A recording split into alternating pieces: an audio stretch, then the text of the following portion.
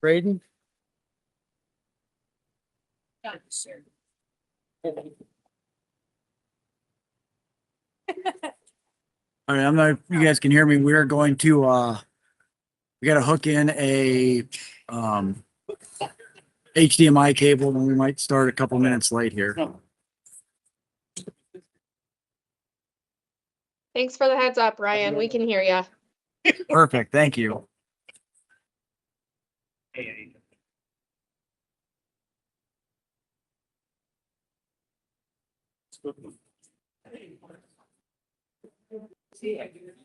we're back. I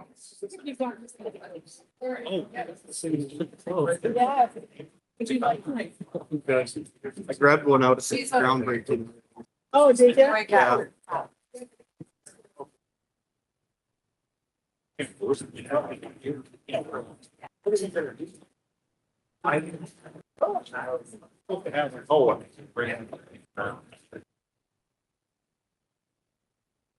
Feel aching. John, I did, yeah. I know, and I kind of went, ooh, maybe. Get it out before. Yeah, yeah. You can say. I feel underdressed. I feel uncared for about my game. Yeah, fair. So. Fair. Help me run my campaign. So that people know.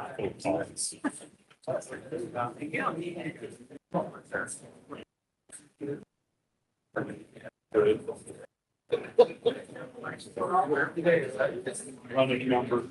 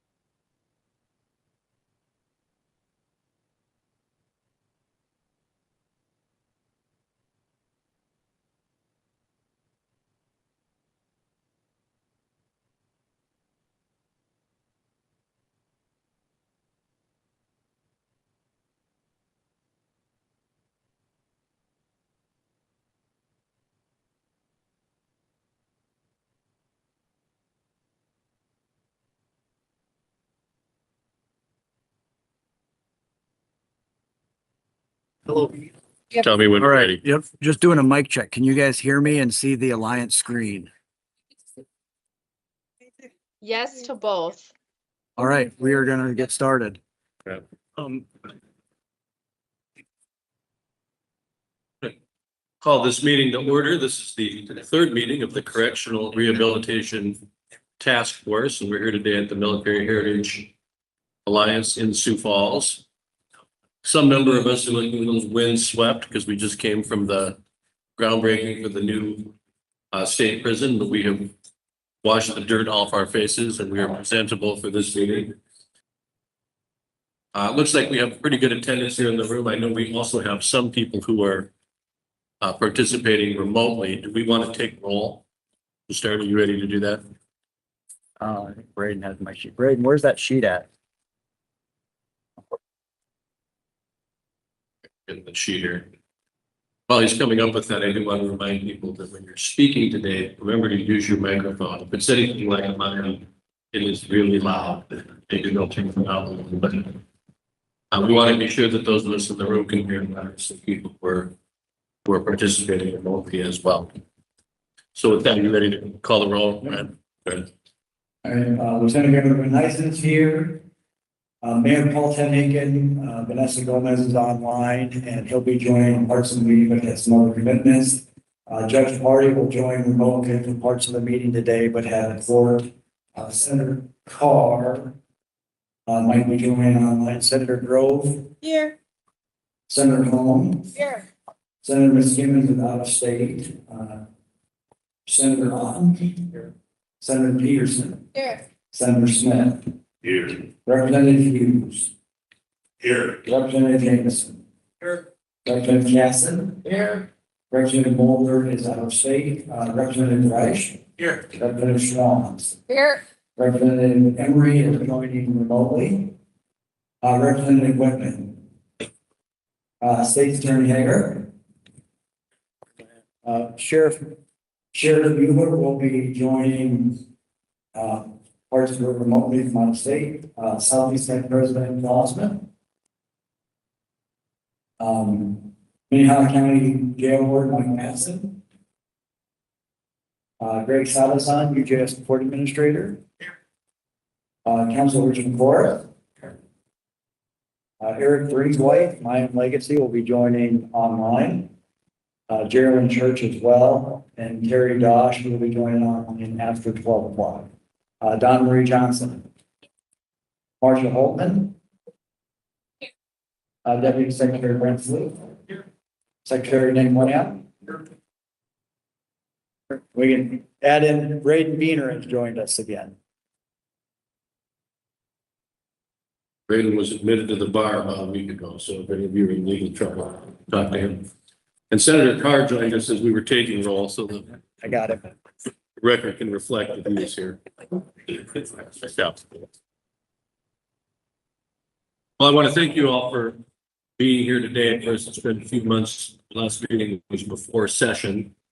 And there were several bills that passed during session that are related to this topic one way or the other, but we're beginning again with a renewed focus on the issue of rehabilitation in our prison system. Of course, there's a lot of conversation about different aspects of this problem, anything from parole and probation, juvenile justice. And as I've said, and I wrote this last week, I think it's very important that we keep focused on the mission that we were given, and so we can do it well, which is to look at the programming that we currently offer in our prison facilities, what we should be doing better, how we can improve in the short term. We have already made some recommendations and we'll continue to make more, again, with the final objective of having a plan for the new prison when it opens, but a lot of opportunity to improve in the meantime. We'll be hearing a lot about that today, and I want to get right into it. Our first presentation is very good, and I'm sure you'll enjoy it as well.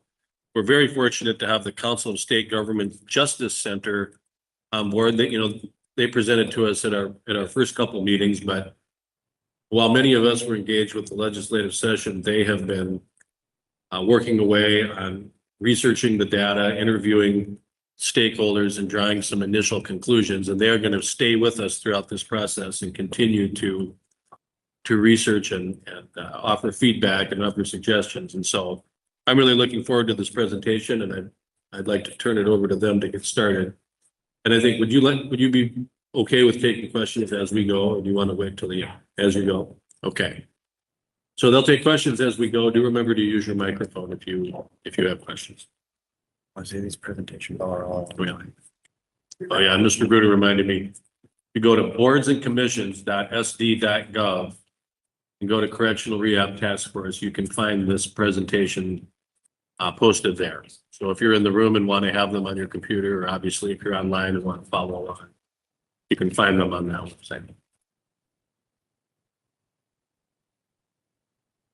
A little too short here. Okay, you all can hear me now? Good to see you all. Really happy to be back here. I'm Sarah Briefings Program Director with the Council of State Government Justice Center. This is my 1.5 second time presenting in front of you all. I'm really excited that this time around I have two colleagues who haven't met yet with me, David Tamora and Megan Pfeiffer. David, you'll hear from in just a couple of minutes. He's going to kind of co-present with me and chime in as I go.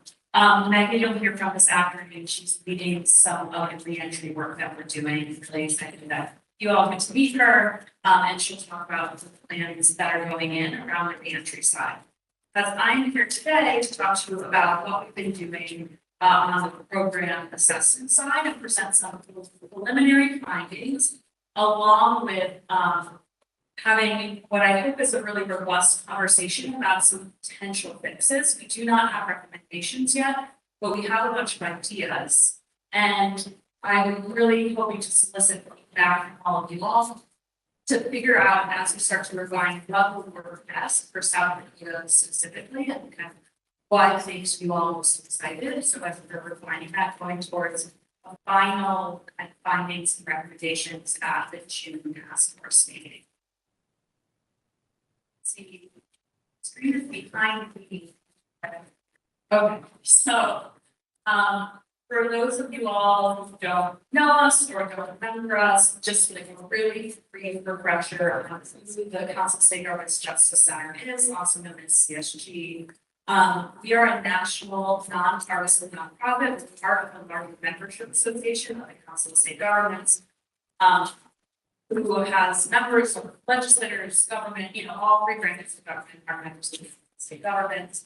And we help state leaders understand their police's challenges and come up with practical data-driven solutions to those challenges.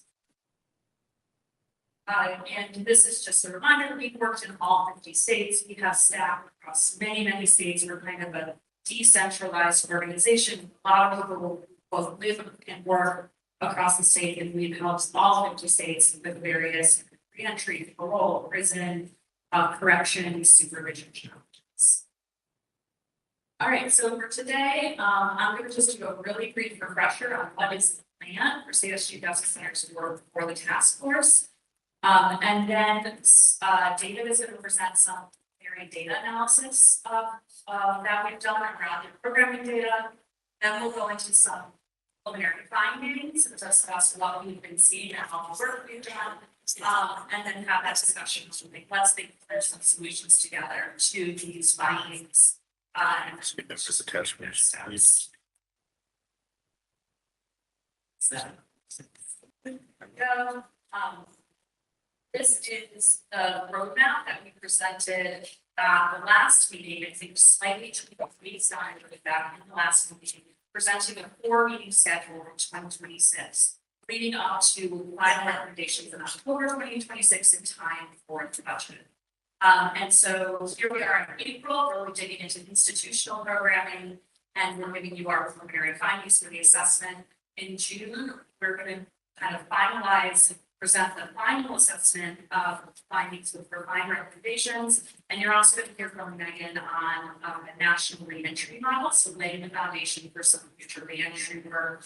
August, we will have the results of the assessment of your reentry supports and gaps, and then on to our final recommendations from this. So more detailed, some more details on the type of work that we're going to be doing. Working with you all, including all 30 task force members for input and consensus, helping present at all of these meetings and synthesize meeting outcomes, conducting these two, both of programming, institutional programming assessment and a reentry assessment. And then we're sticking around to do some rapid sustainability. So getting involved kind of all the short and long-term recommendations for October, documenting everything that happened. And also we'll be able to help DOC create some implementation plans around whatever the recommendations are and serve as a resource during your next legislative session as this conversation is in that. So far, since I last presented all in front of you all in December, so far we have done a lot of work for these 4 months. We have kind of called through all DOC policies. We conducted 25 interviews with over 45 DOC staff and volunteers. That actually represents over 3/4 of all program facilitators across the state of South Florida, across education, reentry, behavioral health staff, along with any volunteer who wanted to chat with us. We've done in-prison observations at the Hill of Jameson, and we're actually going back there tomorrow and doing some more. Did a focus group with people on the Hill, and we're doing a focus group with Jameson tomorrow, and then we've done a bunch of data analysis. So we calculated it's over 100,000 data records utilized in the program. All right. Let's sign the data to all and introduce it.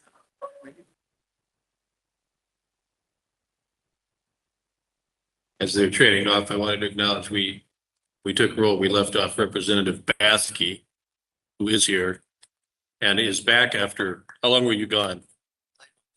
After a 9-month deployment in the Middle East. So we're certainly happy to have him back here with us.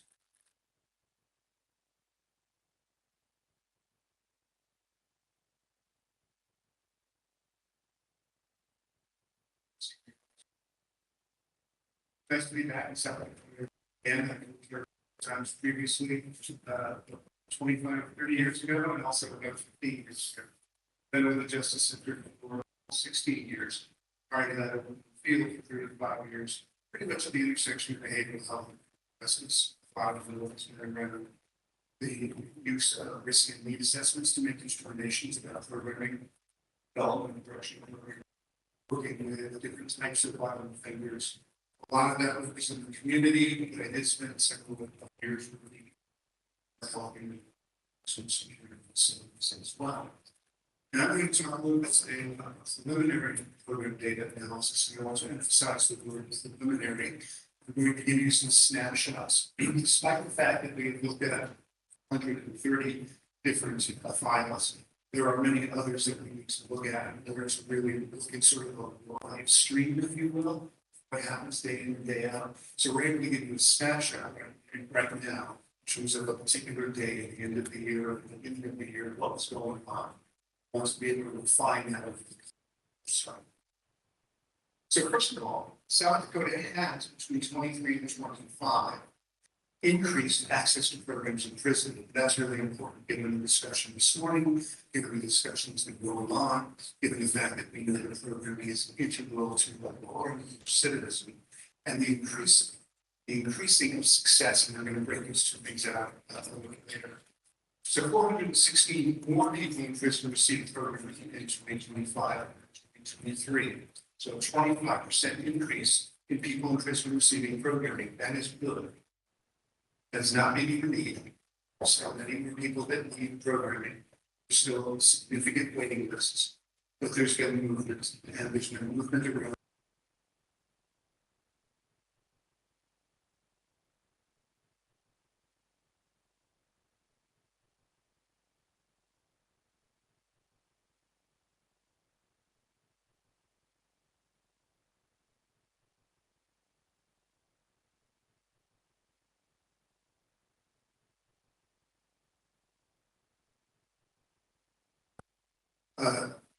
GED programming and visa substance use treatment programming are the most accessed programs in the facilities.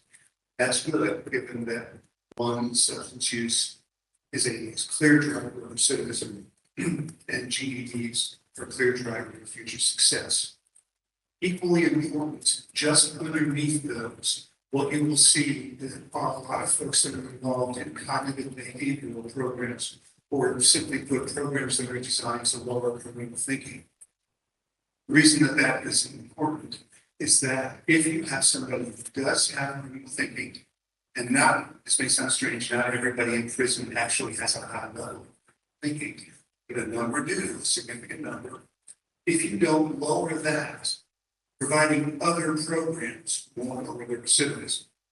So we have to provide the programming to lower the critical thinking, as well as provide the programming to increase the success, things like GED, leadership training, etc.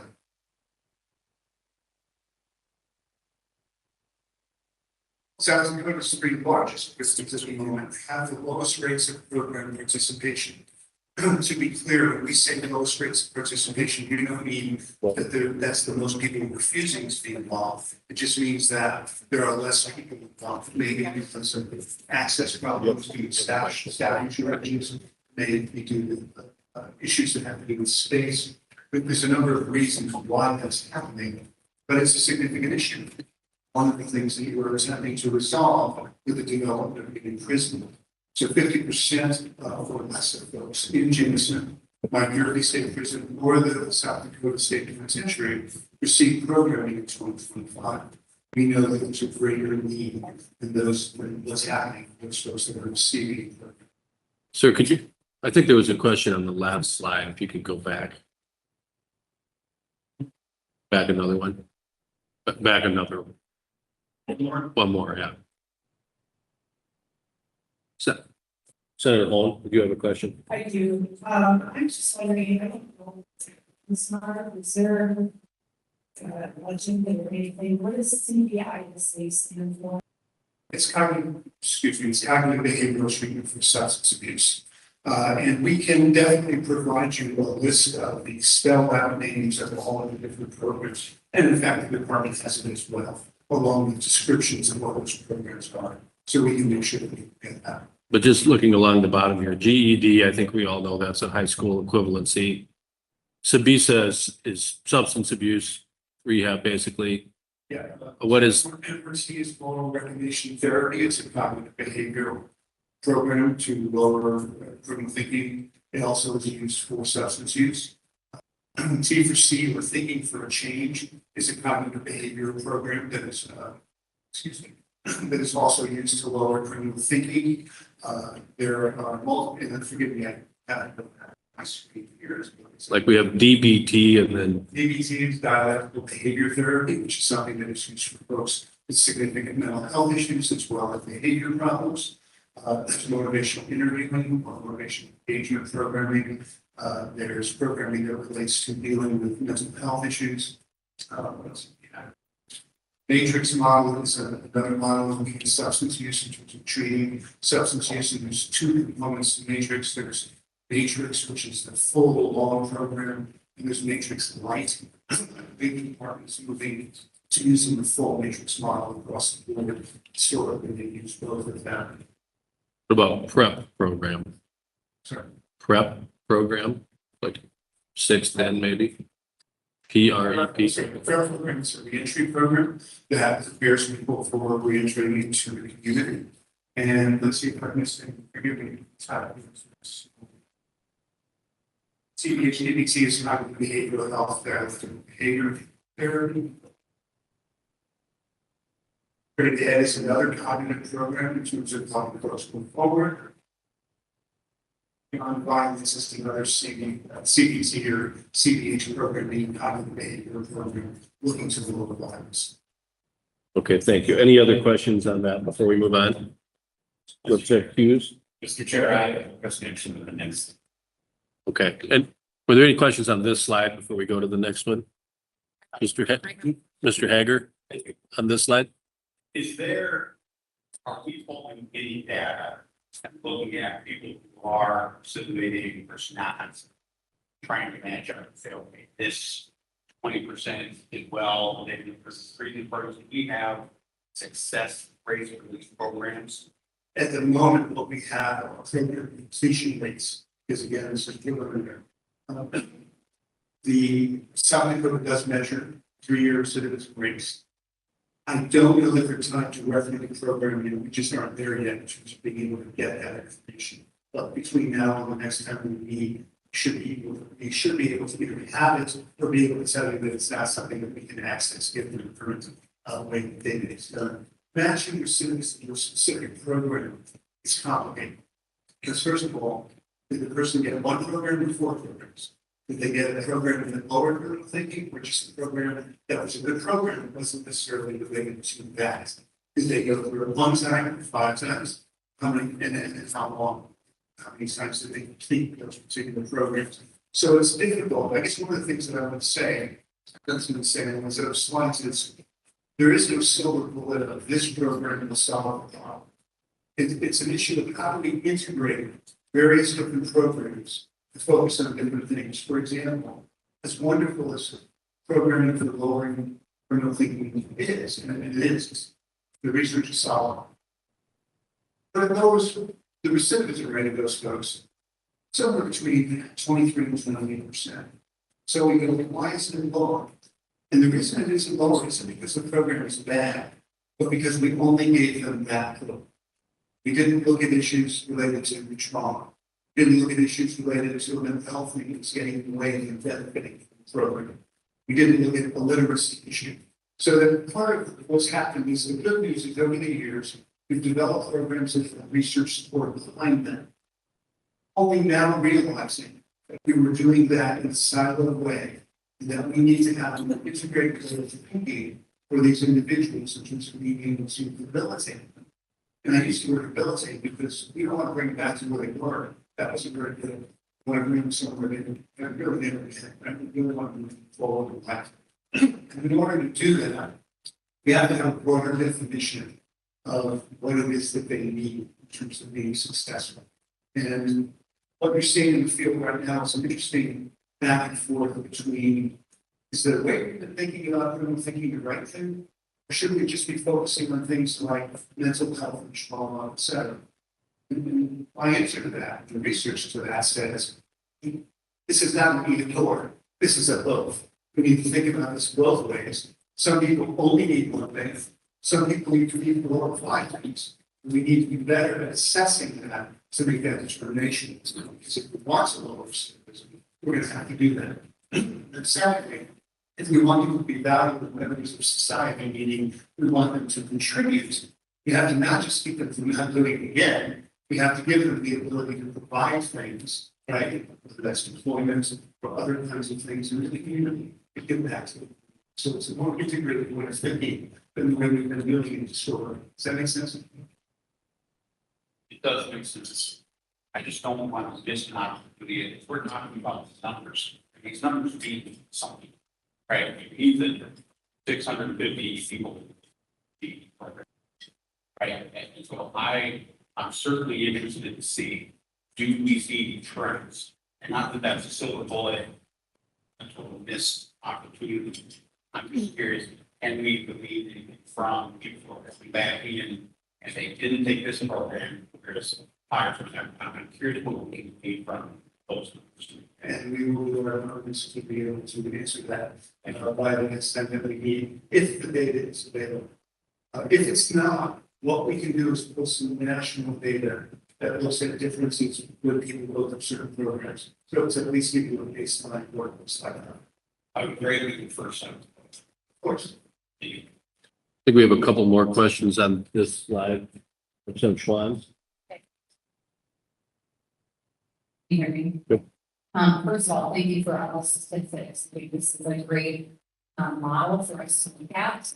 My question has to deal with the PrEP program. And is that PrEP program given to every person that goes out on parole? Are they receiving part of that PrEP programming as in dealing with reentry? Because I really think that's a lot of what's happening is the reentry is not quite working the way that it should be. And so can you elaborate a little bit more on your PrEP program and can we increase that so that it's up to the same as the GPD programming and the CVISA? That may be a question better answered by someone at DOC if someone wants to jump. Yeah. If someone wants to jump in. I can answer that. So currently we're running vendors that are high risk needs through the PrEP program. So through the risk assessment, that can advise if they're a high risk, we're also waiting to be run them through the PrEP. So it's not every vendor that takes back on us. And you, there are other programming that people go through when they're getting ready to go on to parole, correct? Can you talk just briefly about that? It's a little bit of an aside from this presentation, but. So each offender, when they go through intake orientation, they give a battery of assessments that tells them what programming they need. Like for discharge or release, so that would be CEPISA, that would be cognitive based programming, PrEP as well, GEP. So it's very tailored to that specific vendor. So there's not a pretty cut approach. Some of those programs seeking major delay.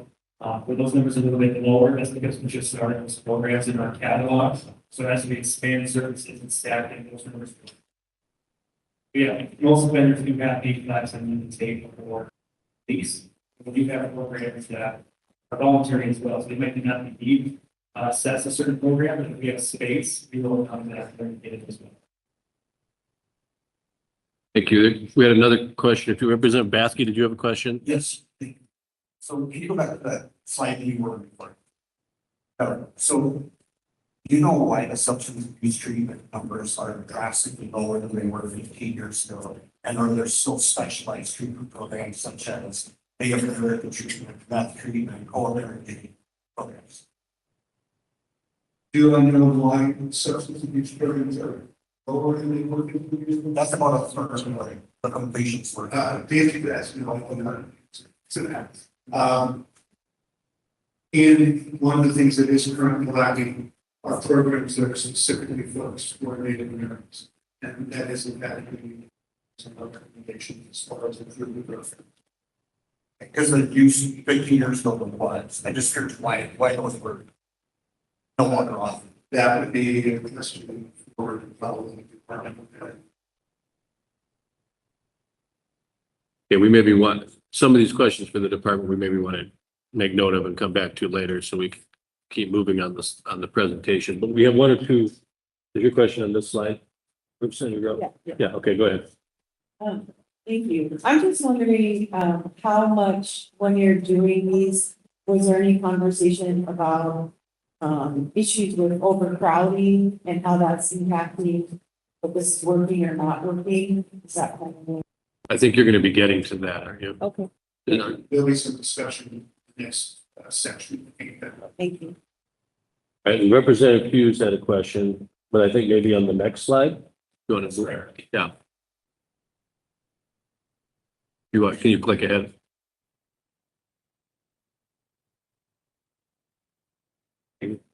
Very question on the next thing. Vision of who's going to jail, and see the other things. I think it's previous slide. Yeah. I see these kind of jails there. That's what we've been using, the contract.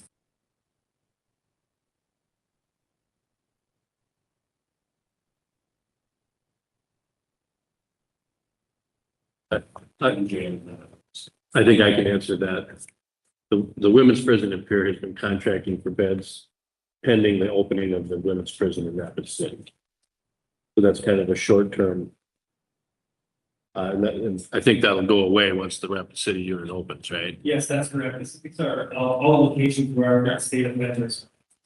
Yeah, once the RCCF is open, we'll cease contract with these. Good question. Thank you. Senator Carr. Thank you, Mr. Chair. When you originally talked about this slide, you mentioned something that was really important. And you had said, we have a low rate of program participation in some of these. And it was for various reasons. But I think those various reasons are kind of the more important part of what we're doing here. We going to get some analysis that later today or in a future meeting where we find out our folks not incentivized to take some of these things, or we just understand it, et cetera. We'll be talking more about that in the next section, as a matter of fact. Because there are other issues that relate to space, issues that relate to staffing, issues that relate to capacity in terms of being able to move people around the facility. So when Sarah was back in a little while to talk about some of our initial findings, those are sort of the more qualitative aspect of what we look at. We'll be talking much more about that next month. Got one more. Good answer to Grove's question, but I think it was about on slide 11. This does show the starts of these programs, but it doesn't really show us progress or completion. And you say, is that a question, Senator Grove? Okay, well, I guess that's one of my questions. Again, are we going to get into that? How far they progress and or complete these items? Yes, that's why when I started, I was saying, what right now what we have is preliminary data that gives us a snapshot. Our goal over the next month is to be able to collect additional data to be able to look at the progress over time. Right now, in terms of the data that we receive, all we can do is a snapshot. So we are still looking at that. Thank you. All right, let's move on. Please, right. So on the upside, unfortunately, people who are assessed as high, very high risk, have the most program access. So a couple of things. One, we tend to shortcut. We tend to talk about risk. It's risk and need. All risk is the likelihood of recidivism. That's all it is. It's not dangerousness. It's not anything else. It's a metric that allows us to look at what is the need. The need means what are the things we need to respond to lower that risk of recidivism. Right? Substance use need, critical thinking need, lack of employment skill need, etc. Family problem need, etc. 62% of the folks assessed as high or very high risk accessed at least one program in 2025. So that is good. You're moving in the right direction. A couple of things. First of all, you really want them to access more than one program because they are high and very high risk. Secondly, you want to increase the proportion of people who are labeled as moderate or moderate to high risk to programming as well. When we look at outcome studies, it's a very big bang for the buck, if you will, in terms of outcome of these programs for people who are moderate or moderate high risk. You want to start with a very high, that's the most problematic, no misunderstanding. But as you build, and as you develop, and as you have more space, perhaps within the facility, as you're looking at that, you really want to expand that programming to the moderate. Why? Because when you look at the volume of people, you want to lower recidivism. You need to lower recidivism of moderate high. Because that's a large volume of individuals, right? So if you're looking to lower recidivism, improve public safety, you want to add those folks into the program, you want to have the capacity to do so.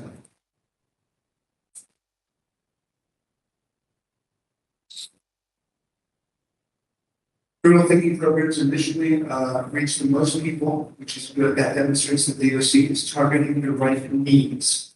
In other words, if you have people who are high or very high risk, you have to target the criminal thinking. You can give them all the other programming in the world. If you don't target the criminal thinking, it won't get you where you need in terms of recidivism reduction. Caveat to that, only dealing with the criminal thinking, and not the other things that I mentioned earlier, won't give you the best outcome either. So again, you think of a more integrated response in terms of working with individuals. But it is impressive. It's impressive that 21% of the program starts with programs designed to address criminal thinking, 17% for substance use. The other thing that's impressive is the number of programs that are evidence-based that are being brought on. Not all online. And you have a backlog in terms of, again, space, staffing, et cetera.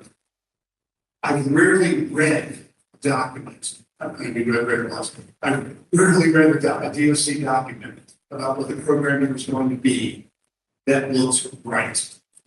And when I look at the policy and the programming that's being developed and looked at in the department, there is nothing. I can't remember the last time I said you should throw this out. Excuse me, I can't remember the last time I did not say you should throw this out.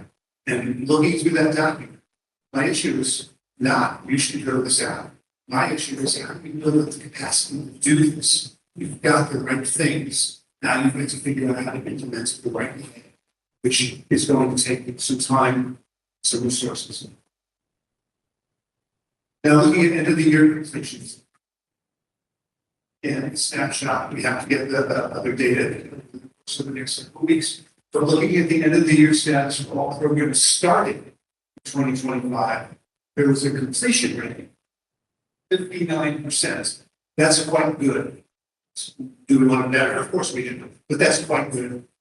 In many places, we see completion rates hovering in the high 40s to the low 50s. So when you look at 59%, you're a little bit ahead of the curve. There's been an increase in program completions from 23 to 25, almost 1,600 more program completions and active enrollments at the end of the year. And in terms of negative program outcomes from 23 to 25, went from 25% down to 20%. Again, do we want to rest on those laurels? Of course not. We need to improve that more. But there has been movement, and that's important. What you have the bones, you have the chassis. Now you need to build the rest of it. You need to learn and move forward to get where you want to go in terms of the success that you're looking for. So to go back to Senator Carr's question, this is an answer to his question, but in aggregate. What you don't have yet is this data program by program. Correct? Yes. At the moment, we do not have. Right. But he had asked about program completion, and this is an answer to that question, but it's all programs lumped Yes. together. It's not broken down, and that's something that we'll have in the future. Yes. Yeah, okay, thank you. Without arguments. While they're trading off, I want to. No, I'm just talking. While they're trading off, I want to just highlight something that he said. And when I talked to these guys last week, he made this comment to me, which was, I find it very heartening that to hear their finding that our programs are for the most part on the right track and evidence-based, and that our challenge is resources and capacity. I mean, that's obviously a challenge, but it would be a bigger challenge if we were just doing all the wrong things too. I actually saw that as a real, positive, finding in this report, so I wanted to highlight that. So Sarah, go ahead. David? Yeah. See more. Sir. You answered a lot of questions, and I'm sure Mark raised a lot more questions because this is a lot, right? But just to set the framework for the rest of how like we kind of conceptualize the program assessment, we're looking at things in three related buckets. So the rest of the presentation, we're gonna be kind of in terms of findings, recommendations, and discussion points, it's all like here are the things you want to really maximize your skills. You have the food, you want to make sure you're targeting the right people based on their risk and needs for food getting programming. You need the what, you need your programs to be really effective and evidence-based, you need to be using good programs. And then you need the how to balance, so you need to have the things, you can have all the people, like all the right people, and you can have the best evidence-based programs, but it will can all fall apart when the rubber meets the road, right? And implementation in the actual classroom. Like what does that look like? And so that like the quality piece, right? So like on the ground implementation piece is incredibly important. And we're going to walk through these different three parts, and when they all go together, they when this all goes together, this is how you maximize your risk reduction and meet these goals that I know everyone task force is doing. And see, there they are. Okay, so good. So first we're gonna kind of unpack both the what we think is working on and what we think are the challenges with are the right people accessing the right programs in South Dakota right now. And of course, since I mentioned your goal for this, is you want programming resources kind of prioritized for individuals who are most likely to read that, right? Because that is what you're trying to do is reduce. Okay, so what's working? You have a lot of strong foundations in place for that. You are at intake screening, you're doing the risk and needs assessment, which is the really important foundation for this work. You're identifying mental health and substance use needs and having that guide some program placement. So that's really important. And similarly with waitlist management, people are working to consider, please state a critical need in the way that you're prioritizing the various scarce resources. So that is what's working. Actually, David, do you want to chime in at all? That's really. David's gonna like be the peanut gallery for me on this. He's gonna add some color as like that's good. Okay, so strong foundations in place, which is what David said in the data analysis portion too. That doesn't mean there aren't challenges. So we've talked about this before, it comes up a ton in our activities. Staff are definitely reporting that the current institutional earned discharge credit structure creates a lot of unintended consequences for program designing, waitlist management, and classroom engagement. This means that program seats for the things that are non-clinical programs might be built based on people trying to get their INDCs rather than the people who would benefit from that particular program most.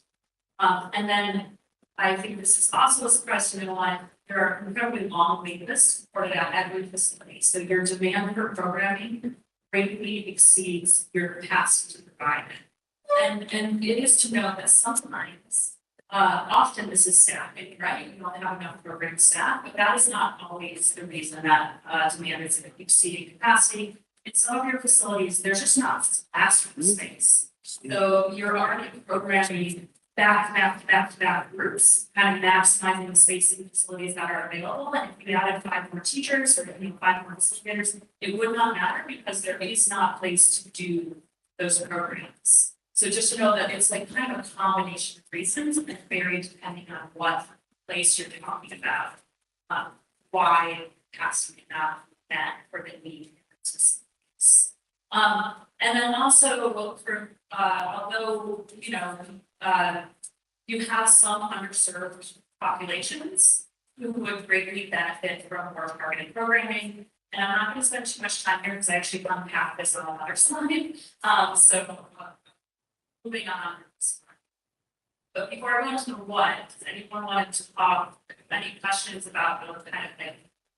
It's getting programming, what's location. Any questions? Senator Peters. Thank you. This slide, you mentioned that the intake process will identify the mental health needs and substance abuse needs. Are we identifying literacy needs or academic needs and maybe skill level type things that are also needed for success after release? Yeah, I would, make sure DOC confirms this, but yes, the need for at least a GED is also identified in that. First, does DOC want to elaborate on that at all? Yes, we do assess, the need for GED, and then once that vendor goes to take the GED class, they go through tape testing to figure out the level they're at. We adjust our teaching based on the level of literacy, and learning, rate. Follow up, Senator Peterson? Just think maybe offline and then information on what we do with literacy specifically, we can talk about. Other questions? Representative Schwanz?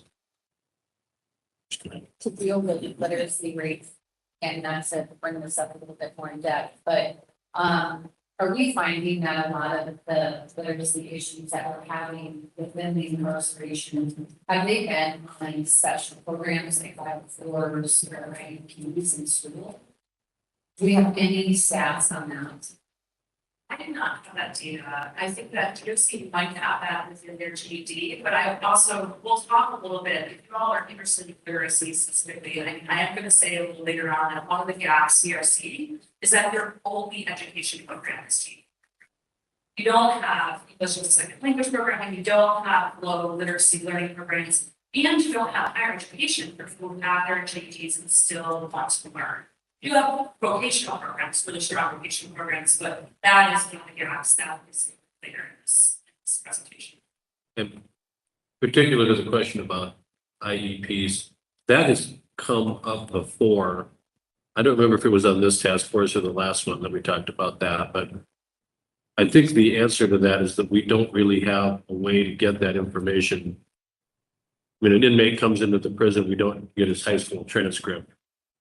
Right, we kind of go off of what we can discern and what they self-report, right? Correct me if I'm wrong on that. No, you're correct, yeah, most of that is what's self-reported. Sometimes the information is found in the inside of the vendor that we get, intake, but it's not at all. Mr. Chair, Yeah. Senator Peterson. either the DOC or the CSG, to what extent are inmates tested when they come in academically?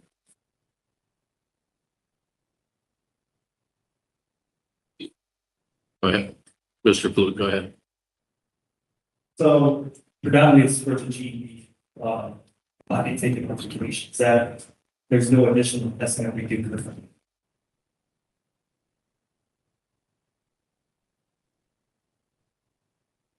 State's Attorney, you have a question?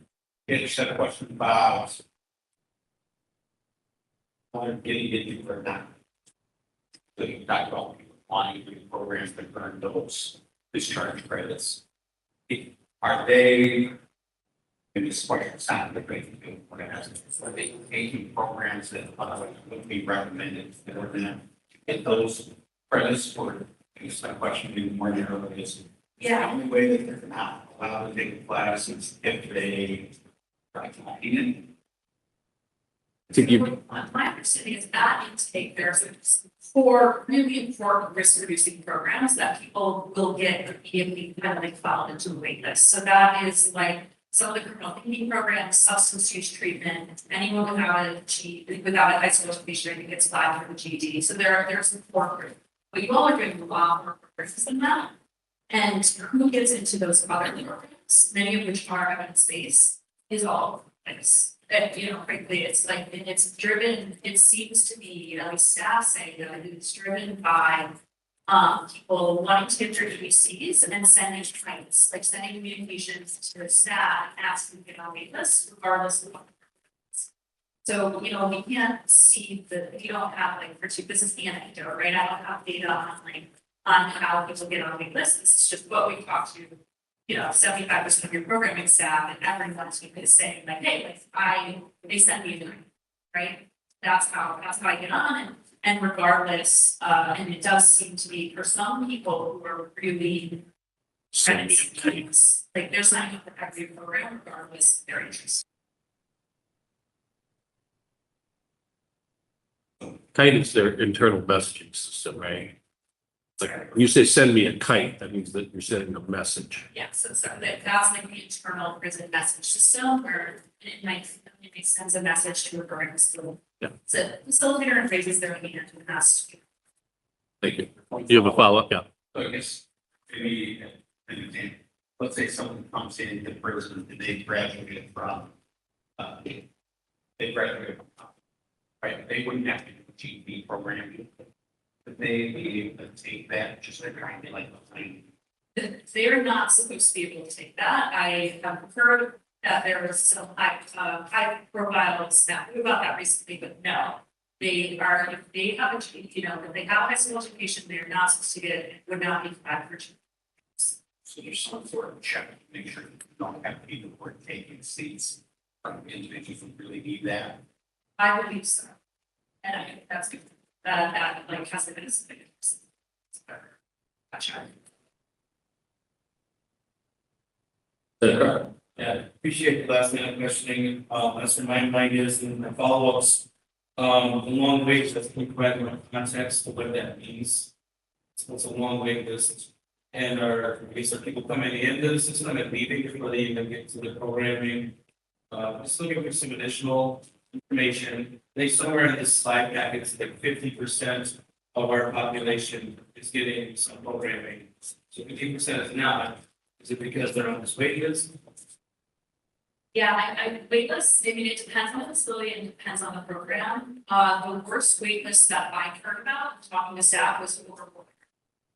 And people did say that they did have hundreds, in different situations, there were like hundreds of people on some wait lists. And I do think, especially since and staff did discuss that there are a lot of short stays, right? People are coming in and they're not staying for that long, and it's very difficult to get those people into meeting. So yeah, I do think that's happening. Lower level offenses who have shorter stays. Not for lack of trying, I would say, people are cognizant, and that's one of the reasons.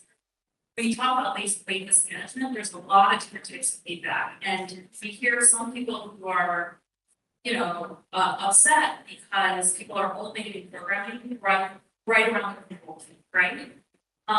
Which, you know, that means that for long timers, you could be in there for many years and not get any support or help for things like your critical thinking or your substance use, or, you know, like for really important things. Not great, but also when you have limited resources, to use those most effectively, prioritizing the role that makes the most sense so that less people are getting involved without any programming at all, right? Like if you're in a really kind of a scarcity situation, that is the way to prioritize at least everyone, especially when you have short stays, getting at least some.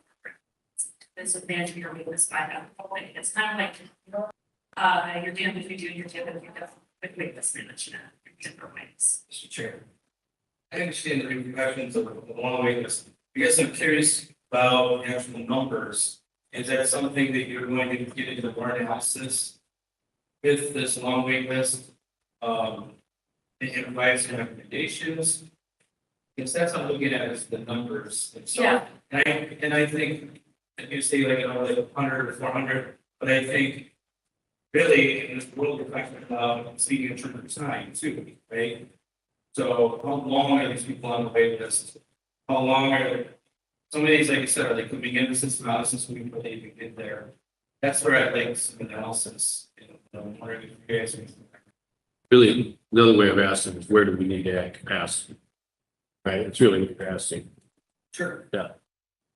Unfortunately, wait lists are not tracked in a central location. They're like on individual people's computers, as far as I can tell, which means that it's not data that like the CSG is able to access, because we're getting data back from the data system. So that I have knows more anecdotally, but it's not part of the data request, it's not data that actually each program facilitator. I think there might be some programs where this is not true. Many programs, each program facilitator is managing their own wait list and like on their person. So, Thank you. Not to belabor it, but so can we get the data, looking at the DOC guys over there, if the data exists? And can we get the data, we get some analysis on it? Small head check. more of a nod, kind of a nod, I thought. Yes, that's, You're gonna, okay, great. Who was that? Senator Hall? Thank you. I would just like a little more elaboration on the testing as a command from the GPT. It's probably more for DOC, but are you just asking, or are you actually doing a test? Is that a process for? Actually, didn't take the action. Just asking. And what kind of test is it? Some kind of placement test must be, or Yeah, that placement test for where the offender is. Brain learning or kind of literacy, math scores, English scores. as far as I know, there's no central repository for high school or college records. I mean, there's nowhere you can call and say, hey, did Brent Flute graduate from college anywhere? You know, we've had to reach out to individual school districts to confirm GED if we have a lot of the information we need to confirm if we have different. My point is you have to rely to a certain extent on what the inmate tells you. Correct. Yeah. Secretary Hall. Take tests, that's specifically in all of your programs, high state to figure out the foundational skills that you can pass, like what an appropriate education maybe. Okay, so I have one parallel to go, and I'm just looking at time, and I actually love this question, so please don't take this the wrong way, but you all are gonna have a lot of questions about yourselves. And I'm supposed to be done in 20 minutes, so we'll find that. You can go a little, this is all very important stuff for us to hear, so don't worry about that. We're the reason you're right behind. It's not you. Okay, great, thank you. So the what is our programs, evidence-based and aligned with, and your goal is to, have programs that are, who have demonstrated impact and have been well researched, to reduce recidivism or use kind of a research performance approach. This is actually a place where South Dakota is doing really strong, not to say that there are challenges on the next slide, but your program catalog, as David said earlier, it's like when you look on paper, that program catalog that DOC submitted to you last time, like that's a very strong program catalog. You're using evidence-based curricula. They're all really well regarded nationally. Like everything on that list are things that we have seen work in other states. There's a focus on cognitive behavioral programs, which are really, really important for reducing recidivism. And so that is a really important part of your current program catalog. And you've been adding good programs in the last few years. You have good GED program outcomes that we can see. You have strong vocational partnerships that we've heard about, and even some of your volunteer-led programs like ADP are actually nationally regarded curricula that have been shown to be really effective. So that's, as I said, that's not to say there aren't some challenges here. You offer a really broad array of curricula, which is actually in some ways more than national best practice as a sustainable for staff, right? So it's a lot of different types of programs for staff to get trained up and learned. And some of those programs really address the same need. There's some duplication actually in your evidence-based programming. And what we would recommend is that if you're gonna have this many programs, they should be kind of sequenced and build on each other rather than doing the same thing over and over. And there is some of that repetition. You do have some programs that address the exact same need for the exact same doing person, when you could be having more like here's an intro class and here's an advanced class, right? You could have more tier and sequencing within the program catalog. And then also there are some pretty significant gaps in certain categories. So like here, there's the pre-GED and ESL instruction, so all that education stuff I mentioned previously, there aren't tiers of education programming. We've heard a lot about needs for additional employment readiness, not just vocational or training, but just like how you show up to like how do you get ready to show up the job, resume building, things like that. We've heard a lot, tribal responsive programming. There was a request for more programming aimed at domestic violence. There is kind of this gaps going on where we would maybe recommend you pare down some of the duplicative programming and make sure that you're filling some of these some of these gaps that are for specific populations or very specific needs that are posted. So. Oh,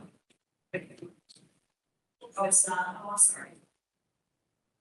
Still on what's working. Okay, sorry for that. There is the text versions of what I just said. And I just want to add to what I said earlier. I said that there are bad programs, bad programs in that message. But what I want to emphasize what Sarah was just saying is that there probably, you can benefit from some reorganization of some of those programs, get rid of some of the duplication of some of the programs, and add sort of a better sequencing in terms of what people will see. And again, there are a couple of significant gaps. Specifically for while you have a little bit of things for women, there are other things out there that could be added and specifically for folks with Native Americans. There's a real lack of programming, appropriate meaning, useful, relevant, good athletic programming for those communities.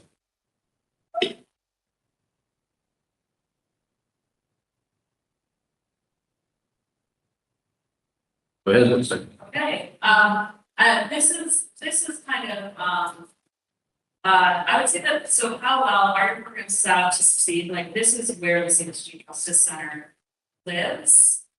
And what we, are really ended up zeroing in on in our assessment activities based on kind of the who and the what, having some gaps, right? But generally, you're using good programming.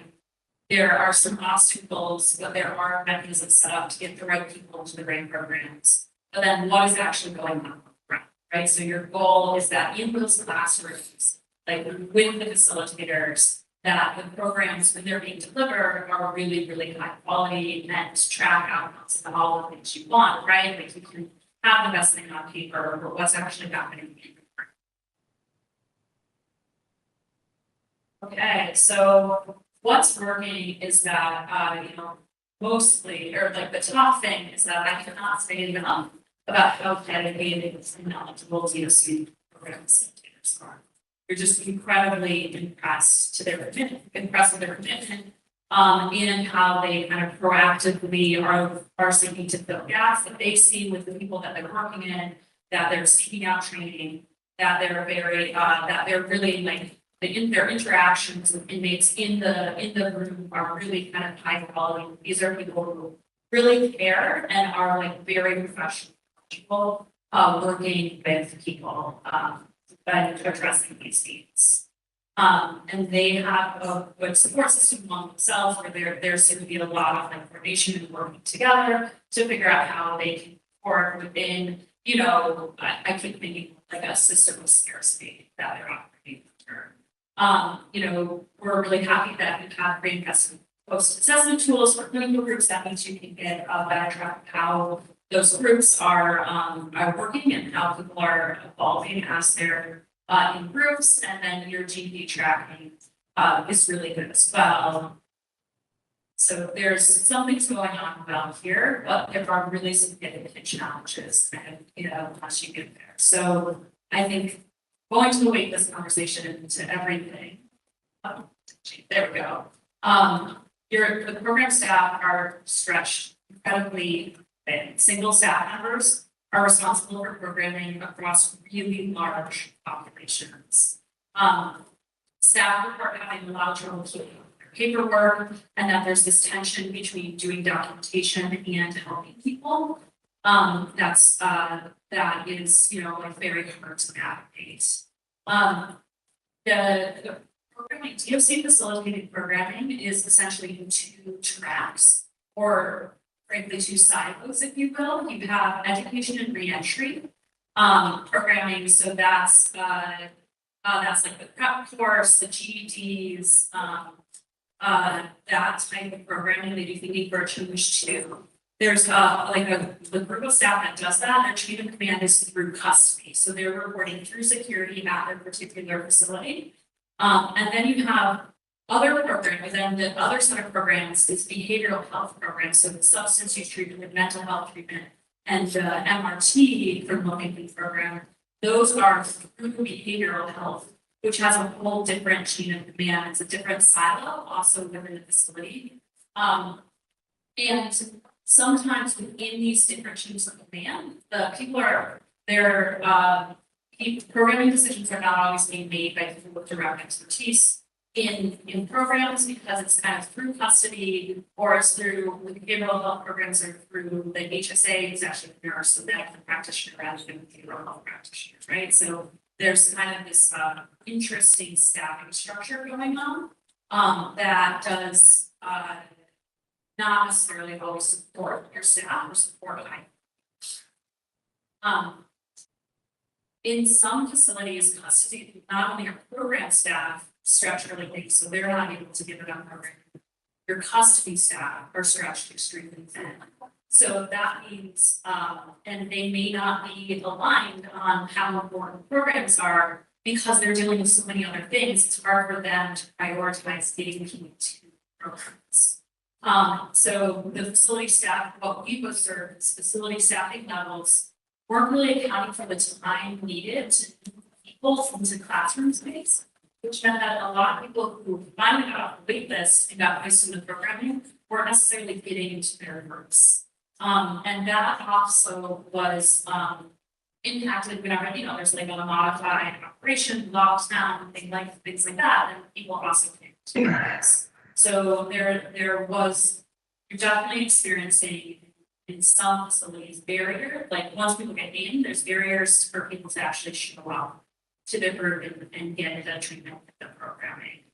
And then, we really care about data, everyone wants to know outcomes. The current data system is definitely difficult to use. I think there is concerns about data quality and data entry, and staff who have to enter a lot of data but don't know where that data is going, and so again, hard to prioritize the thing that people like us really want to know, data analysis and plans give us the people entering it, and definitely there could be some gaps in there.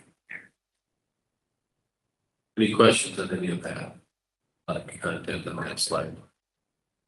I think next you're going to get into some of your recommended fixes. So some of this you'll be addressing in the next slide. Any questions? Valerie Johnson.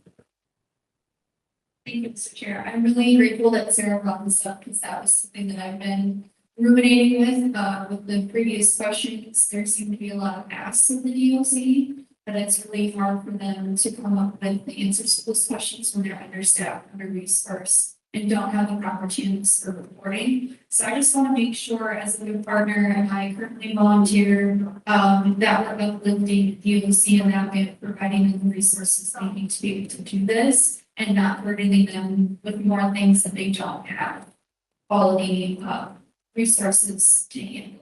So again, we've asked a lot of them in a very, very short amount of time, but as you just heard, we currently are understaffed and under-resourced. So as a task force, I'm really hopeful that we can prioritize that, especially with literacy. I'm definitely learning more about that, but that sounds like something they're not quite prepared to do. And so we could as a task force look at that more seriously on how we can support them, I would definitely want to continue that conversation. Thank you.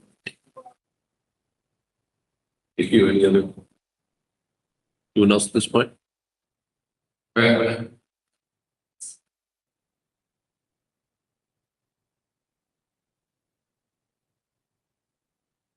So for the next couple of slides, really just want to encourage this conversation. We have kind of under these three buckets, some preliminary directions we're going into, things we're thinking about and brainstorming. Some of which require legislative action, a lot of which, the DOC could do with administrative changes. And I'm just hoping to learn from you all, which of these directions feel right, what are we missing? We'll just take your input, continue our data analysis, continue our observations, and then return in June with some refined recommendations. So I'm really excited to hear from you all on this. So there's a couple of recommendations here for headline is around institutional and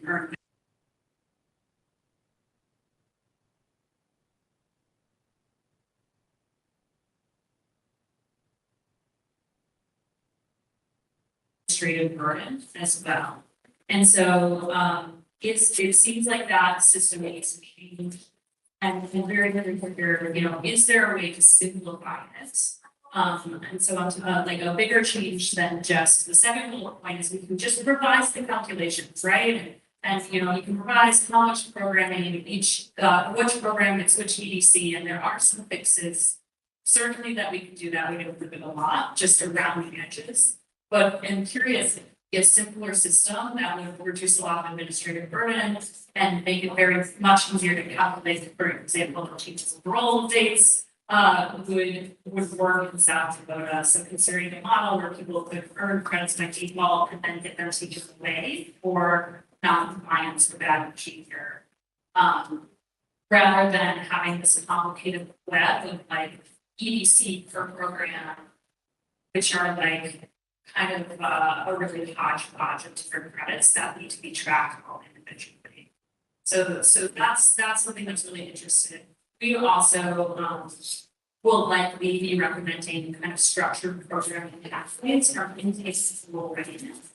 So not just everyone gets all their programs at the end, right? Or it's based on who volunteers. Yeah, so in June, I'm probably going to be thinking through, how do you have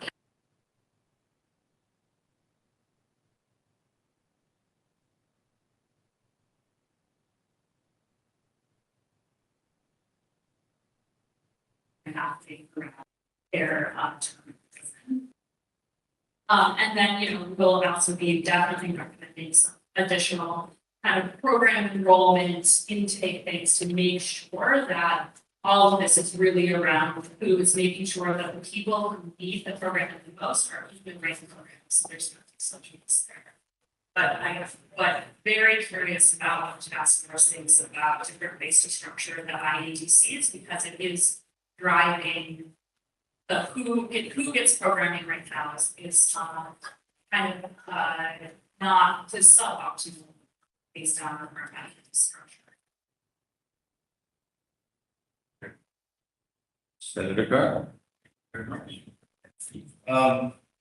So far, I'm just thinking through this, consider a model where people earn credits and it's kind of vague. Are you going to give us a specific model? Is there something that you've seen in other states? You said specifically South Dakota, I get that, but I would think the crimes that we experience are very similar to the crimes that are taking place across the country, whether it's domestic disputes and theft and such.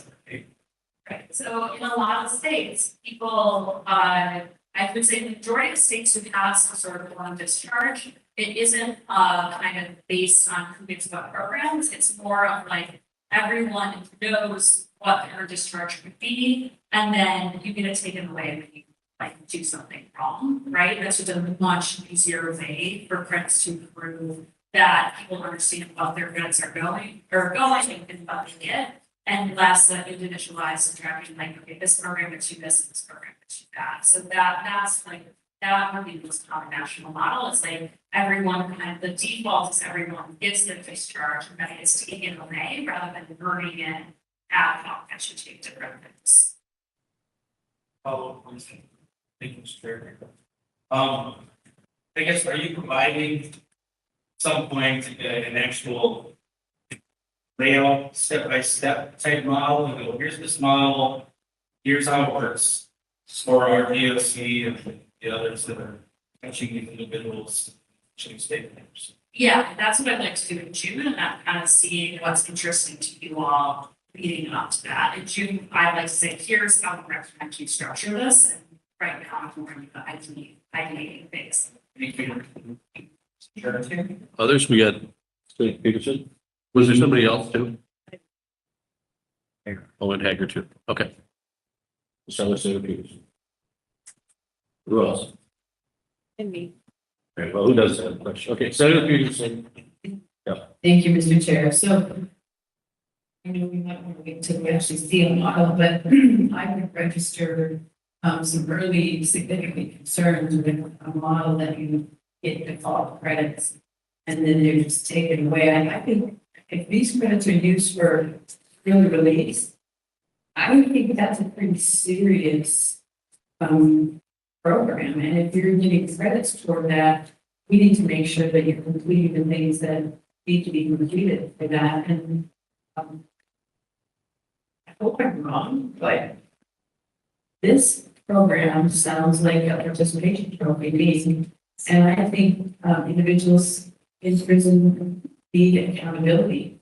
And I think that will help them as they are released. So I'll get to see the model, but I would be very hesitant. Mr. I was going to add as we have this discussion, so probation has earned discharge credits. They were developed differently. Our credits are probably more similar to what they're describing, where we have a sanction grid, and for every 30 days, you go through probation without a sanction, you get 30 days credit on the back. So it essentially is similar to that, but that puts trust in the officer to make sure that they're reporting anything that could be a violation, because you don't want it to be viewed as something you don't really have to earn. You're not compliant, you're late for appointments, you're not participating. That's the piece of it. That might generate more discussion about what we do on probation. So, but I think it is something to consider that as we created that, it's very difficult to manage the large number of vendors and the credits in a meaningful way. So that'll have to be part of this. I just want to know that. So I know our systems are different, but I think there's some comparison. Thank you. Senator Rowland, your question. Yes, thank you. I was just wondering if there was any conversation about, we've talked a lot about not having the staff that are stretched thin. And then having issues here with people wanting to cram stuff in. I was just wondering how we use peer support specialists. Are we using those to bed in the system and now successfully traversing the world in a new manner? Yeah, so I mean, we did see like on the Hill yesterday, there's a lot of your support going on in different ways. And in fact, on the Hill right now, you only have one GED instructor, and peers are kind of doing a lot of tutoring for GEDs and things like that. Like there's been staff across there. There's other, Don Reed is working with people on councils. But across different facilities, there are different peer programs. As far as I'm aware, they're not tracked right now. They're more organic, right? So I can't give data on those, or like, I don't know, I don't have like quantitatively the full picture, but yes, there seems to be a lot of different peer programs and peer led programs can be a best practice, and it's definitely encouraged in a kind of as a way to get more people engaged productively when there isn't a lot of more efficient programs. I'm just wondering with DOC, are we allowing, or do we have a system or program to allow those who have been released to come back in and as peer support specialists? Also, that's one of the things we were looking at. For physical, I mean, also, We want them success programs, successful individuals coming in. I think and that's one of the things we're looking.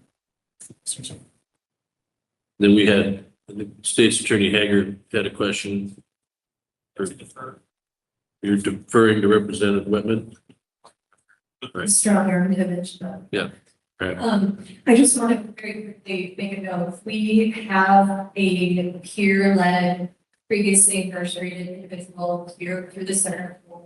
So Kelly right there is going to add as the executive director circle. They are right now piloting a peer-led reentry several month-long program, and they have handouts with that information. So please grab Adam or Kelly and ask them about it, because this is something that has kind of occurred organically. See the need for folks upon reentry needing those guardrails and those support systems. So I would strongly recommend you talk to them about it, because I do believe that peer-led and peer-informed reentry services are going to be some of the best and most impactful things we can do.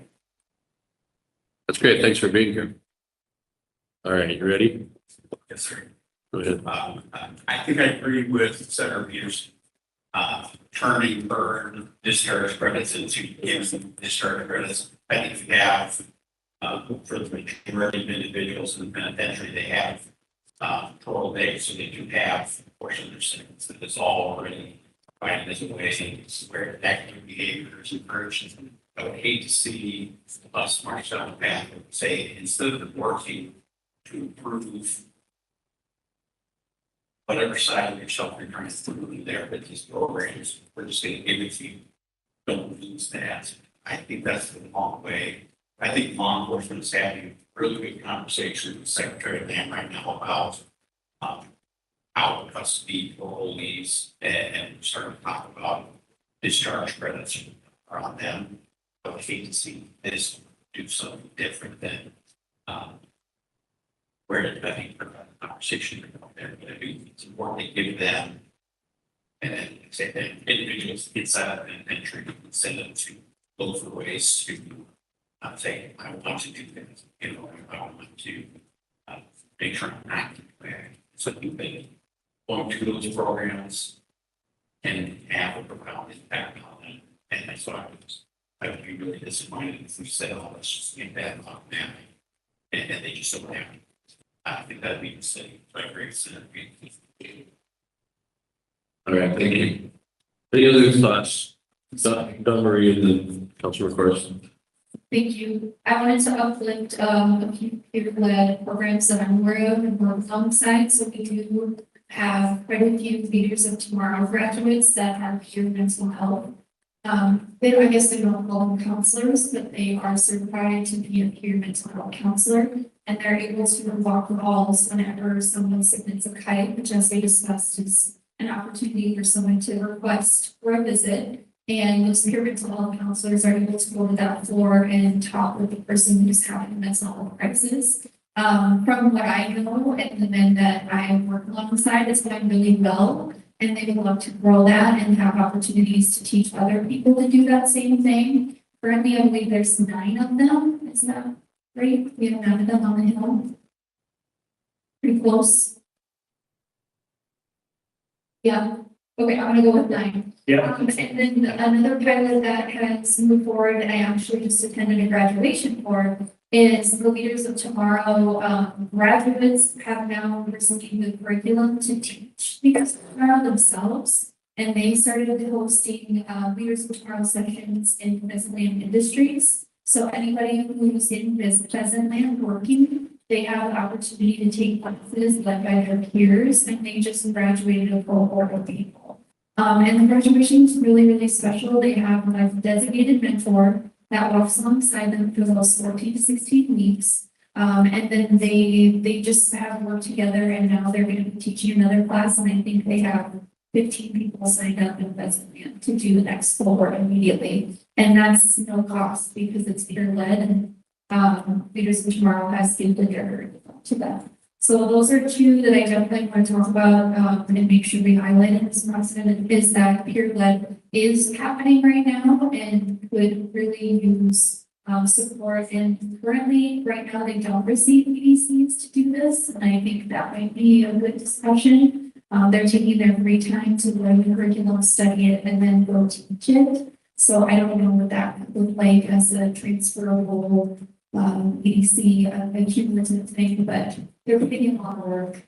And right now, no volunteer led programs.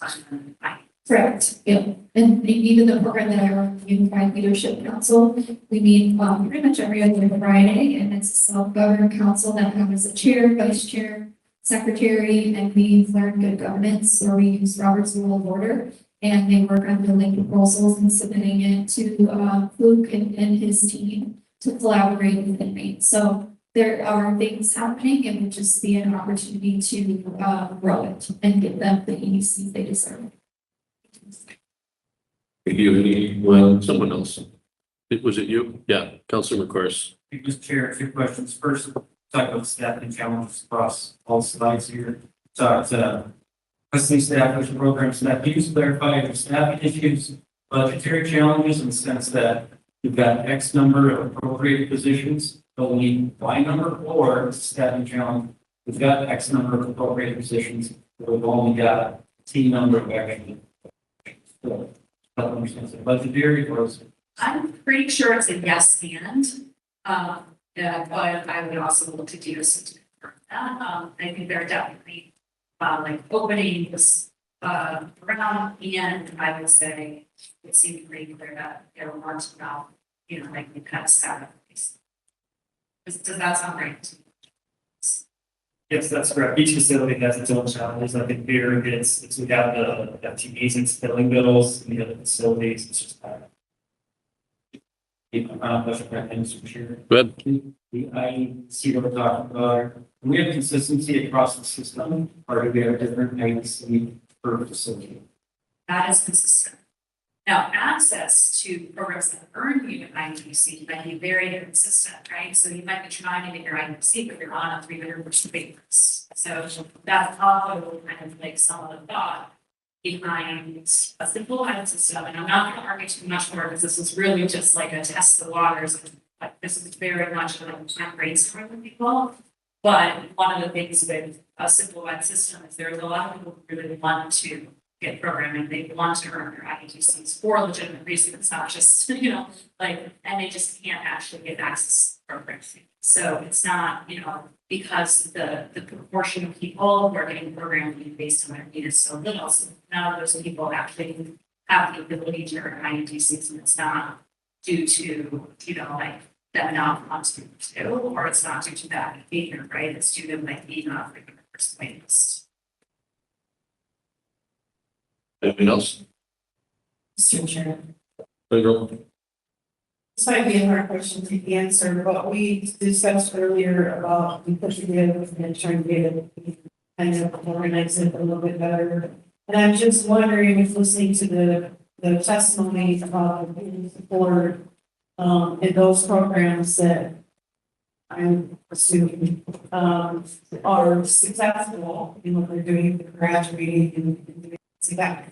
Is there a way that we can if we spend a little bit more time building on those, the peer support groups, that we could then maybe cut back on them having to attend some of the other classes, which then opens that those classes out for others who are not part of the other. Is that a possibility, or?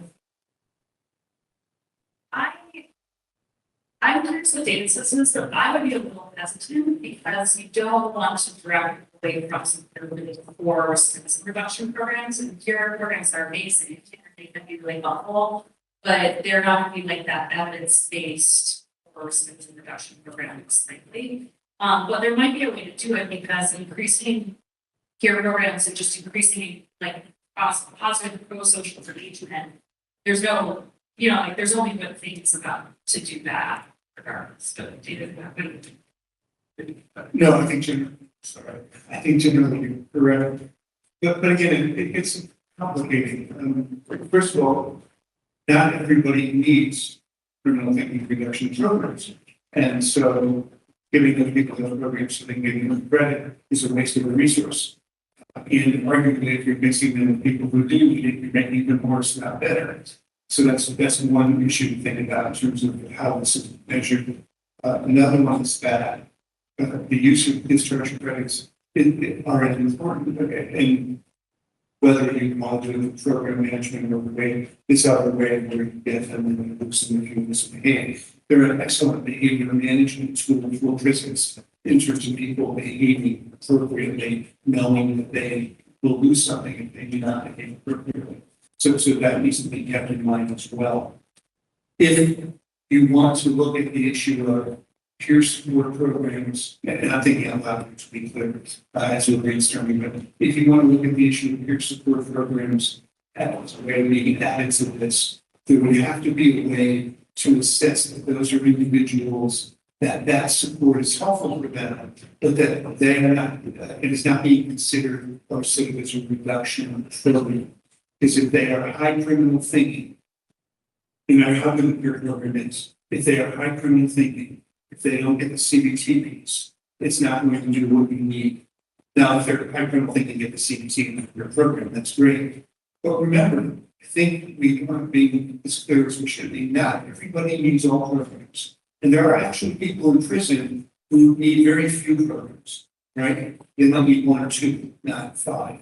And there are probably 25 to 30% of people incarcerated when we look at general prison side, I can't say something specific, that are their risk of recidivism is so low that we actually can't lower it. So let's focus on increasing the success side, the education side, the employment application side, the pro-social behavior side. So let's focus on that. We can not waste, and I use the word waste loosely, not wasting resources, putting them in a program that isn't going to lower the likelihood. Right. So I think you're onto something about how do we get the right people where. I think then it gets very complicated about how do you measure and make sure you're not giving the wrong people credits for something that won't make a difference, if you will. And so that's sort of my thought about that. By the way, just as an aside, 42 states do use women credits increases. Some of them are tied to programming, some of them are tied to behavior, just like we're describing. So it's all over the map around the country as far as how they do it.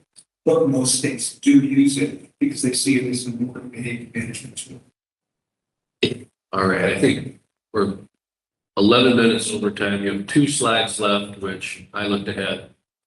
Are, I think to a certain extent you've already talked about. So why don't we hold our questions to the end here and let Sarah push through these last couple slides? Yeah, so these are 2 more discussion slides. Change. There we go.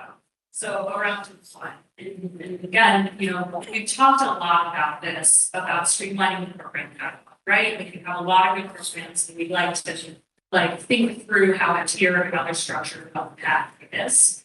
And making sure to fill in some of those gaps. That's kind of a no-brainer, right? And actually not very controversial. We are contemplating, or one of the recommendations that I'm leaning towards is creating a single rehabilitation and reentry division within DOC and moving a bunch of your folks, or a bunch of your kind of specific programs and services under that. So everyone is growing together towards rehabilitation. So North Carolina has a division like this. I think that's actually called rehabilitation and reentry. Michigan has one called like the Division of Offender Success. And that is like one chain of command that oversees all your education programs, all of your reentry programs and reentry coaching, you know, all of those kind of the safer South Dakota reentry stuff, all of your behavioral health, substance use treatment, things like that, your case management structures, kind of consolidating them all under a leadership structure that rather than having them kind of, some of them are under custody, some of them are under like behavioral health medical, some of them are, you know, like in a lot of random places throughout the org structure. And then that's hopefully going to mean, because one of the things that's going on is your behavioral health and your education programs are not, right? So like someone with serious mental illness, for example, probably isn't going to be successful in GED.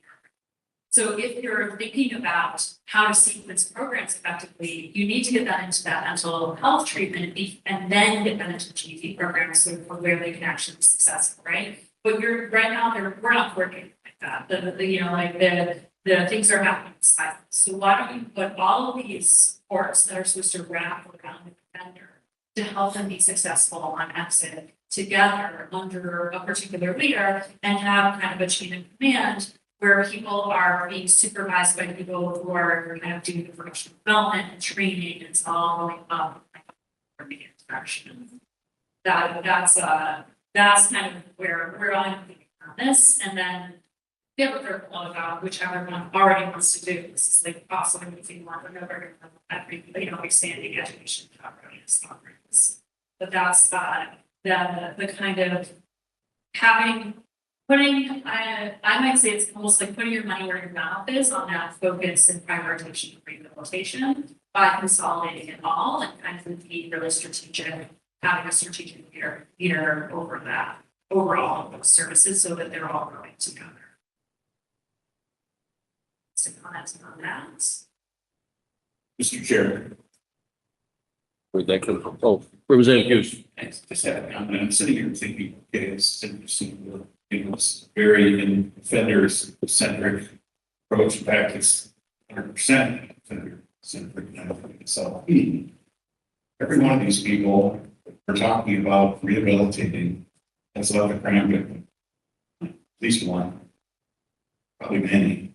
And I'm just wondering what you do with sort of talking about cognitive behavioral therapy. What about the reality of victim impact in terms of rehabilitation? Is there anything that is specific to that in terms of, because we're talking about changing minds, we're talking about, and I wrote some notes in there, how do we instill moral thinking? Well, it seems to be one is for offenders to come to grips with the impact of their behavior as people, which lasts a lot of time. I've had enough. I've had a late wrongful death case in my civil litigation trials where, and these are devastating injuries for families. They never get over. They never get over. So how is that? Do we have any energy or focus on the idea of victim impact and offender? Thought redirection in terms of how their behavior has affected potentially other people and how that could be perhaps an anchor to make better choices. I don't know, just that I'm sitting here having a lot of conversations in my own mind about how we teach people to be more, not to prey on other people or abuse other people. So I'll respond to that. In fact, the three of the key programs, the program dealing with violent behavior, the moral regulation of NLT, which has that component, and the T for C, thinking for change.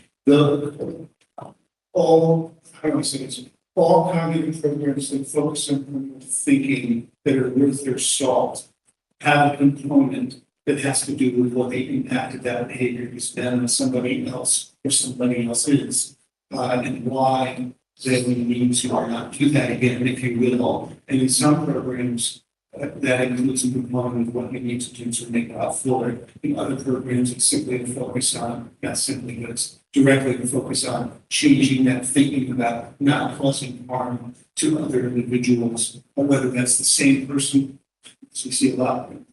Contrary to what most folks believe, the majority of violence occurring in this country right now is interpersonal violence. And so a lot of that has to do with the impact on significant other, child, etc. And a lot of the programming that you look at really focuses on that aspect as well. So it's sort of a two-pronged event that, unfortunately, much like we often say risk and forget to say need, we often talk about the program about the criminal thinking and don't spell out what are the components of that. What does that mean? That is definitely.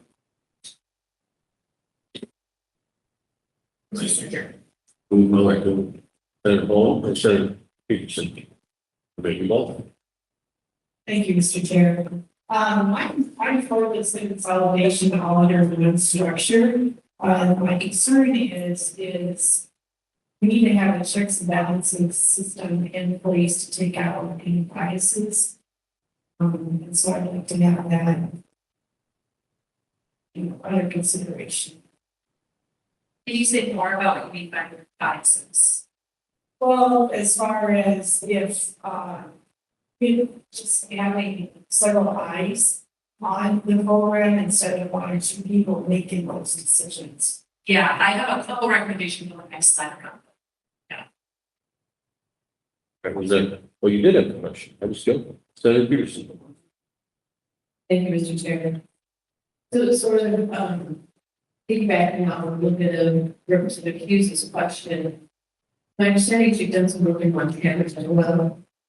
And my understanding is they're in the process of, or maybe have implemented the prison seminary program that we have recommended to the governor that he adopt, and he did do that, and that is underway. So, and Brocade talks about that as the moral rehabilitation program. So I'm wondering, have you seen in Montana or other states that have implemented that, a difference then in need for other programs? So, if that's implemented and working, do we not need to do some of the other things because that will also incorporate some of those?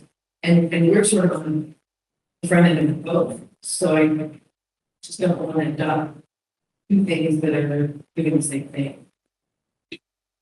So I can't speak to that program in Montana specifically. I have lived in Montana, it was before that program was there. And I can't really speak to the specific outcomes of that program. That's, you know, I don't have those in my pocket, but what I would say is, my understanding of that program is, one, it's a really intensive program and that's going to initially at least reach a small number of people. And so I wouldn't, I think it makes sense to continue to strengthen all of your programs. And it's also coming from a really specific modality that will be really helpful for some people and will really reach their needs, but for you know, for other people, they have to have you have to have a breadth of programs so you can reach a breadth of needs and a breadth of, we talked last meeting about responsivity. So, you know, like, which is the concept that you kind of have to meet people where you're at, right? You can't expect someone at a first grade reading level to complete their GED, right? You can't, child responsive programs are important because they start with like kind of how a person has been, you know, like, it meets their cultural background and gives the people that frame. So I think that, you know, it's really important to have a breadth of programs that are responsive to a lot of different frameworks and needs and places that. Mr. Chair, well, Right, I do want to push to the end here or something. Yeah, go ahead quickly. thank you. Well, I think it's important to note the prison seminary program is, it does come from a specific viewpoint, but it doesn't target only a few individuals. It's transformation for the whole culture of the prison. So it potentially affects every inmate in the prison. And so I think it would be really helpful if, before you make final recommendations, if you could get some information on that and maybe have some more familiarity with that, to know how that will interface with other things that are being done. I just want to make sure that it's not misunderstood as a very narrow program that maybe just. Real quick here, we'll introduce Representative Shaws. Really quick, if I could just add a suggestion to the single rehab and reentry division. I noticed on some of our targeting on the TOC, the needs of reentry, the sex offender treatment in the city, you know, at about 123. Is there any way that we can add into this single rehab and reentry division another subgroup that deals specifically with sex offender and the programming within that division? Now, I would absolutely recommend that. So that would be generally right now, it's kind of under behavioral health, and we recommend that all of those types of programs would move into this. It's not listed specifically on the slide, there are a few things that are not listed here that I would recommend, make it to that special treatment for sure. Last one, State's Attorney Hager. Two really quick questions. First one, is that entry division still under Secretary of Land? Oh, And then so David, let's see. thank you. David had said something, the discharge credits and how that can help the behavior. Currently, if you're an inmate and you have earned discharge credits, and let's say the next day you start Ryan, and we have a structure now where they can do something that they earn and administer with subsequent bad behavior. My understanding is, so if you have that behavior like longer program, you terminate that program, you won't earn those credits. But I agree here, what you're asking is like, can they go back, do something kind of bad enough to take credits away?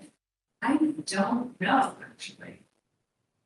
So while we can't take the credits away, they would become not compliant with their individual program directives, they would not be eligible for their initial enroll date. They would follow that discretionary cycle, have to go for the full board's behavior. So their parole dates could go later, but if they earned credits by going through classes, they can't be facility. It's like, wow. Their current setup, no, we would just make them not comply with their institution while following the rules. Then they would not get out that initial enroll date, they have to go for the parole board, which they can keep putting them out for 2 years. Thank you. Right, go ahead. Okay, this is the last one, so the recommendations are around the how well East Side develops. So, the top one is around staffing, right? We've talked about there's too few program staff. There's also too few custody staff to get people to programs and make sure people are making it to their programs reliably. And then, we talked a little bit about, you have a supervision structure where people might be supervising program facilitators who can't really help them grow or help them improve their programs. And so a big thing is to really in the facilities where it's needed, and this is not across the board every facility, as we talk about some facility, there's just not space, you can do all the more staff and you don't have space, but in the facilities where it makes sense, increase staffing to support programming where needed. Another important thing, and this gets to a previous question, and is a very, very in the weeds kind of nerdy thing that CSU really believes in is quality assurance. And it will bore people to tears if I go too far into quality assurance, but it's incredibly important.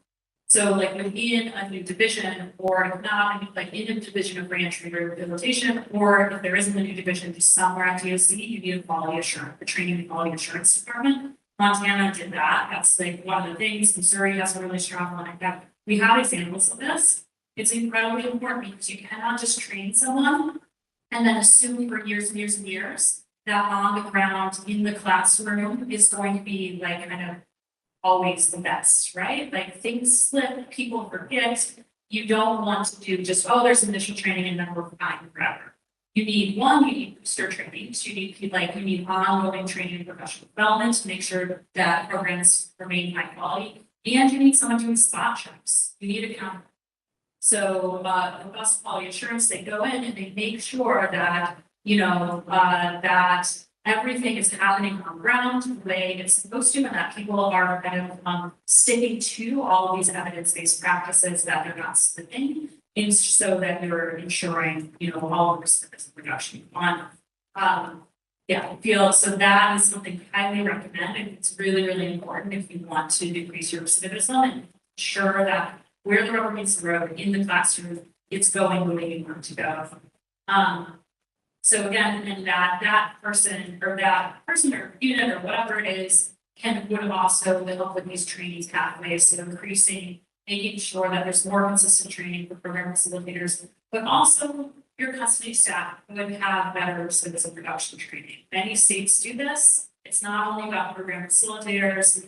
There are curriculums specifically for security staff or your prison guards to help them kind of understand what reduces recidivism and work more and kind of coordinate better with your program staff, with your substance use and treatment staff and all of that. So that the whole system is working on recidivism reduction, not just, you know, the people doing the programs over here.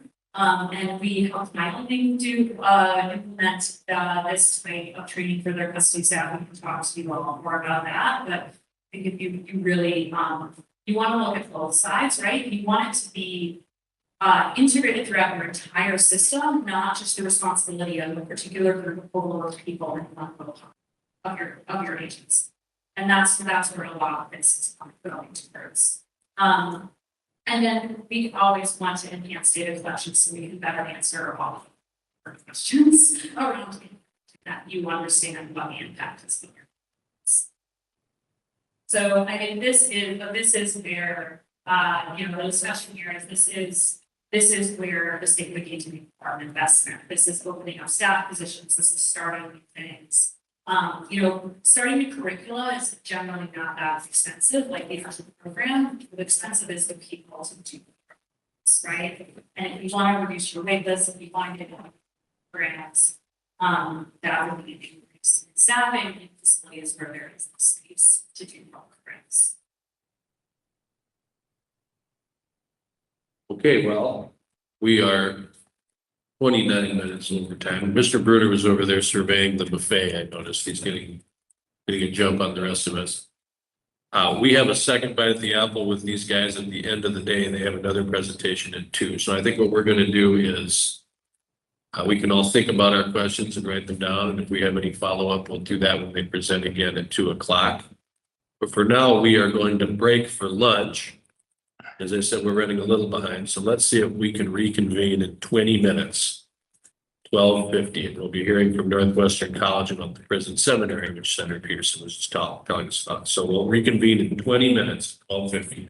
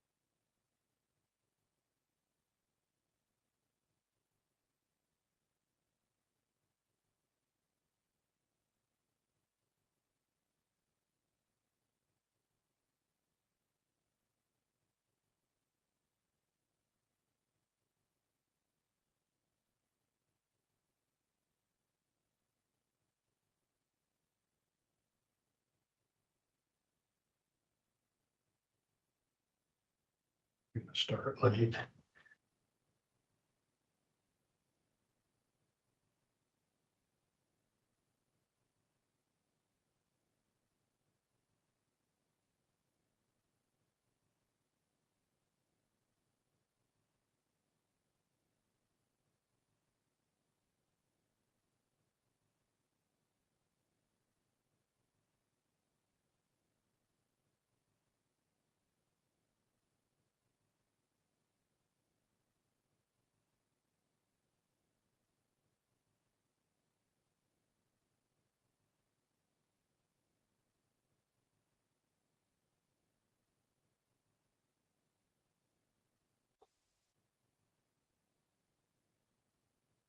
Hi, good afternoon. This is Terry Dosh calling. Did you say your name was Caitlin?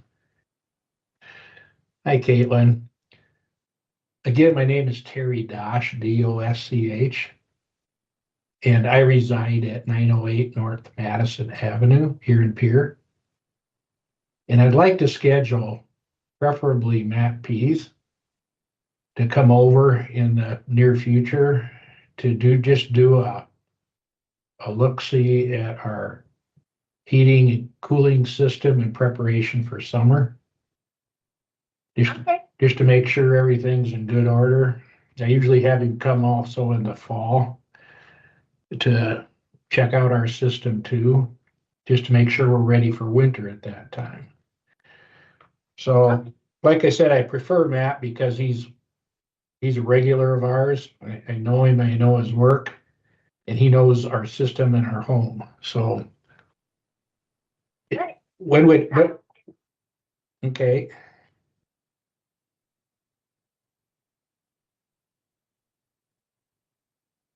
That's right. That's right.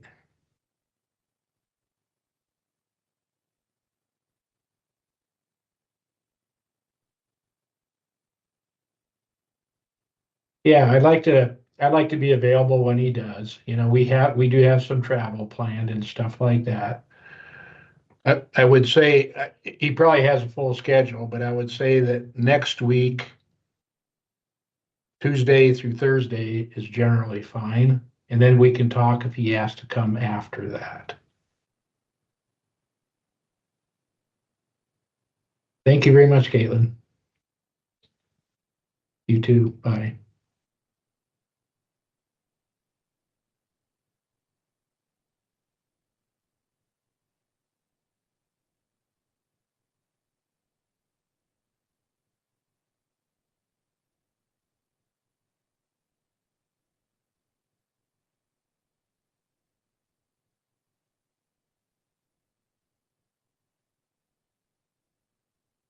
Accept solicitations.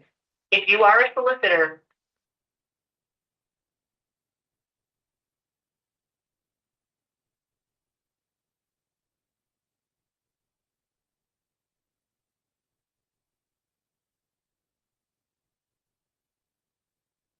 hey, Hey, sweetie pie. How you doing? what you doing? Oh, I'm just in a break.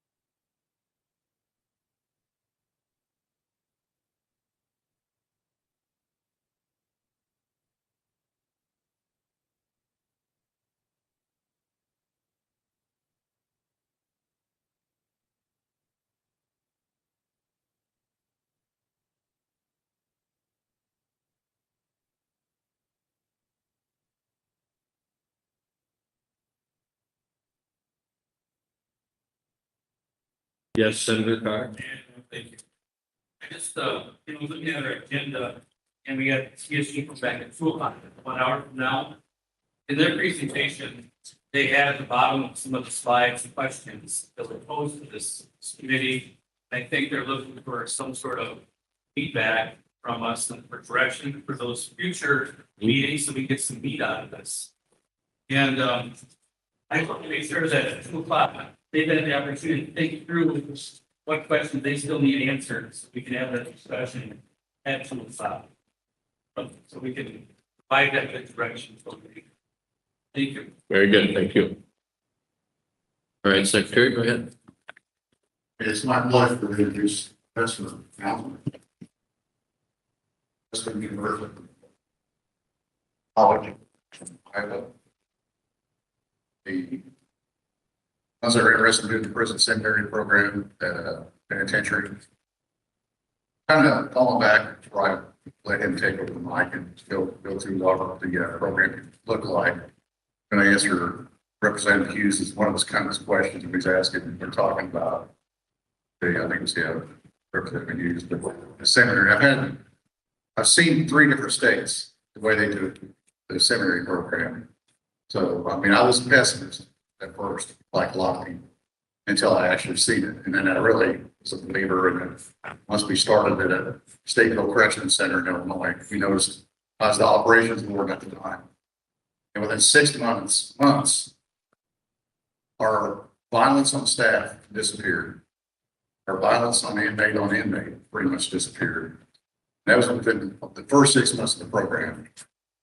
Yes, a lot of times when you start out a program like this, yeah, there's maybe 10 or 20 people in it, but it affects the whole facility. It does. I had earlier, just a few days ago, I was in Angola. That's the second time I went down there to see that program.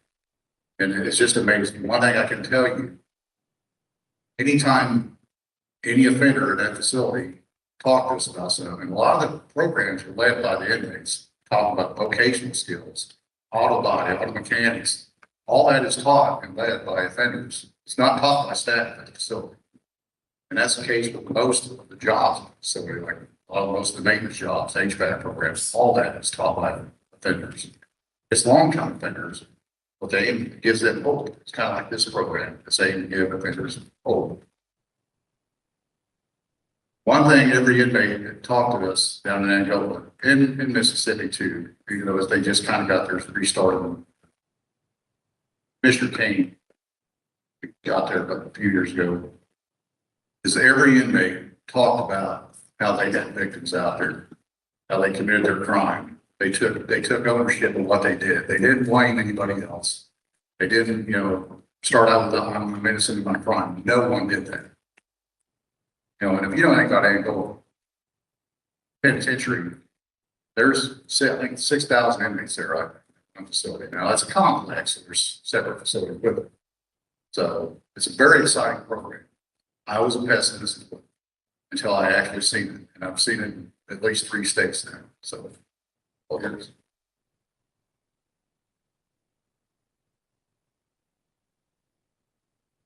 Welcome, and please introduce yourself and then go ahead. Thank you, Lieutenant Governor. Thank you, Secretary Lamb. I'm Dr. Chris Hausman, Professor of Sociology and Criminal Justice at Northwestern College.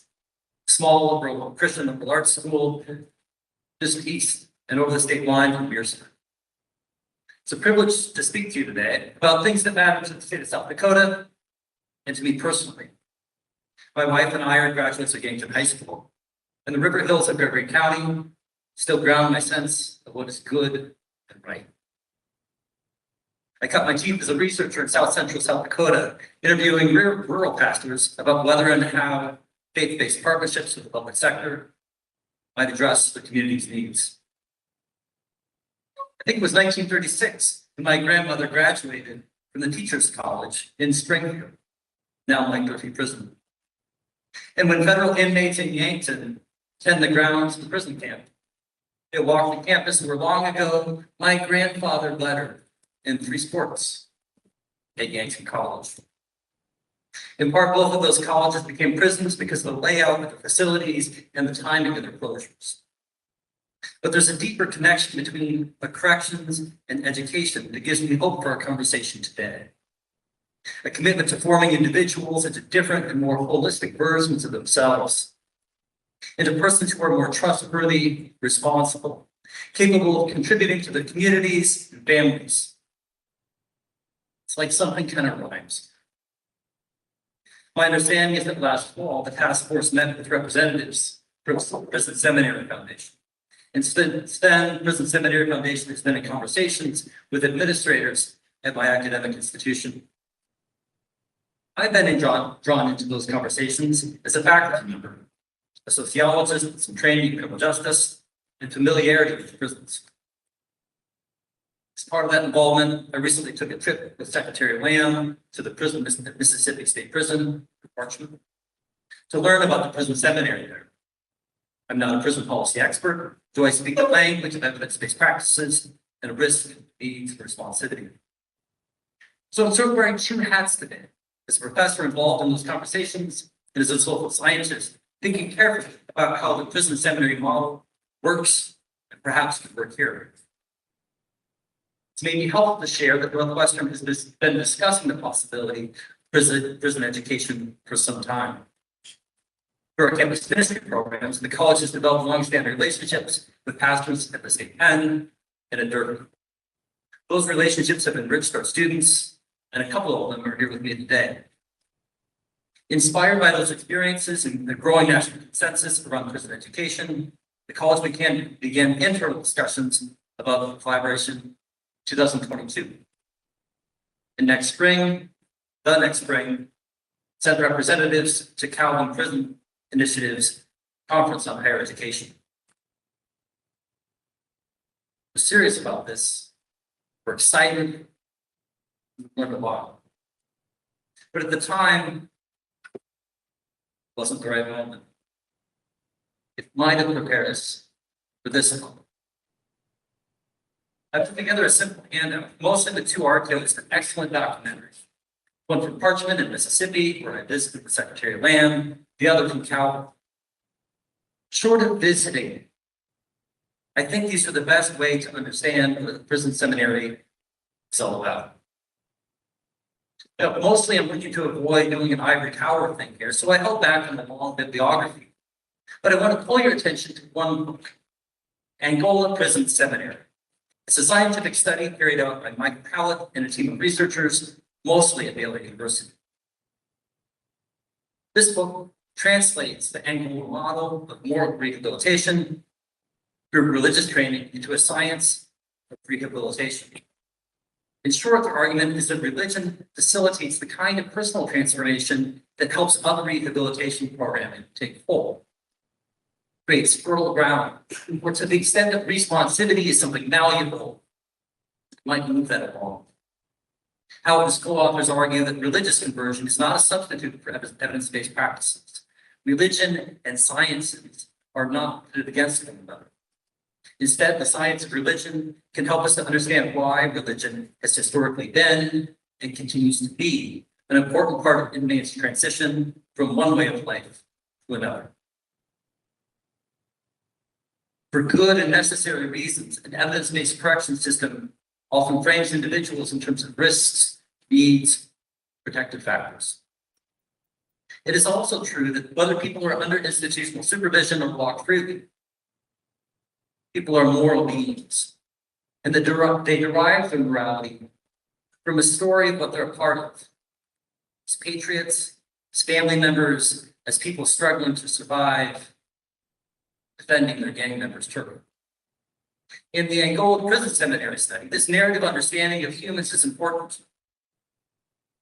People don't just respond positively to programming around social skills or substance abuse because of a change in costs and benefits or a shift in social controls. They engage positively when they understand themselves to be caught up in a different kind of story.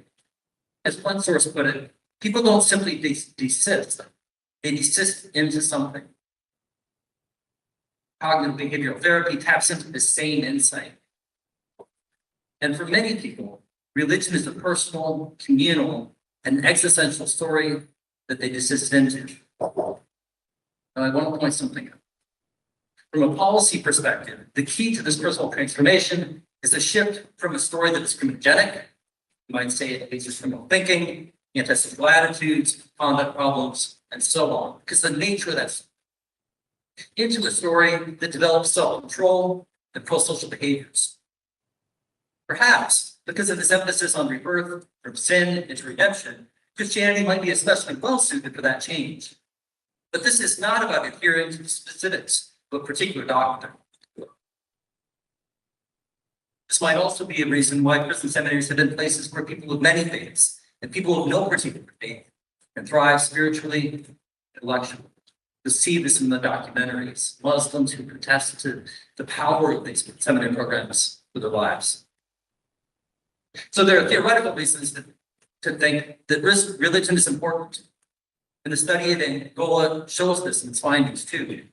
For example, participation in seminary program and participation in prison congregations, both independently, reduce future disciplinary citations.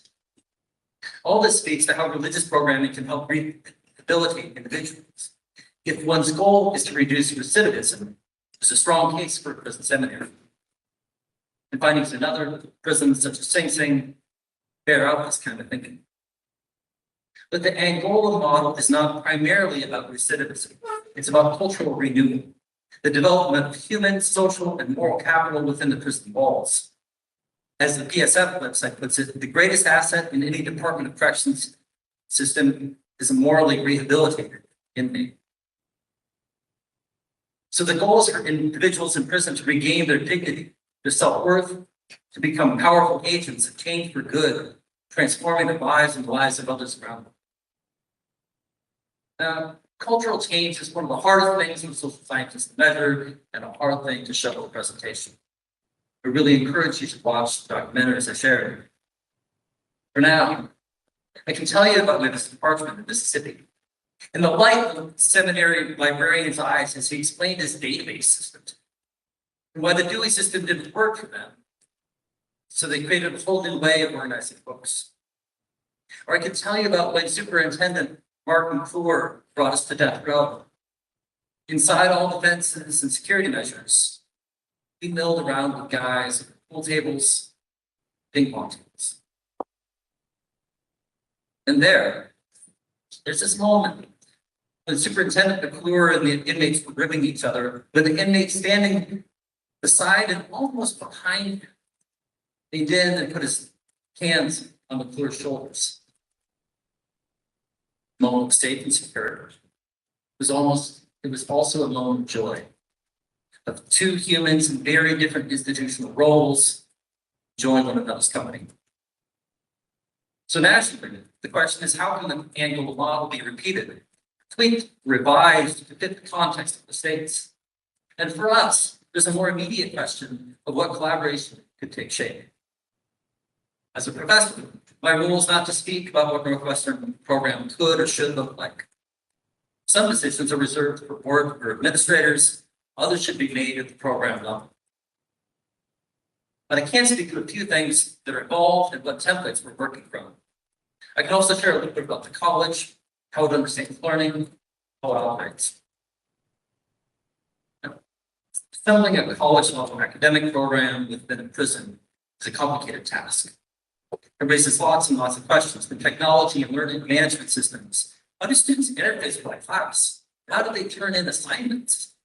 To enrollment, accreditation, instruction, curricular design. This work is worth doing well.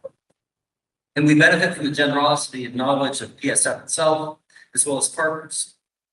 Our Prison Initiative has submitted their entire proposal, some 52 pages, that literally lays out how they understand this thing working. It's a roadmap. Likewise, the prison director, Parchman, has followed up with advice, details of the curriculum, and offers for more consultation. These two programs share a commitment to developing field misters, but with key differences in instruction, curriculum, geographies. So we walk this road, there might be considerations that are unique to South Dakota and also to Northwestern College. I'll speak to just one end of that partnership. Northwestern College is a Christian college located in Orange City, Iowa. Apart from Iowa, South Dakota is the state most of our students call home.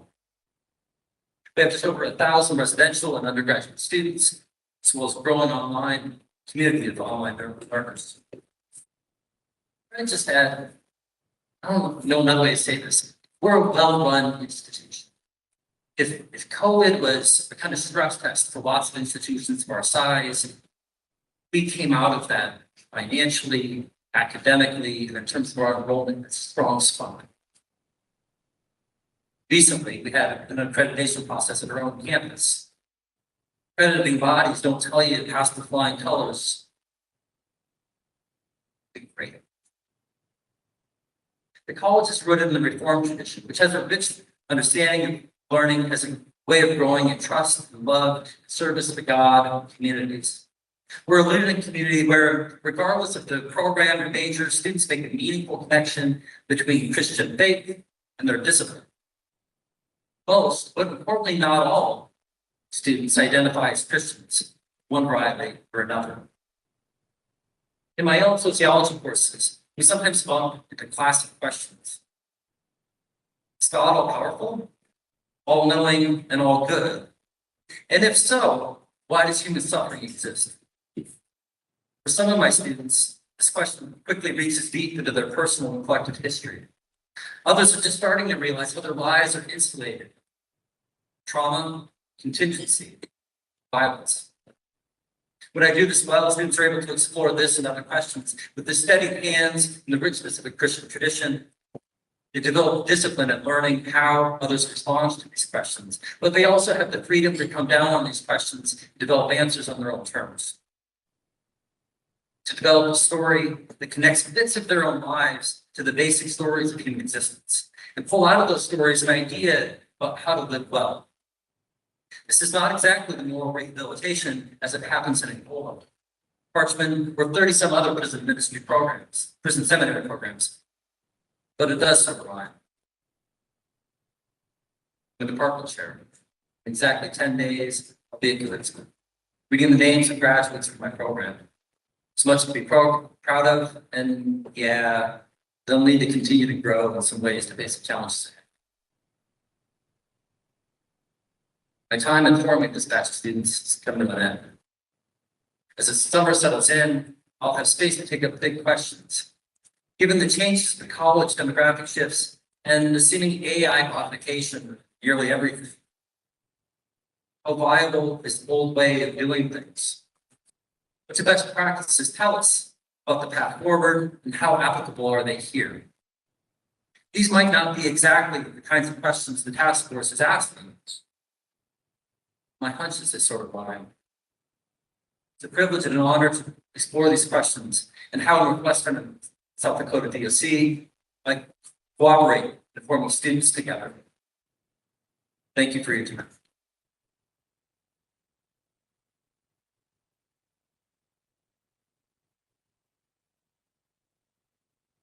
Thank you, and I can tell I'm sure you're a very good professor. A lot of professors can only speak in 50-minute blocks, so I appreciate it. Any questions? Mr. Bruder? You mentioned a 52-page proposal in your remarks. Is that your proposal to the Prison Seminaries Foundation, or is that the Mississippi? Yeah, no, okay, so that's an excellent point to clarify. So when academic institutions develop new academic programs, there's an internal process to demonstrate that essentially that they've got everything in terms of plan for instruction, the plan for assessing whether learning is happening. In Calvin's case, they did a survey to ensure that there were instructors who were willing to teach in the prison. That's the document that we have, and because it's sort of internal to an institution like ours, it's very helpful in identifying what exactly are the things that we need to consider. And we've got a good relationship with Calvin and communicate about these things. Other questions? Representative Schwantz? So do we have somewhat of a timeline for this when it's going to start being implemented? Yeah, it's a great question. The date that I've discussed, and I believe this was discussed at the meeting of the relevant administrators, was January 20th. January of 2027. That probably looks like some step where it's getting up and running. It's hard to imagine having students enrolled by that point, but I think we'll have a much clearer understanding of the program involved. Does anyone, do you have anything to add from EOC side on that question?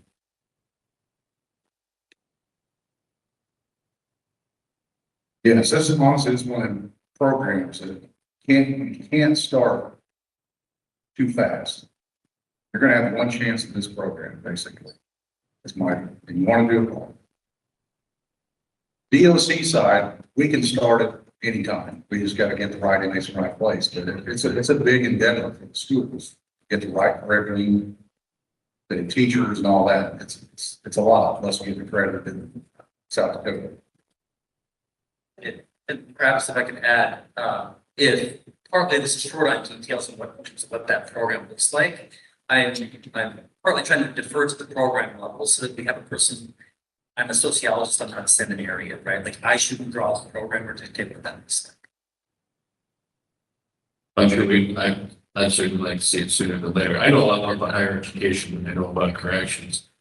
And it's not always the fastest moving operation, but I'd certainly like to see it move quickly. I think Senator Peterson, do you have a question? Thank you, Mr. Chair, and basically echoing your comments. You know, the governor gave go ahead on this in December and we're already at the end of April. And so because of the transformational results that we've seen in other states, we are more than anxious to get going with this. So if there's anything at all that can be done and anything that we can do to help expedite this, we would like to do that. We would like to see this sooner rather than later. January 27 is a long time still, and we want to see results. I share, and then you know that the administration at my college shares that enthusiasm. I think are looking just in terms of like capacity in their day, like how do we ensure that this continues to move along and then also it's well managed. We're eager to move that. Big Don reads ahead of you, then we consider growth. I'm curious if we got a contract to like how this is being paid for. Is the school paying for it? Is TOC paying for it? Are we supporting TOC and staffing to pay for them? Like where's this at? Thank you. Yeah, I'm happy to speak to this. And Secretary Lamb, if you want to chime in, you're welcome to as well. So I think partly the sort of slowly moving together is the result of having three separate departments. The Department of Corrections, the Academic Institution, and then the Prison Seminary Foundation. The Prison Seminary Foundation would be responsible for fundraising and all funding. And essentially the college, as I understand it, would bill its instructional costs and other costs to PSF. That's the nonprofit foundation. Will be private fundraising who's paying for it is the short answer. Mr. Chen. Say So I know that you're not trying to paint what this looks like, but I'm wondering if you could paint what it looks like. We've been talking about a shortage of classroom space and all that kind of stuff, and I'm just wondering, is this all going to be online? I'm hoping not. Are we going to have actual classrooms? So my understanding is that there would be at least some significant portion of this that's face-to-face instruction. And I'm aware that the president of the college and my academic affairs toured the penitentiary, and they came away with a pretty impressive facilities that are there. No, I can't speak to how those facilities are used at other times of the day or how available they are. We're an hour and 20 minutes away. It might be more feasible if there's some kind of hybrid course or some courses are online. That probably makes it all easier. I pushed the program director at Parchman on this issue and asked him what combination of those things had worked. And he said all of them is just a matter of being intentional. So I think we have quite a bit of flexibility in terms of something. Anyone else? You have a question? Senator.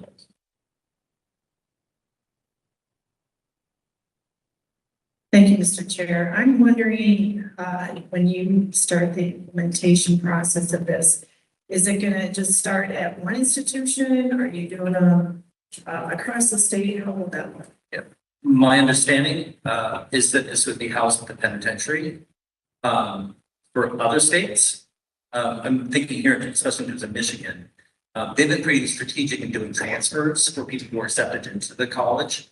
And then, short of other things disrupting it, the commitment from the DOC is, if at all possible, to keep them at that institution, so they're not transferred elsewhere.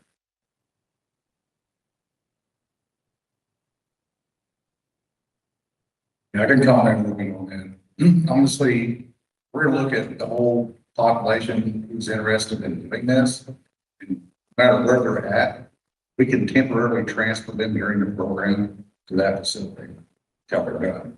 Because honestly, we want them, once they graduate and all that, we want them to go back to the other facilities. This kind of stuff kind of spreads like a good kind of virus. That makes sense. Mr. Chair, because the question of the governor's office or DOC and process is the governor's office or DOC, I guess, basically authorize the prison seminary fellowship to contract with Northwestern, or has the governor's office selected an institution yet? How's that looking, I guess, on the selection of the institution and the opportunity for both entities and how that's coming together? I can touch on that a little bit, or Secretary Lamb can, but the selection of the partner is done by the Prison Seminary Foundation. So Judge Tom Cole, who's here in earlier event, so they're the ones that are at the, I think, very first meeting we had, he was here, but they're the ones that are raising the money and funding the program, and they make that selection of how they're going to proceed. Just a clarified question. So the DOC though is entering into a contract with Prison Seminary Foundation. So that selection has been made in the sense that we're deciding we want an educational seminary element within our correction system. And we've chosen Prison Seminary Fellowship to deliver that education. Is that a kind of a fair view of how it all works? I think it's definitely a fair overview, whether there's a signed contract, a lot of the religious services that we have would be done through programming, not necessarily a signed contract with you, a consultant or someone. So I look over at DOC, I don't believe there's a like signed contract. What would need to be for this, and we're not obligating state funds, whether that contract is the state is paying for like they were or not. That's good. My final, if I could, just clarifying comment would be, you mentioned the important, a lot of the programs that we've talked about today is the high level of volunteer leadership that we have in the prison system and not necessarily funded by DOC or run by DOC. In a sense, this will be another one of those. So my comment would be, I think a really important element of this is that we see a certain element of local financial ownership, a sense of giving before a final green light moves forward. So I really appreciate the national foundation and helping get that started. I think it's critical in the next 6 months that we see a local financial commitment as well that shows sustainability moving forward. So that'll be my encouragement, to make sure that's in place before we get rolling too fast, so we know it's sustainable beyond 1 to 3 years. Yeah, and when talking to those folks, I think that's their expectation also. I think that's right. Other questions or comments, Mr. Chair? Steve, Appreciate everything you're doing. Really looking forward to this work in a penitentiary, hopefully transformation from it. If you're hoping that it starts January 27, once individuals are in that program, how long does it take? And how quickly we see them complete that? I've seen programs that take between 3 to 5 years for students to complete. Depends a little bit on the capacity to take on certain number of credits in a given semester. We structure so that the Calvin's again, one wasn't familiar with, but they've got a trimester system, but that trimester system goes all year long, right? Kind of a summer break. So 3 to 5 years, I think probably 4 or 5 is realistic.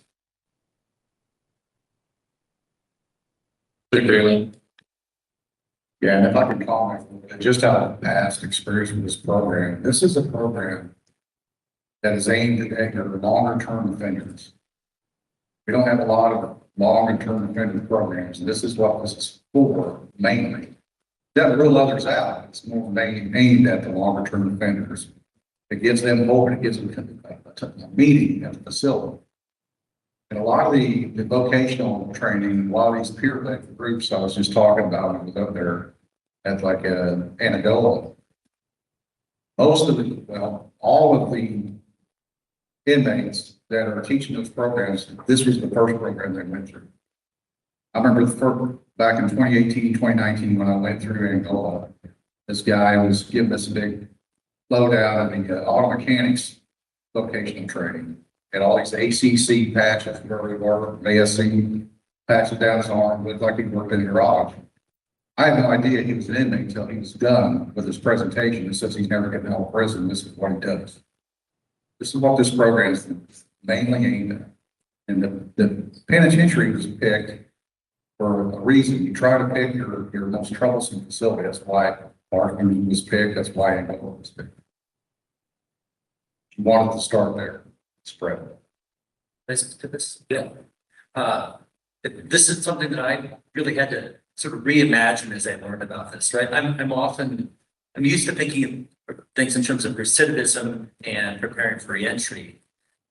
One thing about academic institutions and college programs focused on people who have shorter sentences is you lose your human capital, right? Like for my TAs, they're maybe for a year, there for a year, and then they gradually leave. The thing that was so striking at Parchment was that human capital stays within the institution. They have the capacity to build leadership, to build trustees who can then carry on different kinds of work within the prison. It's a really different model from the way I'm used to thinking about it, especially for recidivist brains. Mr. Chair.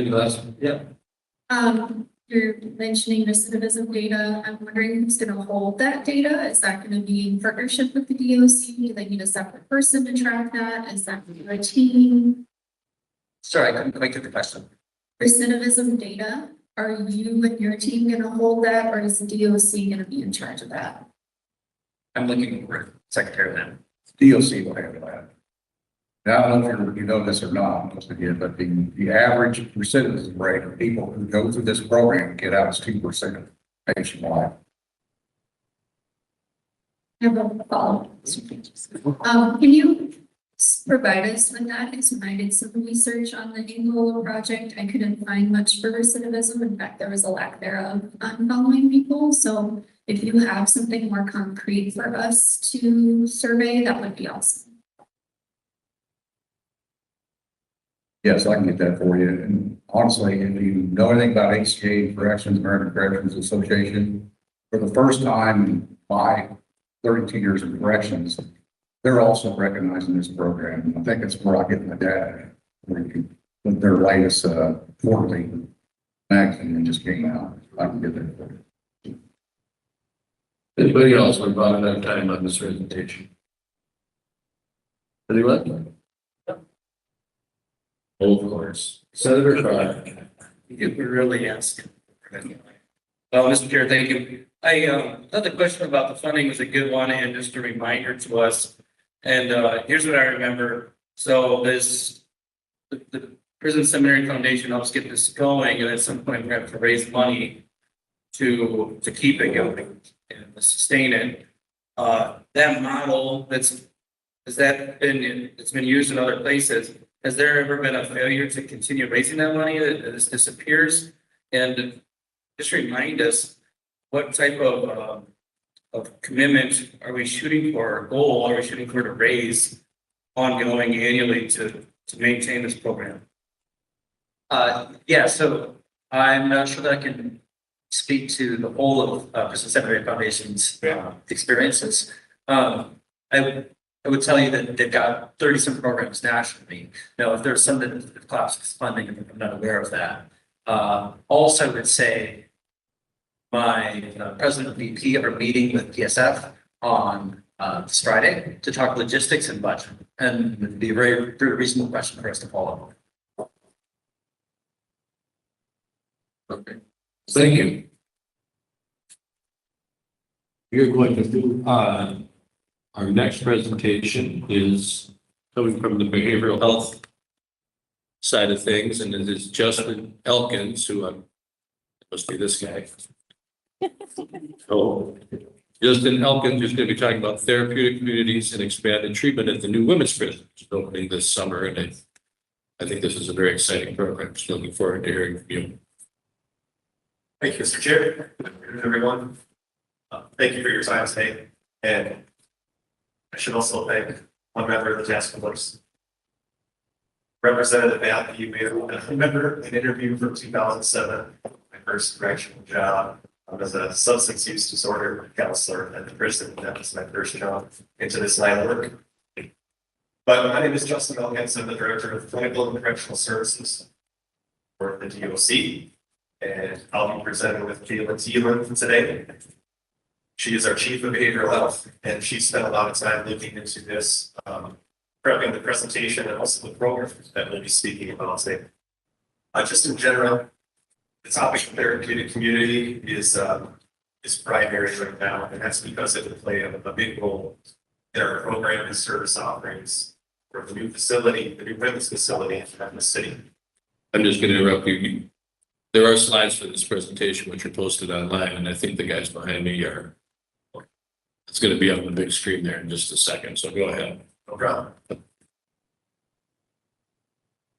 Before we get into kind of the nuts and bolts of the presentation, I'd like to start off by just defining some terms. As although the therapeutic community concept is not new, of course, it's new to us in the Department of Corrections. But in general, a therapeutic community is a highly structured treatment modality designed for individuals with extreme criminal history, antisocial behavior, limited social support, and usually multiple unsuccessful treatment attempts. That's usually the target within correctional therapeutic community. So a therapeutic community is the right choice for that population because it's highly structured. It's highly structured, it's comprehensive, it looks at addiction and recovery from a holistic perspective. And it usually takes place in a safe and nurturing environment.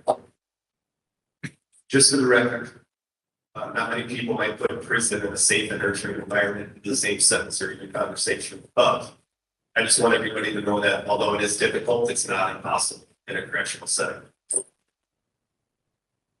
The other rationale is to serve individuals who maybe need an intervention point in their life. A therapeutic community can be a great start or a great catalyst. Ready to recover. Community as method is a major highlight of the therapeutic community. The environment itself acts as the agent of change in this type of treatment modality. And the environment, that's something that Kate will get into on some of her slides. It's made up of a lot of different variables, but put together, it's very powerful as a change agent. Also, the social group itself is a primary tool for change. The individuals that are in the therapeutic community, along with the team that are active, are very important. So all of this therapeutic community stuff is accomplished by creating an immersive environment, usually away from the general population, usually outside of typical prison norms. Talk more about that. It all boils down though to implementing peer-driven change delivered by current, sometimes former offenders that can serve as positive role models. We want to prioritize the concept of living right. We want to teach pro-social behaviors. We want to push personal accountability and responsibility and healthy emotional management. And all in all, this slide just is the foundation of what's needed to understand and within the therapeutic community concept. This slide just breaks down the structure of such. We have 96 total beds to work with in Rapid City as part of the new construction. And that's a great number when it comes to this type of community. It's about a third of the population that will be housed or moving from here to the Rapid City facility, and the total will be about 300. The building itself that we're assigned is divided into half, as the slide shows. We have a 48-bed treatment unit and a 48-bed transition unit. On the treatment unit side, offenders who are engaged in programming will be involved with 4 to 5 hours per day of meaningful programming. Much of that would be SUD or substance use disorder related, mental health related, but it will also consist of some things that accumulate something. The other half of the building, as far as physical plant goes, is more of a transition unit. And those 48 beds will be offenders who are waiting to get into the treatment unit proper or are close to doing so, as well as some of our graduates. Our therapeutic community graduates who complete the program, if they're not getting out right away, will have a chance to stay in this therapeutic type of atmosphere and to participate in aftercare activities in order to possibly impact others who are in that transition unit. So this unit, this building at the Rapid City Correctional Facility is designed to be separated and different from general population. And that's a big concept when it comes to therapeutic communities, especially in prison. We want them to be separate and distinct in terms of physical plant and even just in general operations. And again, that's difficult, but not impossible for us. Separation from the general population removes individuals from certain environmental triggers and distractions. Prison isn't always the most pro-social place. So a therapeutic community could be seen as just a community within a community. And in that community, if they are separate, sometimes that can foster increased peer support and community ideology. It can provide a structured place for rebuilding life skills and for fostering behavior change, because that same social pressure is on everyone to do well, to succeed. Total separation from the general population is not completely necessary. There will be times, of course, at that facility where offenders that are in the therapeutic community will interact with general population offenders. But in general, TC offenders will live together, they'll work together, they'll rec together, etc. And when they do have chances to interact with general population, our hope is that they will be positive and meaningful interactions, and might get offenders not involved in the TC interested in that concept.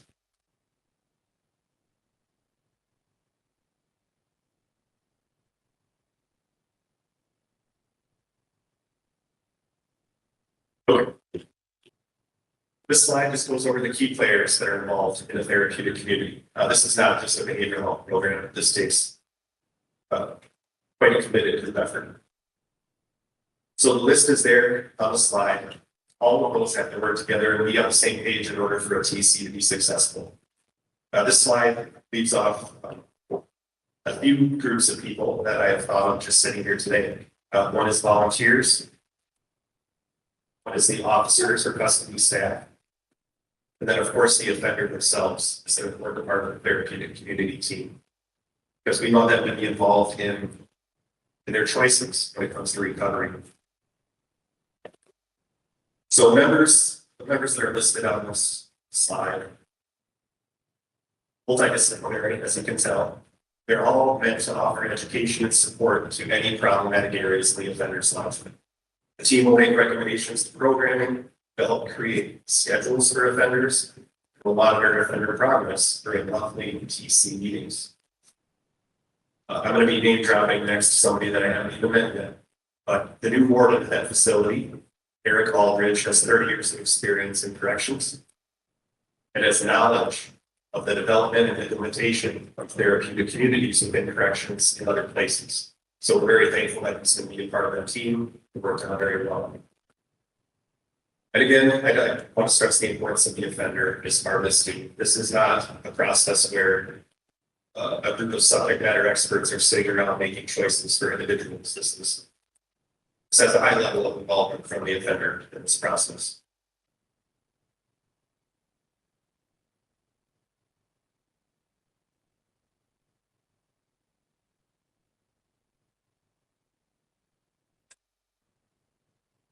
Speaking about the referral process into a therapeutic community, there are a couple different avenues that can get you there. First and foremost would be the initial intake. That time, we can figure out substance use needs, educational needs, trauma history, any lack of support, both social and spiritual. It's kind of a time where we pull all needs together. However, we also know that there are situations in which needs develop while offenders are already incarcerated. So there is an opportunity at that point to do a reassessment and do updated recommendations, so you could get into a therapeutic community a few different ways. Some of the referral factors that we're looking into is the severity of their substance use. There are generally 3 levels of severity: mild, moderate, and severe. We would highlight those towards the higher end, so moderate, severe end for this community. And also, I think as Justin mentioned, those who have potentially gone through treatment in the past. And we have several offenders that have gone through 7, 8, 9 times through the same treatment curriculum, so those would be ones we would target as well. Length of sentence does make a difference in this community. Generally, you'll see a therapeutic community lasting anywhere from 9 to 12 months. The offenders that we will be targeting in rapid have shorter sentences than that, so we'll be looking more at a 6-month range. The available space that comes up often in these types of conversations, as Justin mentioned, 96 total beds. We also need to consider facilitation space. And in doing that, we have chosen even down to the furniture that will be provided in the day room area. Is furniture that can be easily moved if we need to make smaller group spaces or a larger group space that could accommodate more offenders to run a program. And then the identified treatment needs, that goes back to what we talked about, the information that we gather at intake, whether it's substance use, education, vocational. We'll pull all of that information together to better determine what programming to place offenders.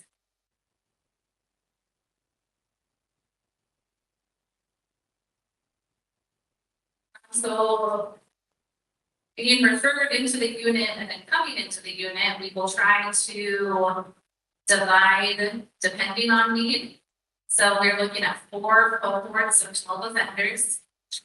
As far as programming goes, there is programming listed up on the slide. We've talked a little bit about that already today, but I do want to highlight Matrix.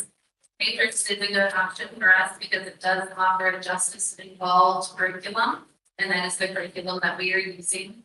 It's also very flexible, especially in the length of treatment services. So we can run Matrix. Typically, we'll run it 3 days a week. We can run it every day of the week if we need to. That will likely be a highlighted program that's offered in this community. Well, Brian will also mention just briefly here, because we have talked about a cultural component up to this point. This is more of an aftercare type curriculum, or a 12-step. It can be offender-led or peer-led. Along with behavioral health programming, we'll obviously be looking at the holistic view with education, employment, socialization, rec and exercise, and then hobby development. One interesting thing to mention of hobby development is the utilization of a garden. I remember starting back in corrections 13 years ago, and there was the utilization of gardens at that time, at least at one facility. This will be something that we're trying to bring back to not only use it as hobby development, but also could be used as part of the movement. You said a garden, Garden, yeah. like picking flowers and stuff, that's what you, yeah.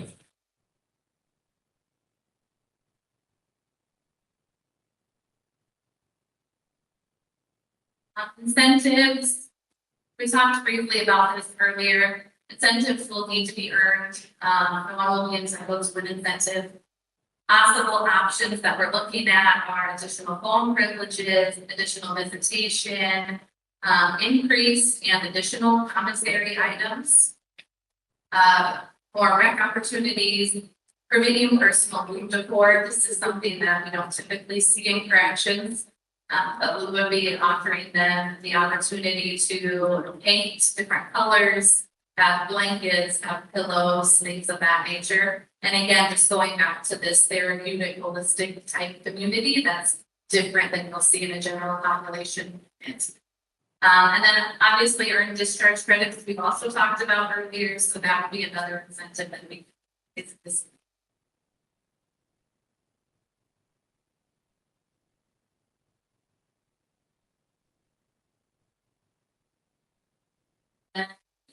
Re-entry. So if we made it through the program, we are ready to move you into either a transition unit or you'll be released out on parole. There are some aftercare opportunities that we can utilize while offenders are living in the transition unit. One of which is Straight Ahead. It's a curriculum that's developed to be actually a bridge between formalized treatment and community aftercare. So we have that to use, and then bringing back programming again as another option for the more culturally sensitive approach. External referrals into aftercare would also be made. It's recommended for those that have successfully graduated from the therapeutic community to do at least 6 months of aftercare in the community. So we would be making those referrals prior to release. And then also just touching again on the transition unit. This is an opportunity for offenders that have graduated the program to act as peer mentors towards those that are coming into the program.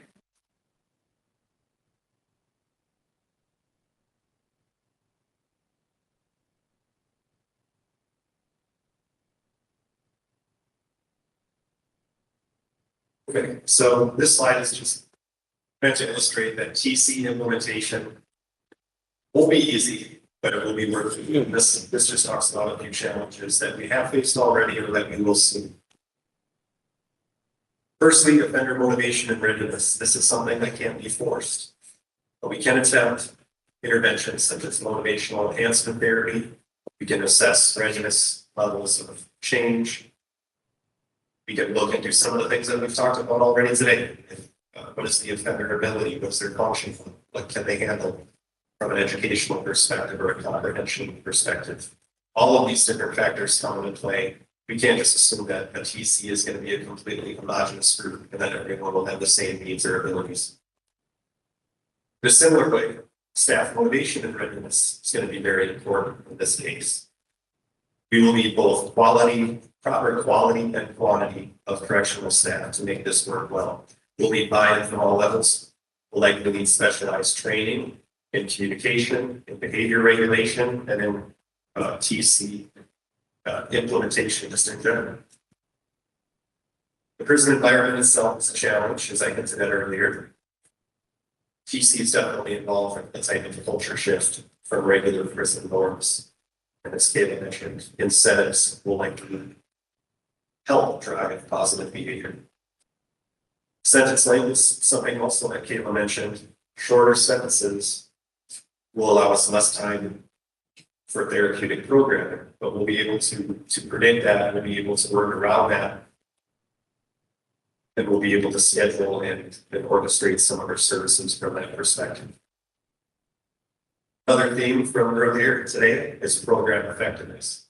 Sometimes measuring the success of the program can be difficult. It's arguably very important if we want to see what works and what doesn't in our system. From an internal perspective, we're able to draw some information, some statistical data from within our own sources through things like outcome tools, criminal thinking scales, disciplinary reports, substance use, possible assessments for symptomology and anxiety and depression, things like that we can handle and we can track. Outside of prison could be a little more tricky once people leave the TC and get out into the community. We would be able to track things like new charges, substance use, compliance with programming.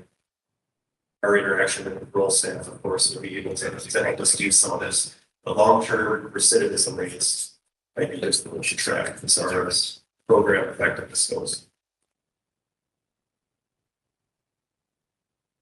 And lastly, I admittedly don't know much about Brian, his work or his character or anything like that, but this quote fits pretty well. It definitely matches what we're trying to accomplish in terms of therapeutic community. He says community is much more than belonging to something. It's about doing something together that makes the belonging matter. Just as a reminder, in general, with the TC model, the community itself and the social support that's involved is the critical driver of behavior change. And whatever the programs are, I would argue are secondary. They should be well chosen and carefully chosen, especially for individual need. But some of that is secondary to the broader social support and community aspects of a TC. I studied, just in closing, I studied a concept in grad school called self-determination theory. And I want to mention it because I think it fits the TC model very well. But that theory hypothesizes that an individual's subjective well-being is most likely predicated on and predicted by 3 variables. Those are autonomy, relatedness, and competence. And I really do think that the therapeutic community covers all 3 of those. It gives offenders that are involved in the programs the autonomy to choose treatment, to choose recovery, to choose a different life, and even to choose some of the aspects of what they'll be doing in the therapeutic community. In terms of relatedness, that was the easy one. Most of the presentation today was about the importance of relatedness as the essence of the therapeutic community. And then lastly, competence. We are going to, as was mentioned earlier today, begin with the offender themselves and what their needs are and meet them where they're at. We want to take what they currently have to offer, and then we want to build on that, expand it in terms of skill building, training, education, practice. So all in all, we, at the core, we want to use the therapeutic community setting to help individuals, to help offenders live life differently.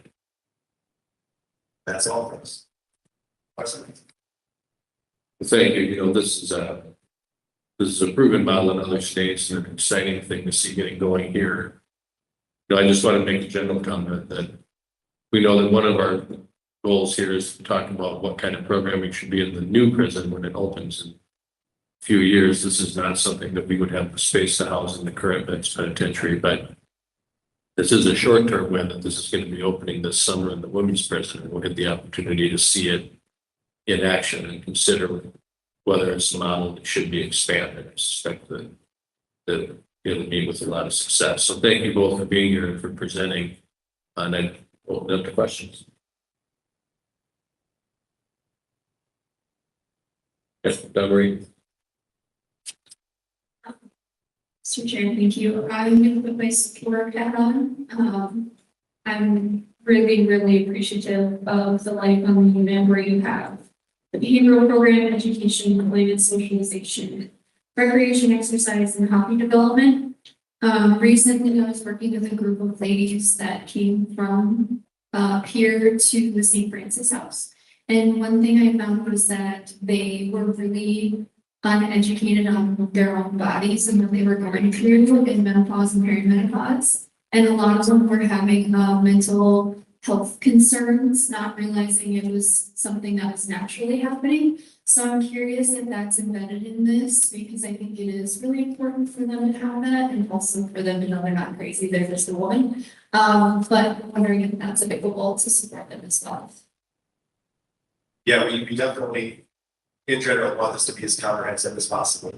Some of this ties into what CSG staff mentioned earlier about resources and availability. We don't have any particular curriculum picked out yet for something like health-related concerns or that type of thing, but we know that it is a topic that will likely come up organically within some of, when people are doing life together in a therapeutic community. And I think part of our individualized treatment planning within the TC will help, even if something is not addressed at the group level, it could be addressed individually for them as well. Yeah, that would be really awesome. Out of the 10 ladies that I worked with, 4 of them went into the doctor and they found that they had a big level of estrogen, and so they were mentally suffering and just had no clue. And once they were able to get support, we saw just like a total change in how they're working through their issues and they took on their treatment way better. So I'm hopeful there's someone in there just for education for them, because that could really deter a lot of people from patient. Yeah, I think that some of our clinical staff on the nursing side, and medical side, do some of that individually. But when there's a need that emerges, I think we can definitely build on that, and we want to include as many staff as possible, because numbers wise, from the staff FTE allotment for that person, we know that behavioral health staff are not going to be able to do 4 to 5 hours a day for all of those individuals, so we will enlist some help. Anyone else? Mr. Brewer. Thank you, Lieutenant Governor. I just want to reiterate what the Lieutenant Governor said. I asked DOC to present on this today because it's something I'm very excited about from talking to them, and I know they're excited about it. It sort of flew under the radar a little bit this session, unless you're Senator on appropriations. This was just funded in the general fund budget, so it didn't take a special bill or any special action. The appropriators heard discussion of the therapeutic community and put it in the budget for the new women's president. So the fact that we'll have 96 new drug treatment slots, I think, is something that is worth mentioning and having awareness of our task force. And so that's part one. And then part two, as the Lieutenant Governor said, this has been a proven model in other states. Assuming that we move forward with hosting a meeting in Rapid after the women prison's open, we'll have a chance to visit that community and talk to the women in it, with the hopes that if it's something we like, we can make that recommendation in December, or at the end of this year, we can make that recommendation for the future men's prison women opens.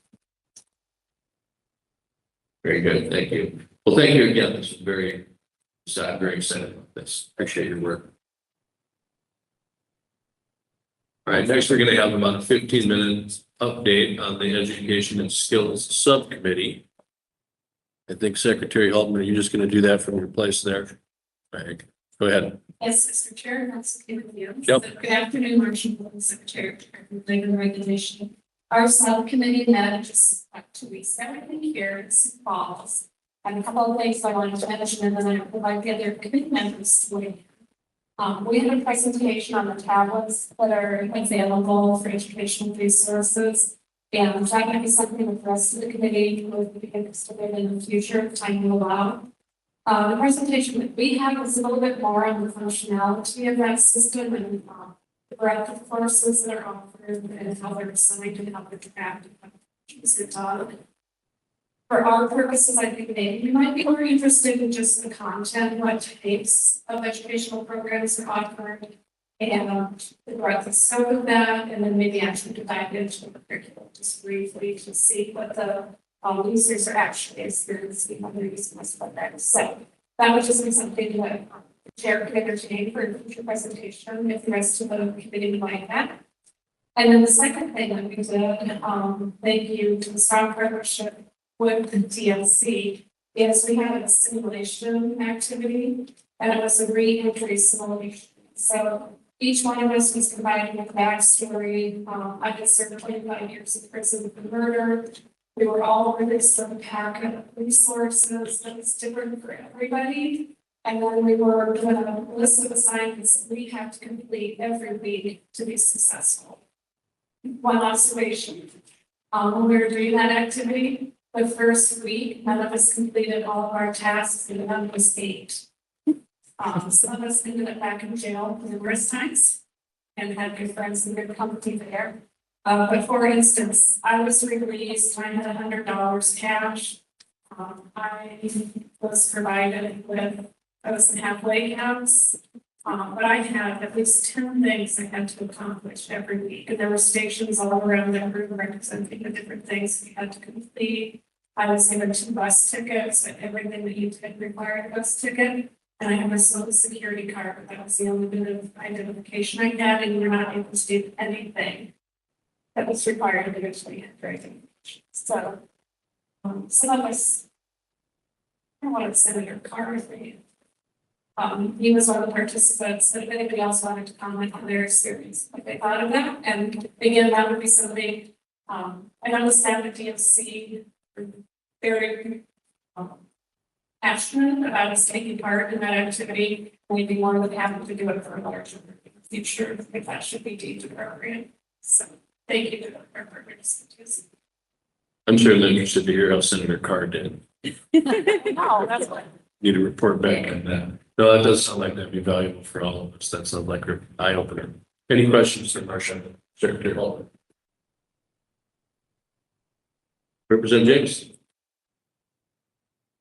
I just want to make a comment. I participated in that demonstration exercise, if you will.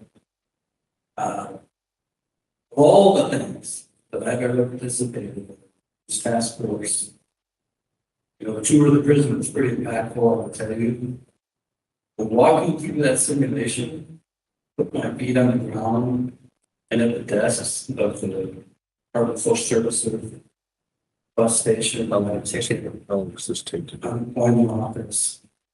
Trying to get an ID, all those places. I just can tell you, it hit home more than anything about what these guys were going through when they re-entered the public. I was floored.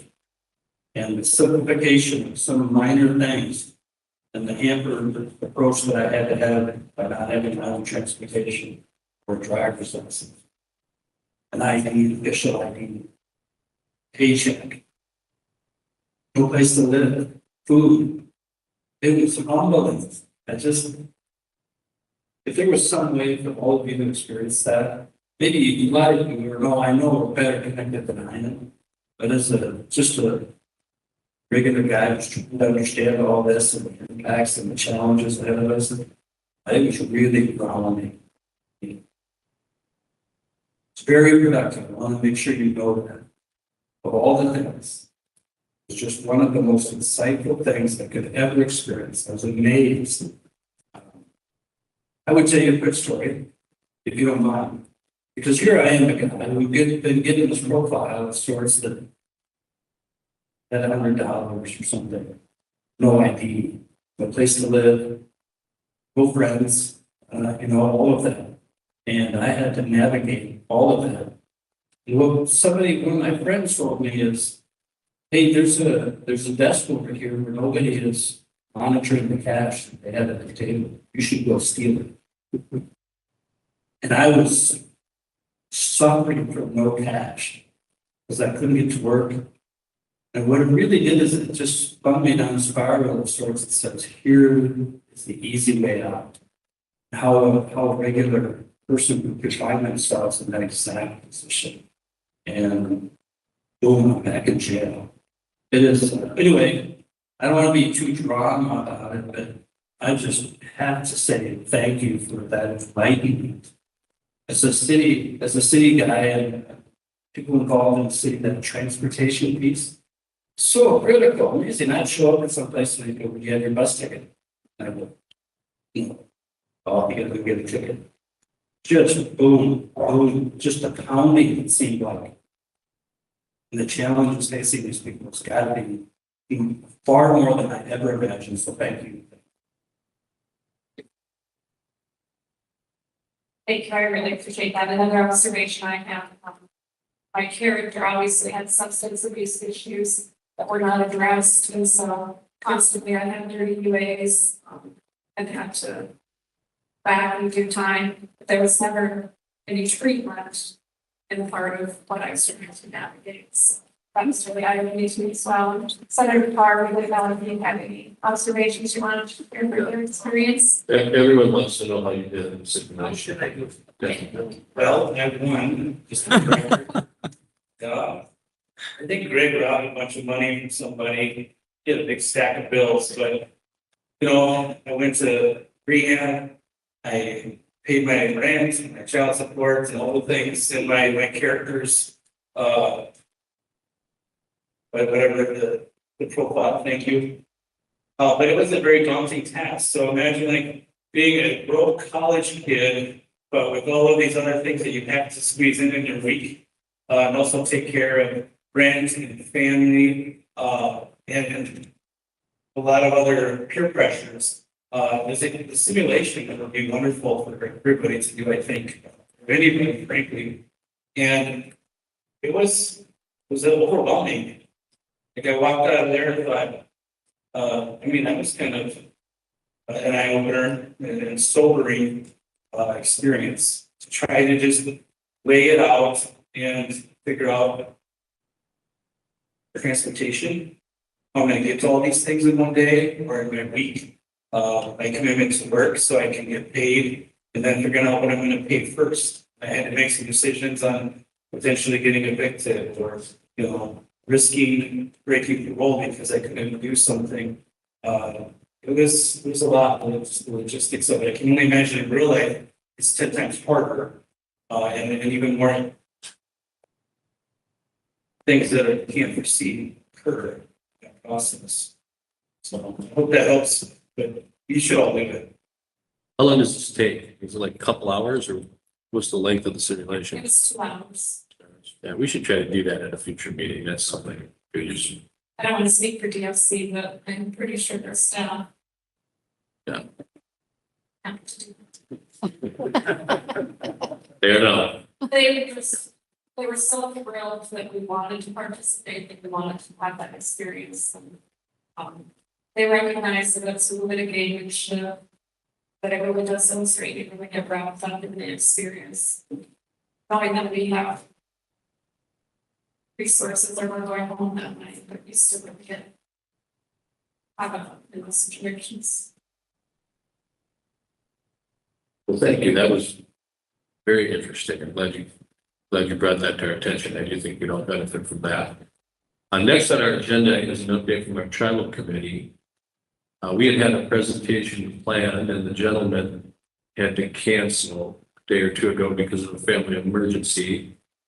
We'd hope to get an update from Eric Bringswhite, but it sounds like Not available right now. he was not available this time either. So I'm unfortunately going to have to defer this to the next meeting. I know there's a lot of interest in this area, but this situation beyond our control. So at this point, we're going to go to the 2 o'clock item, which is the follow-up on the Council of State Governments. You guys are ready. Well, while they're going up there, we discussed an optional prison tour at 3 o'clock, and I know looking around the room, a lot of the people who were able to make it today have all been on the prison tour. Some of the people who couldn't make it today asked if we could do one at a future meeting. So DOC staff, I'm just wondering if there are folks who want to do a prison tour at 3 o'clock so that they have an idea of numbers, or if this is something we'll offer again at a future meeting with those other folks who be here. Looks like we're good. I think we're good. Well, we'll talk about future meeting schedules and then we'll plan accordingly.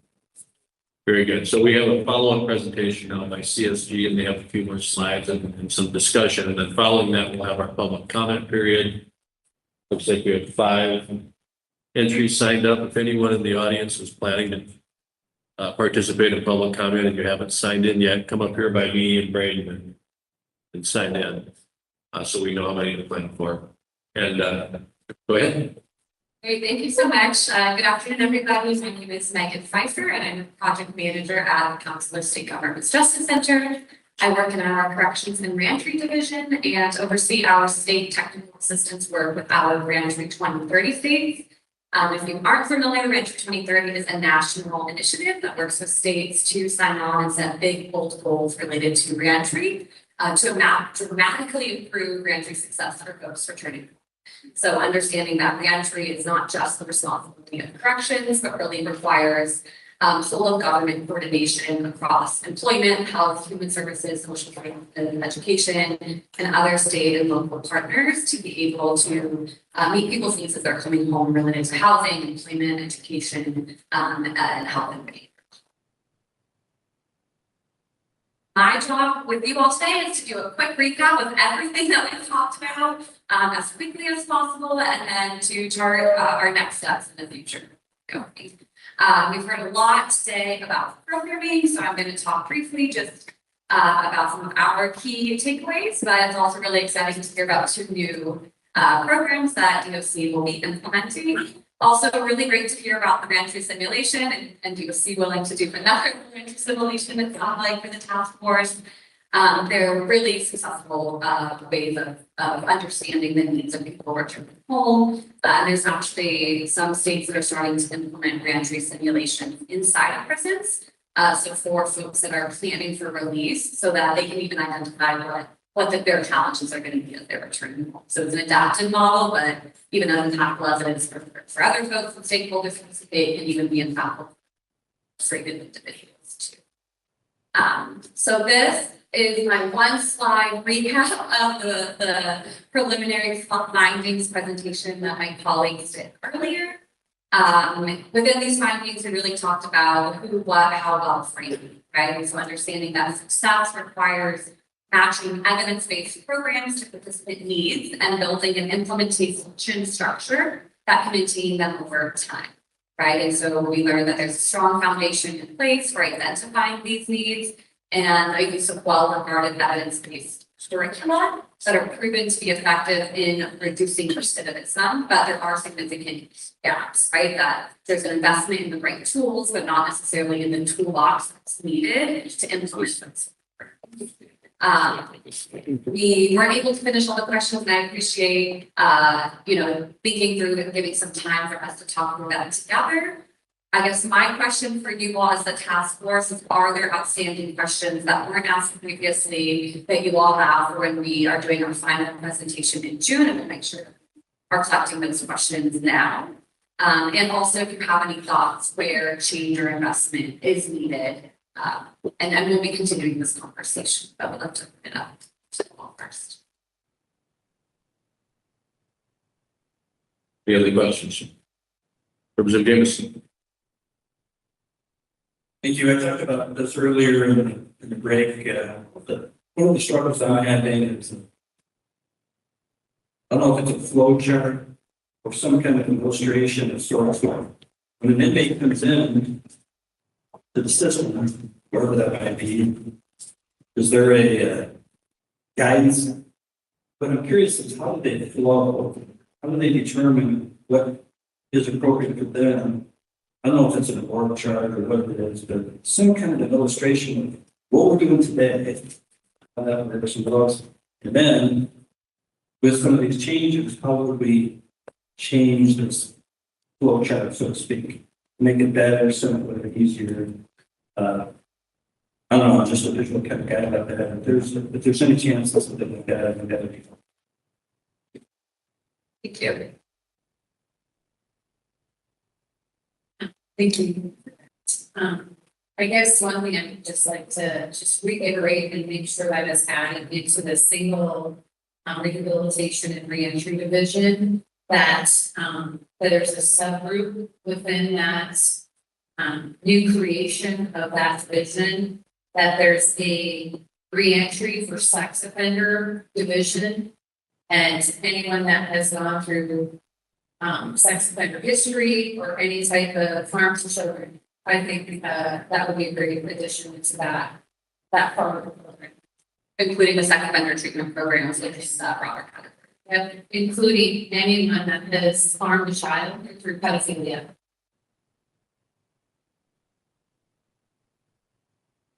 So, Thank you. I have a question that goes back to probably a couple presentations ago when, Dr. Hausman from Northwestern College was talking about, if we are targeting moderate to high offenders, and if we're using the faith-based program, you're saying, I believe, Secretary Lamb, that faith-based program is targeting high offenders. So where are you getting the 2% recidivism statistic if they're high offenders? Even if they're high offenders in all states, they still have an opportunity for parole.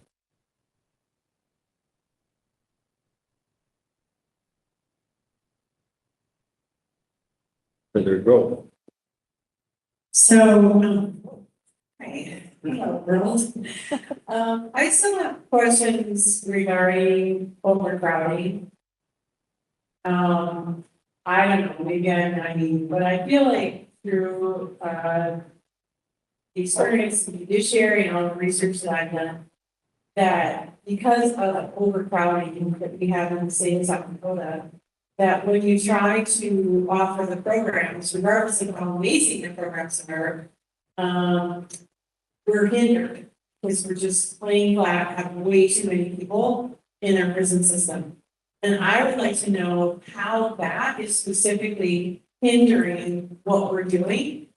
And then I'd also like to know, part of what you have up here is the who, and are the right people assessing the right programs? What I would like to know is, are we even putting the right people in our prison system? And then the next follow-up steps, that would be, are they assessing the right programs? So if we have a large number of substance use disorders that are in our prison system that would be better served in different programs, like how is that impacting this whole big picture?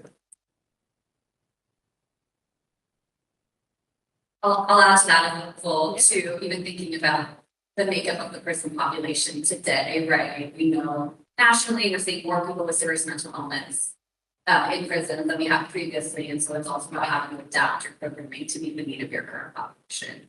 I think that might be a little bit about what you're asking about too.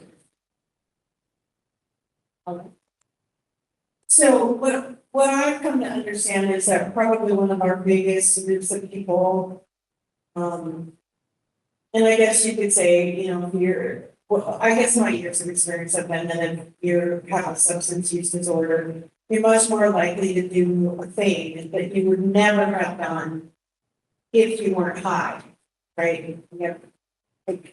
Whatever, that's part of it. So I just want to know if there are people in the prison system that are specifically have substance use disorders. And maybe they don't have like the criminal element that we talked about. And maybe that's directly associated with the fact that it's just purely that they have a substance use disorder. Where is the best place for them?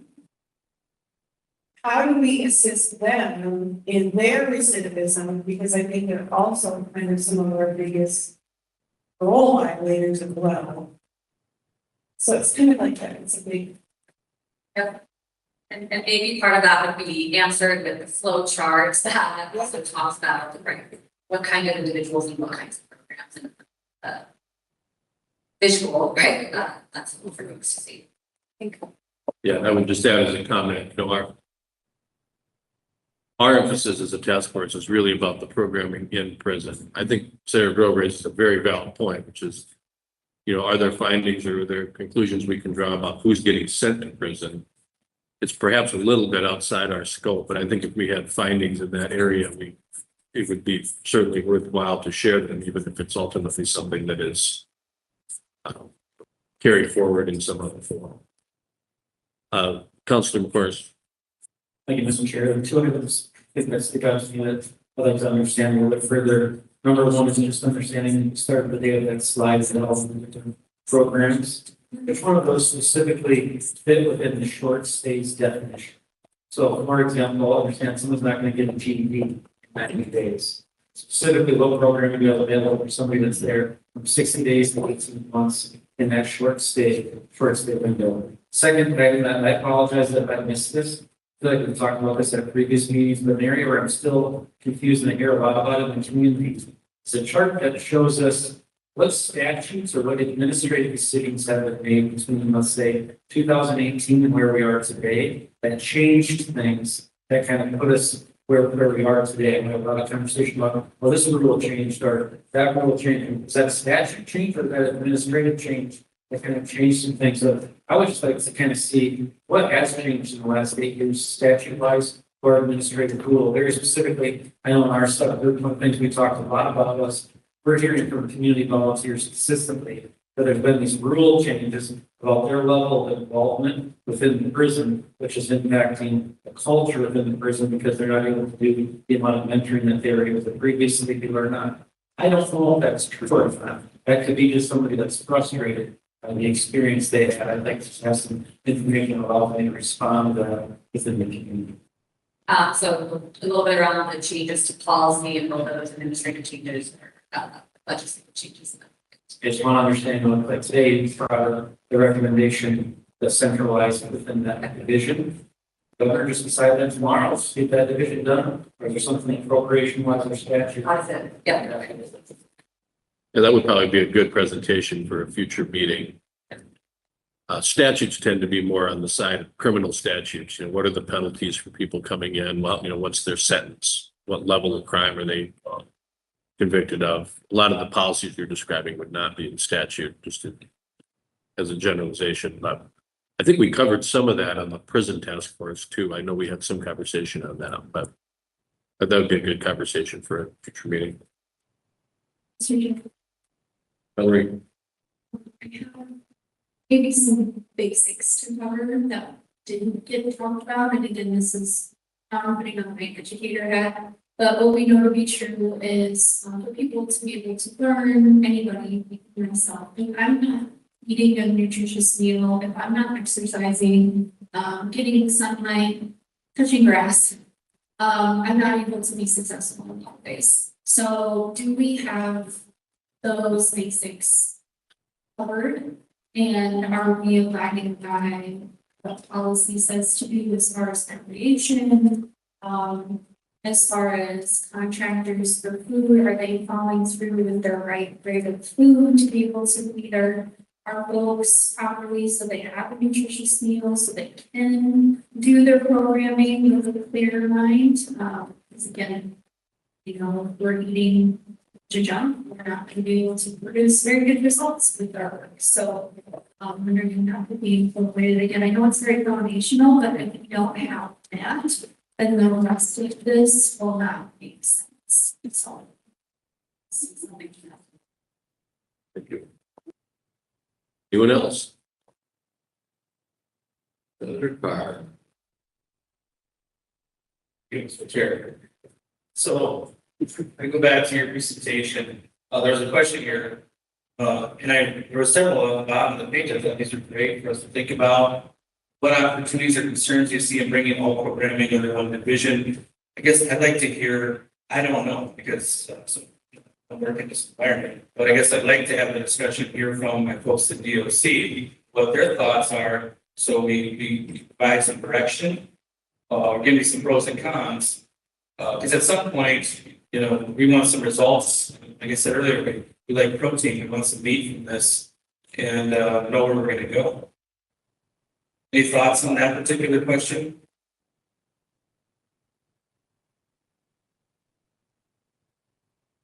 Yeah, we're definitely in favor of revising our executive level structure. I think it does make sense to bring in these essential services under one position. Right now, we have our director of vendor services, which kind of oversees all these areas, but beneath that person, it kind of spreads out when they talk about silos at the facility level. So having this restructure would kind of centralize it and have a more dedicated, targeted response like this, monitoring these programs. Yeah, we're definitely in favor of having a conversation to see how to achieve it. Sure, I got one more question, maybe for you. Just wanted to understand our expectations for our next few meetings. I know somewhere I thought I saw something. There's we're expected to be full finding and policy options provided to us in the CSV, correct?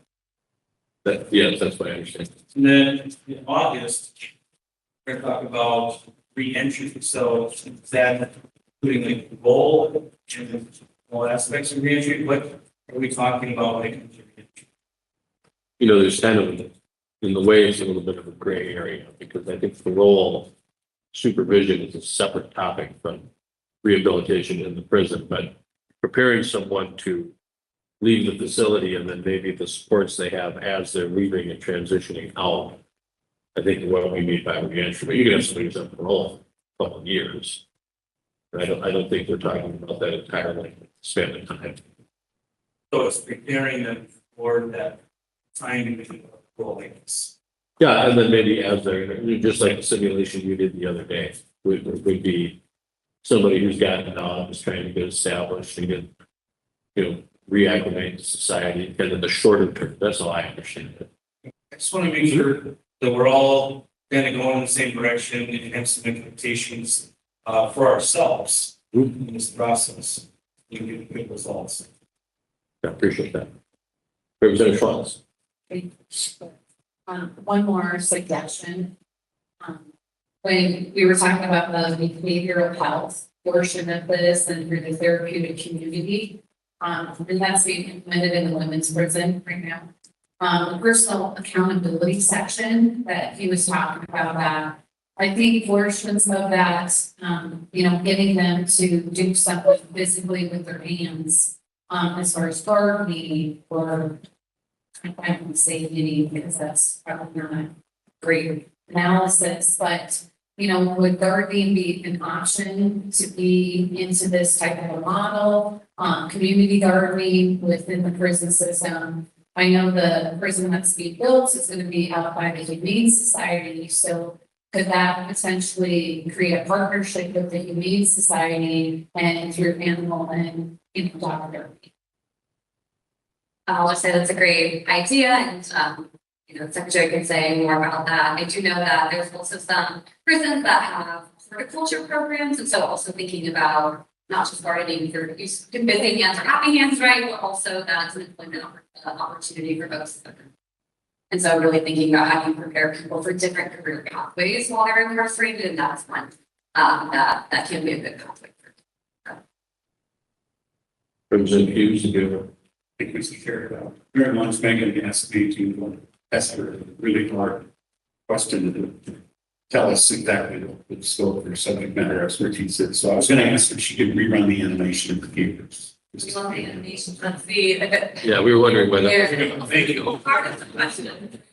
I can move on to Senator's part. I appreciate you asking those questions because those are what my next two slides are also about. So next steps, where do we go from here? I think you read it.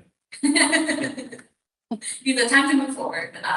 So we've seen this before, but now I have grayed out the first section because after this we are done with the April section and thinking about where the next few meetings go. So our team is finalizing the institutional programming assessment. We talked about these preliminary findings today. This week we've been conducting in-person facility observations and focus groups in Sioux Falls.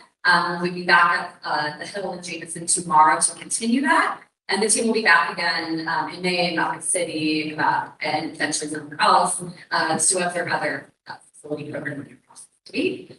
We've been starting to meet with DOC leaders, staff to share more discrete findings with them from the assessment and continue to convene stakeholders. And our plan is to continue to meet with you all task force members to identify these recommendations that address these gaps and challenges in programming and to discuss the feasibility of different policy and practice changes. We'll present on the full findings from the programming assessment in June, along with the recommendations that were mentioned. We'll also starting a reentry system assessment now, where we will be looking at the current policies and practices across the reentry system, South Dakota, which I will talk about momentarily. We'll start by presenting on some national reentry models and examples from other states alongside the programming assessment in June, and then we'll be presenting on the findings of that reentry assessment in August, with the plan to have those finalized recommendations both across programming and reentry in October. That is a little bit of the roadmap of where we're going. Just some more information about the reentry assessment, the role of a piece of people returning home, but we're really going to be thinking more systemically. And so what is that transition from prison to community looking like? How are people being prepared, right, to leave the facility to the community? Where are their current education and employment, both workforce development programming and job support services happening in that transition upon release? What's employer engagement looking like? And where's some of the coordination happening across workforce and corrections and other and then a little bit about collateral consequences. So where are there barriers for folks to reentry? Fourth, talking about health and behavioral health, so treatment, access to treatment, where are the gaps in treatment services across the state. Housing, both the availability of safe and stable housing options, conditional housing in the state, where there are gaps. And then thinking a little bit about data, right? So we talk about recidivism a lot as one reentry outcome measure, but also thinking about these other measures of success related to employment, housing, and health and behavior. Two questions for you all related to the reentry assessment and that national presentation that we'll be doing in June. So the first piece is what national best practices in particular are you interested in learning more about?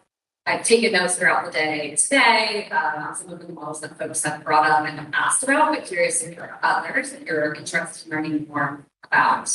And then also what questions do you want answered about reentry?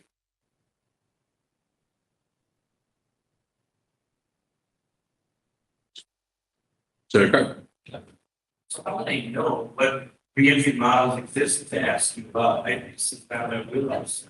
No, and so I'm thinking more broadly, so I've heard folks asking about peer support services today. So that's already something to think about. Okay, where are some best practices around peer support in other states and localities? So there's specific broader ideas that you want to learn more about, but not necessarily this specific modality. That makes sense. Mr. Chair, I feel like in particular, the subject matter, I don't know what I don't. That's where I'm at from this way. We're taking notes and listening to you, the subject matter expert, I guess. Trying to assess, and that's why I asked the question of EOC to go, does this make sense? Because I don't know for sure. All these things make sense. There's a way for you to provide us more information to look at before June and help educate us, I guess, in some way. That'd be great, but I can't, but thoughts or We do have access to a number of the models around the country. We can pull stuff together, we can send it to folks and then discuss what they're doing by all means. Other thoughts? With that, I will give Councilor McCoy since no. Two things real quick. Number one is, I think from Sioux Falls perspective, there's a lot of communities, organizations, people want to understand further what can be strengthened between the DOC and outside entities in that handoff process. So that other places around the country is that handoff, what community groups are doing once they make that takes place. And then a key note that I just want to bring before the group as a whole, Sioux Falls Community Foundation and the Chamber of Commerce and kind of convened a group within Sioux Falls focused on reentry. They pulled together basically all of the nonprofits that have stake in this housing, some mental health. We had our first meeting about 3 weeks ago, and so I want this group to be aware of. That group would like to probably at least hear that presentation as they're on the ground doing the work. So I'll try to communicate with them, by them to at least hear that they're testing the work today. We found it. That's great, thank you. Senator Hall and then Senator Bray. Thank you, Mr. Chair. I'm just curious, if you would have data as far as how families affect old and incarcerated, and how will they be able to help in the reentry of that, you know, and I know that there, like, especially with reservations or, you know, things along that line, you know, or families that are struggling and you don't have a good foundation base. I mean, how are we planning to help those offenders that don't have that good family support?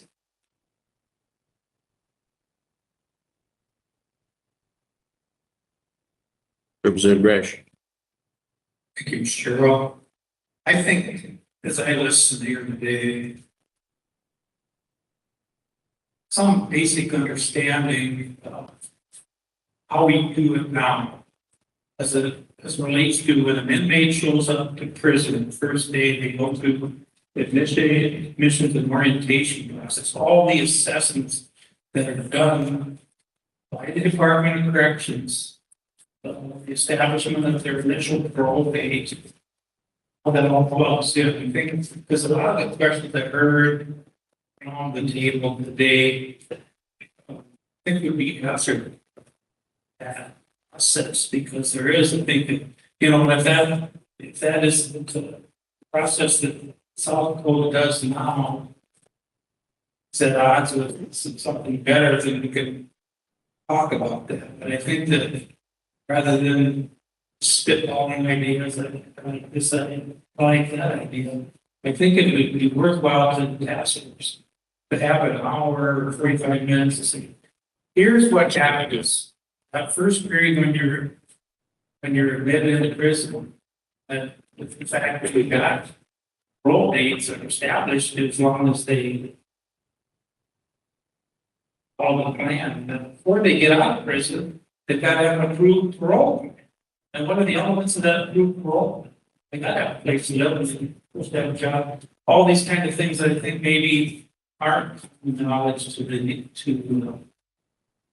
tax force. And so, any housing job, any residual treatment that's entitled to be done, beauty. There's just a lot of moving parts, and I think that the DOC does a lot of this stuff really, really well. But I think maybe that's something that would be just kind of, and in one of the previous slides that you talked about, that you had up there for the June meeting, I think this would dovetail in there pretty well. Take a look at what we're doing now rather than just come up with a bunch of ideas, and maybe there's a little better way of tweaking or something like that. I think most of what the department's doing is good. There's certainly room for improvement, but that would just be a suggestion. Mr. Chair. It's a really good idea. Who was, where's the guest? Thank you, Mr. Chair. I had similar thoughts to representation and thinking about what my good friend Senator Park said, that I truly don't enjoy thinking about this. And as we start looking at different models and things like that, it's a good general to set down there.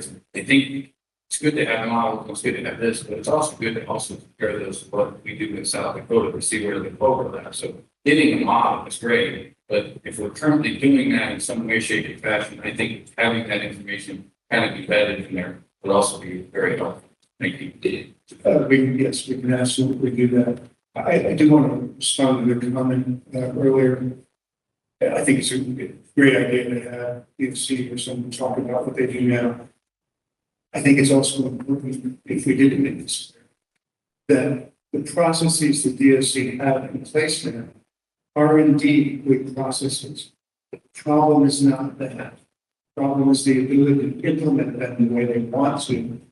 Problems of different issues in terms of facility and staffing and other kinds of things. Can there be some improvements?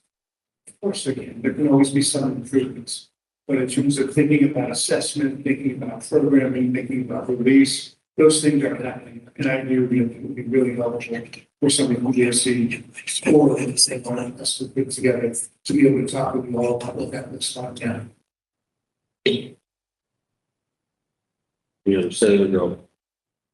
One of your questions on page 30, your PowerPoint asks about information for the legislature, like what we would need for policy and stuff.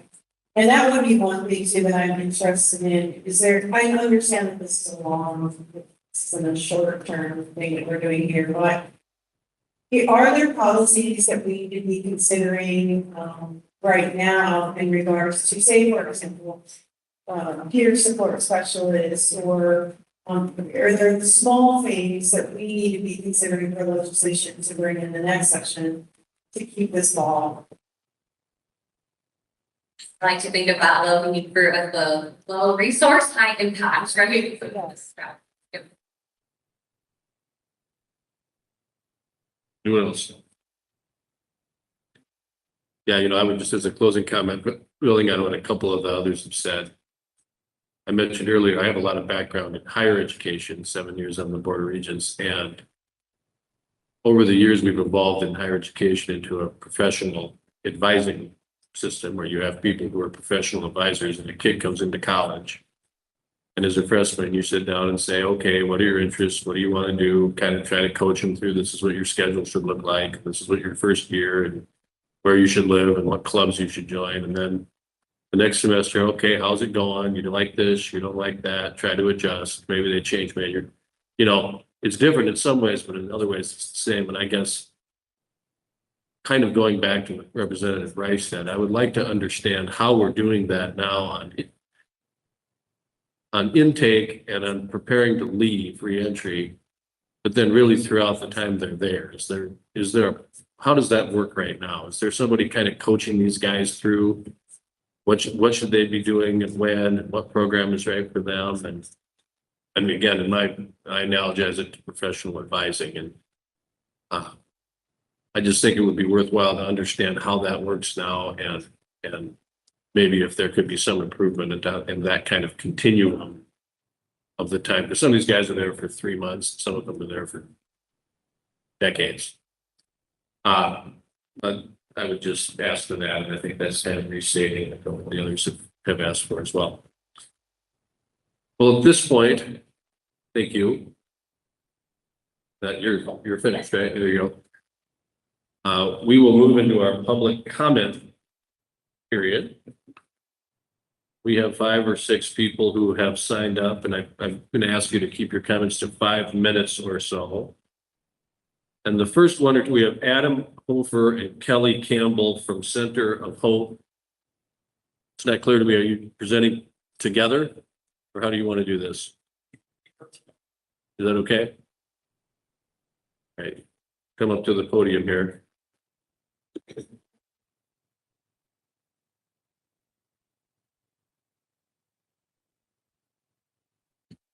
First off, I'm just going to let you guys know that I'm very encouraged by your guys' conversation. I just love that you guys are all coming in this room together to talk about some important things. So they're very, very important. And honestly, like, these are things that we really need to talk about. Honestly. For those who don't know me, I'm Adam Hope. I work at Center of Hope here in Sioux Falls. For the last couple of years, but I've been working in Center of Hope for 10 years. And the last year, we've really focused a lot of our efforts on reentry, which I know you're going to be talking about in the podcast. But Katie encouraged me to share a little bit about our internship program to you now, just so that you guys are aware. And maybe if you guys want to tour Center of Hope, tour and talk with you more about this program. But in the program, it's called the Prison Transition Internship Program. The program, we hire people who are fresh out of prison for 3 months. And while they're at Center of Hope, we teach them skilled labor. We surround them with a team of mentors. We meet with them on a weekly basis, spiritual mentor, financial mentor, and addiction counselors. We partner with agencies in town. We recognize that we can't do it all, but we partner with the community outreach. They do the financial stewardship element, mentoring on the financial side. We partner with Facing Together. They help with addiction coaching. But we work with other community partners as well. And then after they go through the program, then we transition them into long-term employment. So far, since May, we've had 8 mentees. And this next year, we plan to expand quite a bit. So we plan to develop the amount of mentees that we have, add additional work sites here in Sioux Falls. So Shipyards can teach auto repair to the men within our prison. Then we can transition those women into jobs that are in the auto. So there's a lot of really cool things that we do. But the number one thing is, in the last 10 years working with people coming out of prison, one of the things that I've noticed is when people get out of prison, they're full of energy, they're excited, but then they realize it's a little bit harder to find work than they anticipated. It's a little bit harder to find housing than they anticipated, and homelessness creeps in. And that leads to, I'm just going to surround myself with people that are in the prison, which leads to addiction, which leads to crimes, which leads to future imprisonment. So how do we put together a pipeline reentry that surrounds people with a healthy community is what this program is all about, and to teach them how to get back. And Kelly is one of our mentees, and we something to share. My name is Kelly, and everything that you guys are doing actually directly impacts and has impact. So I've got over 10 years in the system. I've got great felonies. I do a lot of my time on Blunt Hill. Units in the East Hall, just being a gang fight and all of that.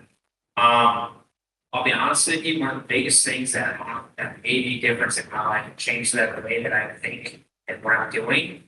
It's not programming from the DOC, which it kind of helped, but it was really the other people that were making the decisions that were being part of my life. Some of the life, those guys were the ones that were making a difference. Really challenged me in the ways that I was thinking. And so, the bringing in peers, I think is going to be crucial to making a positive change in the prison system. That seminary project, I've done a lot of research on what they did in Angola, major difference because they're really addressing core beliefs of individuals. They're not just saying, well, this person has a substance abuse history or something like that. I will point out that the vast majority of those who are incarcerated have a substance abuse history. And on top of that, that's indicative of a mental health issues.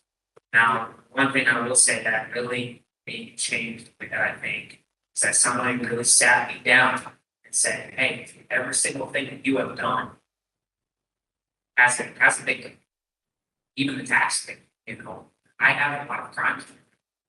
And you really taking the time to really assess what I had done in the community, really said, I think I can do more online. I have that evidence.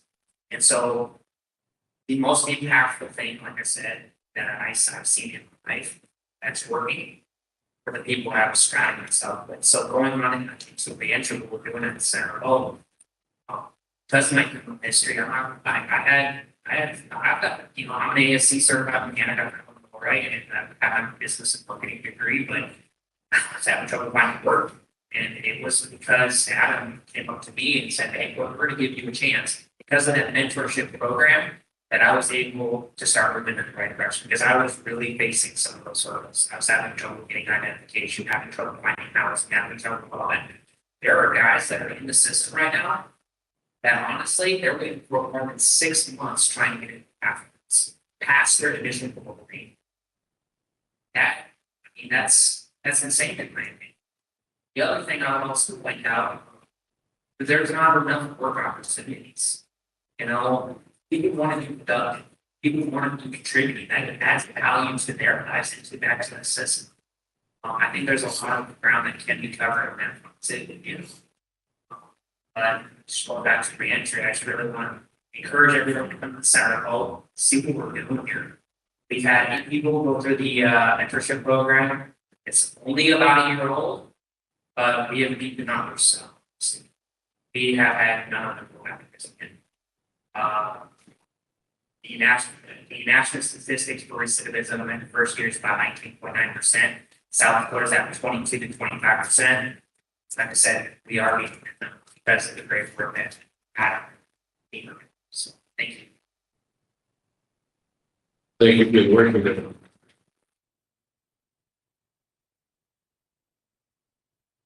Thank you for being here. That's very impressive. Guys have any questions or just the next person?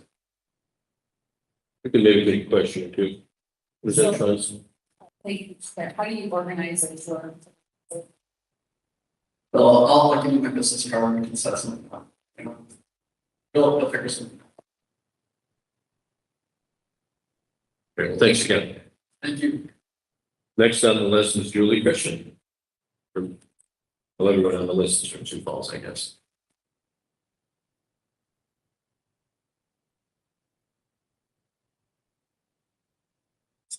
Good afternoon, and I echo what's been said too. Thank you very, very much for taking the time on your schedule for a long period of time to address these issues.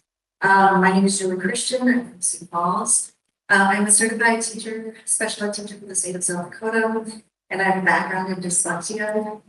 I'm a business owner and tutoring business where I provide diagnostic assessments and tutoring. And I'm also an employee of Reach Literacy. So how that relationship formed is myself and my colleague Kate Elsroth. We approached Reach about a couple of years ago and asked if it would be possible to partner with them to create a community program that would address illiteracy or subliteracy in our community. And we would provide tutoring for that. So that led to a partnership with the Sioux Falls Community Foundation. We wrote grants, we're funded by that grant. And that also led to us, for a period of time, it's a long time to get there. We finally got there in February, going into the prison to provide tutoring in prison for reading. So what we have found, and I just want to give you, I know it's been a long day, thanks for your attention and listening. I want to give you a few stats about reading, because it's one of those things that I think sometimes we just make an assumption, if you graduate from high school, you can read. That's not true. We also make assumptions that just in general, people can read. And I'm here to tell you that the people in your daily life that you encounter most likely are subilliterate, some of them. And in our family, even, I know I have a daughter who has dyslexia. She worked really hard to overcome it, but it takes a lot of intervention. So according to a study by the Literacy Project, 3 out of 5 persons in American prisons cannot read. According to the Department of Justice, the link between academic failure and delinquency, violence, and crime is well linked to reading failure. Over 70% of inmates in America's prisons cannot read above a 4th grade level. That's a quote. That tracks in our own system. We have just in our 2024-25 stats that we were provided 44% took the GED to enter, or took the TAFE test to enter the GED program. We're only reading at a 2nd and 3rd grade level. The lack of development of reading skills can result from a number of factors in a person's life, including lack of effective instruction in school, chronic absenteeism, and truancy. However, the most common cause of illiteracy is learning disabilities and dyslexia. In the general population, 1 out of every 5 persons has dyslexia, and that's not a number that gets talked about a lot, but that's kind of big. Among the prison population, undiagnosed dyslexia is rampant. It's much higher in the prison population. They've had failure in school, they've gone wrong directions, and they end up in prison. Very few studies have been done to determine the rate of dyslexia among our prison population, but it's suspected that it could be as high as 50%. A study done in the year 2000 of prisoners in Texas showed that 48% of inmates were dyslexic and 2/3 struggled with reading comprehension. So in our program, what we are doing, we are providing one-on-one tutoring currently. We're trying to identify inmates who do need the service. We are providing one-on-one tutoring, but there's only 2 of us, and we go 3 hours on a Wednesday morning. So they cover a lot of guys in that population. Our biggest goal is to develop a peer-to-peer tutoring model. And I want to say what we are using for intervention does not start with CVC, consonant vowel consonant words like cat, set on that. We start right away with multi-syllable words at an adult level. We're reading adult material that comes out of anything. So immediately you just see this transformation in our students that, oh my goodness, they really are smart. I can do this, and it's so fun. So but our goal is to train inmates. We have a good program that can do that, to be tutors in their amongst the population. Something struck me, like the simulation activity. One of the barriers that would be added on for somebody possibly is that they can't read. When you can't read and you leave prison, how do you get a driver's license? And how do you navigate housing contracts?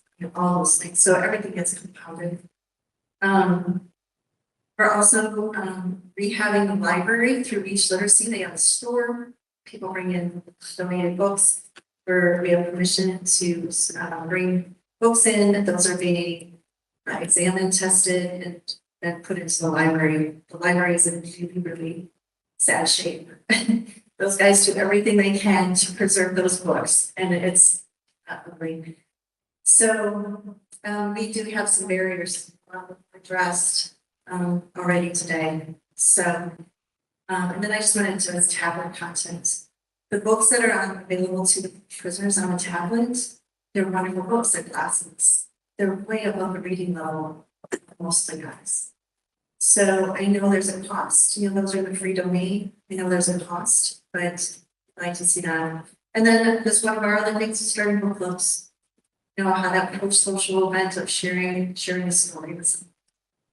So overall, our goal is to enhance the diversity of the environments. We're very thankful for our partnership with the DLC, the staff, from just the teacher that's in the school on the hill. So thank you for your time again. I really appreciate it, and we'll look forward to seeing you further.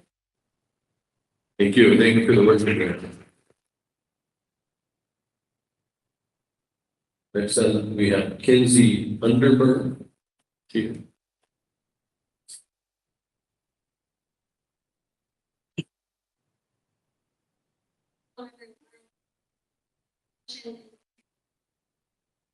I thank you to have visitations back, and so I felt it was appropriate to thank you. Thank you for giving that to us. Christmas was special, and it's a big part of what you allowed us to have. I don't know if you have that up your sleeve while I was sitting looking at you, but I just want to tell you that I appreciate it so much. It was a memory maker, and I'm so thankful for that. So thank you for giving us that. I also was super excited to hear about all the peer mentorships that are happening. My brother is incarcerated, like many of you know. He is one that will be there for life. But it's really neat to go on with him and have him tell us some stories about who he's come in contact with, who he's helped, stories. Just it seems like it's given him purpose and has given the other men purpose, something that they can do together, something that they can live for, something that gives them hope. So I'm really thankful for those volunteers that go in there, and also just the relationships that they've been able to make, like with Kelly. And I hope that hearing things from Kelly, or even my unique perspective, the families of those incarcerated really want someone home with them every day, hearing what it's really like in there. I know it can probably be difficult if you've never been in that situation. So I hope that you take what former inmates have to say, because they've lived there and lived that life, or even the perspective thoughts that I have as a family member, living that day to day with our inmates. But I also want to say thank you for being here. I know many of you just came back from a grueling legislative session, and I thank you for your service there. So have a great day. Thank you. Thank you.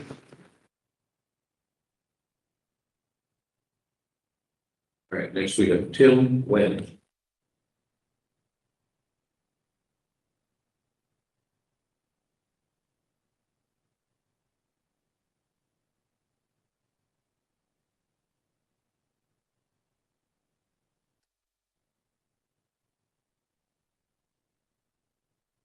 Thank you so much for all your efforts and all these issues that have been discussed. There's a lot of stuff, a lot of things to consider. Serve as the chaplain for the Kingdom Boundaries Prison Care, and very much in favor of a lot of things I heard today. I made your support of the seminary programs early on. Like MacArthur for 19 years, and 6 years of successful parole as well, and move forward in life. When I was in prison, I was able to obtain a bachelor's degree through Levi, which was a seminary degree. Further, completed a master's degree back before there wasn't a program. You will see a lot of those types of things where it needs to be supported. I can do it, but it was a lot of struggles that it took to make that happen. The last 4 years that I was in prison, I worked with the Community Group Springfield Prison Fellowship, and those tools that I learned from that seminary course were invaluable then, and they are now as well. and I work at the halfway house, helping those guys transition. My wife, she had to leave. She was also working in the halfway House of Grace, which just opened up last year, and they now have women there at that facility. But I would just continue to encourage this conversation about, the faith-based aspect of this. It's not the only thing. It's a major part, in my opinion, make a huge difference in hearts and change lives and their thoughts while they're still incarcerated. And those are the guys that I've been working with the last 6 years that are successful. But they can definitely change within inside of them rather than from the outside, kind of a thing for someone through that. In this state or whatever. But anyway, I just want to thank you for that. I've been very blessed,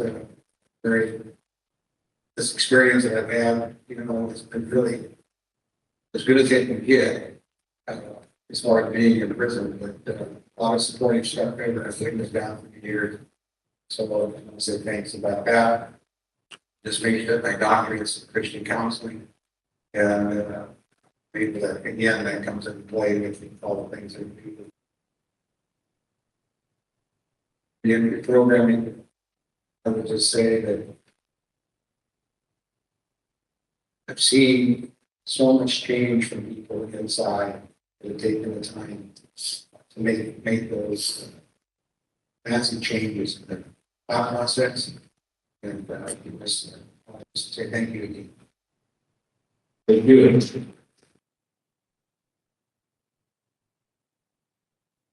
And we have Ryan Polbeck.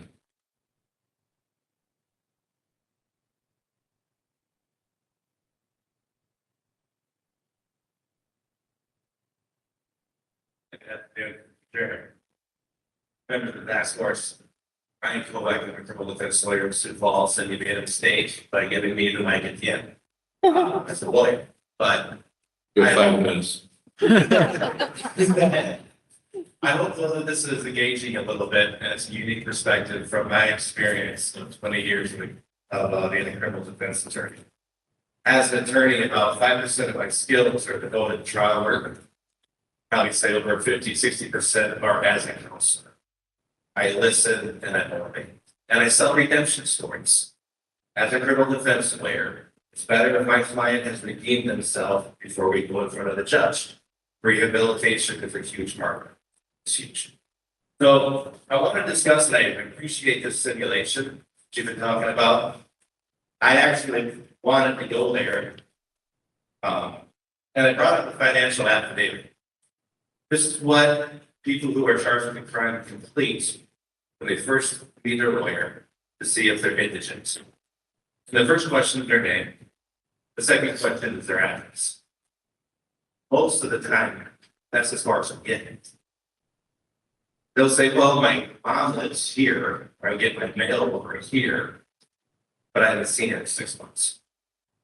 There's no evidence. Then we get to assets, and there's nothing over there. Do the simulation, but I would say there's 2 things that are unique. South Dakota. That's probably not in the national simulation. And that is that here, when a person is released from prison, they have an attorney fee bill they have to pay. They have to repay their lawyers. And secondly, if they have a debt to the state, they can't get their driver's license. So the state adds those, and our scheme adds those 2 burdens financially that are not there in any other nationals. Well, there are, but not every other state. So when you deal with that financial affidavit, these people really have none. In addition, they're unmedicated. They've been prescribed medication, but they haven't taken it. It's been also sporadic. They don't get new medications. And as I mentioned before, they're uneducated, or they can't read. You're dealing with somebody who's uneducated and unmedicated. How do we rehabilitate that person? So, as I've been thinking about this, I thought it'd be important to kind of just disclose my journey. I've done some individual counseling, but the most bang for my buck is going through what's called psychodrama. Psychodrama counseling brings in a group just like this. And people play different roles And people assume those roles and then they put it into action. And you're able to see and visualize this traumatic event from a different perspective. I've done this with some high education things, and I travel across the country to see psychodramatics hits, right? And frankly, you don't have to know how to read, but you need to have emotions. And that is the one common thing that we all have in every single group, even inmates, is that we have those types of traumas. The people that we're dealing with are victims. A lot of the inmates are victims themselves. They had to go through that growth. I was in a name drop, and I guess Charlie Everett out in the Black Hills. Probably the only person qualified in South Dakota to do this. But his credibility with the Native American communication or Native American community and the way that this would work was just transform lives in our penitentiary. And it can happen together with all the other programs. As somebody who deals with offenders on a daily basis, everybody I know is in RDAP, CDAP, RDAC, CBT, DBT, all the acronyms for all the programs that you don't even know the specifics for. But psychodrama is what actually motivates things the most, in my opinion. So, Charlie, so what do we do for the inmates? People that are brought into new crimes, in addition to people that are going back to the pen, are very similar. They have nothing. But when I meet with them, it is a moment of change. They feel shame, they feel embarrassment, they feel regret, and they're also ready for change. I believe that with the scope of this rehabilitation, we would be short-sighted to not include rehabilitation in our county changes. People that come in the moment that they're under arrest in a short time frame afterwards are going to be better people if they're sensitive to them. Because they're going to have counseling started at a very early basis, even though their case is pending. Being around South Dakota 20 years, if my client is in custody, the biggest factor about whether or not it's a good sentence or a bad sentence is whether or not he's had any counseling or treatment while in custody. If he is sitting there in a warehouse not doing anything, it goes downhill. My client's a jerk, and he gets a long sentence. If he shows up to court and says a good elocution statement, shows change, he's going to get a shorter sentence. That treatment is needed then, even before they go to the pen. So, two things here. Give you guys something to think about. It's a little bit different. Things that I've thought about with the criminal defense lawyer the last week or so. When I sit across the table from some of my clients, I'll be honest, some of them scare me, right? They've got tattoos all over their face. They've got knives, guns, things. I mean, they're kind of scary looking people. And in my opinion, these people are going to get out. I doubt that I'll get them out. And I look at one of the hurdles, in my opinion, are tattoos. These people are inked up every inch of their body. And that is kind of the symptom. And the cause, though, in my opinion, is that they don't have the ability to express themselves. So they go to ink and they write on their skin. They do this starting as juvenile, DOC. I have 15, 16-year-old kids that are in ink. And they're going to complete their whole body. And it becomes part of their image in custody. But I think when you deal with rehabilitation, you also need to deal with rehabilitating that image. And that would include tattoo removal, where they can come out and not be a scary person in general life. And they can also just look at the mirror and not just see the past.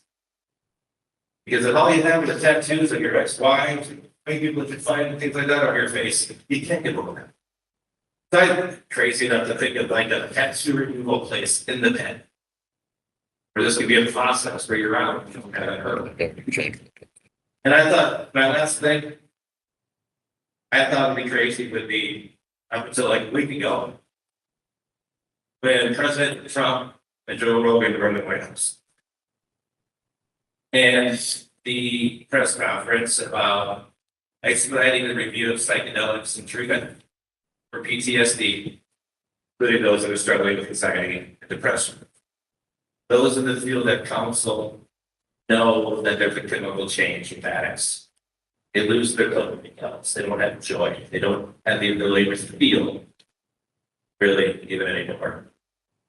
But the FDA is now supposed to expedite psychedelic drug treatment. In my opinion, the war on drugs has cost us about 60 years of scientific research into psychotropic drugs. But it's going to be happening now. And we can get behind that. I know it's not a conservative, that the program is not proven, it's not like, things of that nature, but it is something that we're going to have in the rest of my lifetime. But we're going to have people in my next 20 years using these drugs to get over PTSD. And that is most offenders in our prison could benefit from that. And, I was going to talk about a second here. Ron White went to Costa Rica to get sober. And part of his program were things like this. And it is weird where third world countries are doing this type of treatment better than Americans, better than the United States. And we could be a part of that. We could be a part of, some of that new program where it's not just for the elite, it's not just for the rich, but it's for the people that need it most here in South Dakota. And I urge you to consider things like that. Outside of the box here, that's a little bit different than just the type of programs that we do. And I appreciate that. I appreciate your time. And ask you to keep an open mind. And appreciate the emphasis of treatment. I will say, there's 20 years of rehabilitation. 20 years of being a lawyer. The last year or two have been the most focused on rehabilitation, most focused on our inmates, most focused on our people. And I really appreciate that. Thank you very much. Thank you. I would mention, oh yeah, before you, I was going to mention the legislature this year did pass House Bill 1099, which will allow for the scheduling of site assignment, which is one of the drips you're talking about. So, Coming back a few quarter round, there was, you covered something and I'm just curious, you obviously mentioned it for a reason. You said if folks start treatment even before they go to the pen, then they get a lesser sentence. That part may be relevant to you and them, but do you have, I guess, any other anecdotal observation regarding the recidivism and whether one should manage impact of recidivism? Not necessarily a sentence, that's not sure. Well, and the other point is that we are broader than just a person's sentence. But in my opinion, it's anecdotal. It's like my activities in the president, I believe that they've been heard.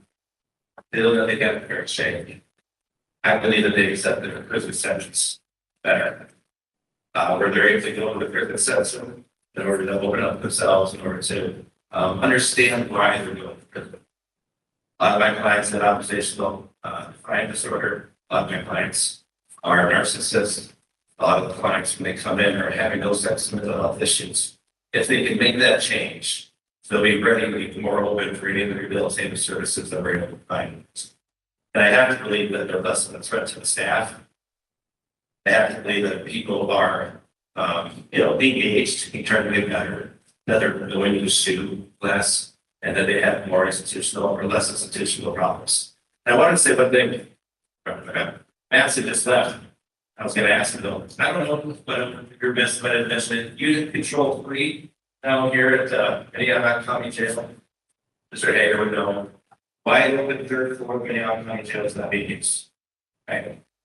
If there's a partnership there, there's at least a facility that has a secure location where we can do classes, we can do programming, we can maybe work with the county in that location until the prison's built. And until we fill out other inmates than this. Yes. Thank you. Thanks again. Well, we have reached the end of our agenda. As has been mentioned a few times, we will be scheduling a meeting in June, and we have quite a few suggested items from today, so that should be a very good agenda.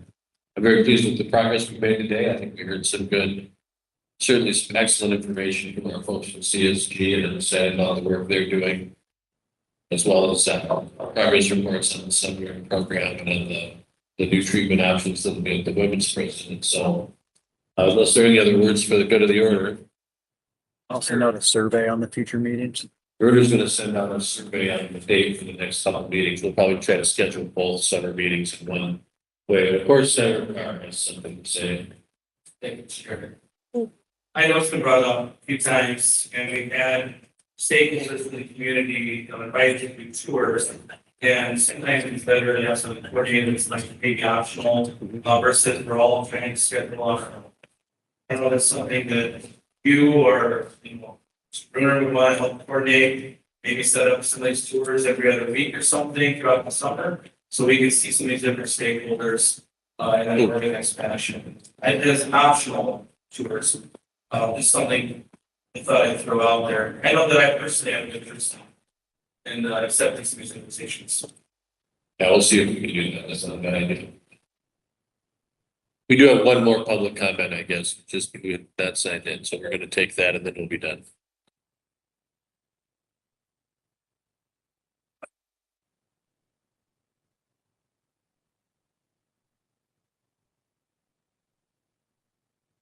This is Tracy Bars. Tracy Bars, sorry. Welcome. Afternoon.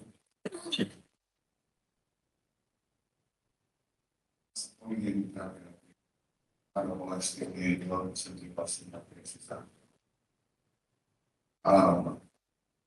My name is Tracy Bars. I'm 35 years old. I was incarcerated for over a nickel, so a little over a half a decade. While I was in there, I experienced a lot, witnessed a lot.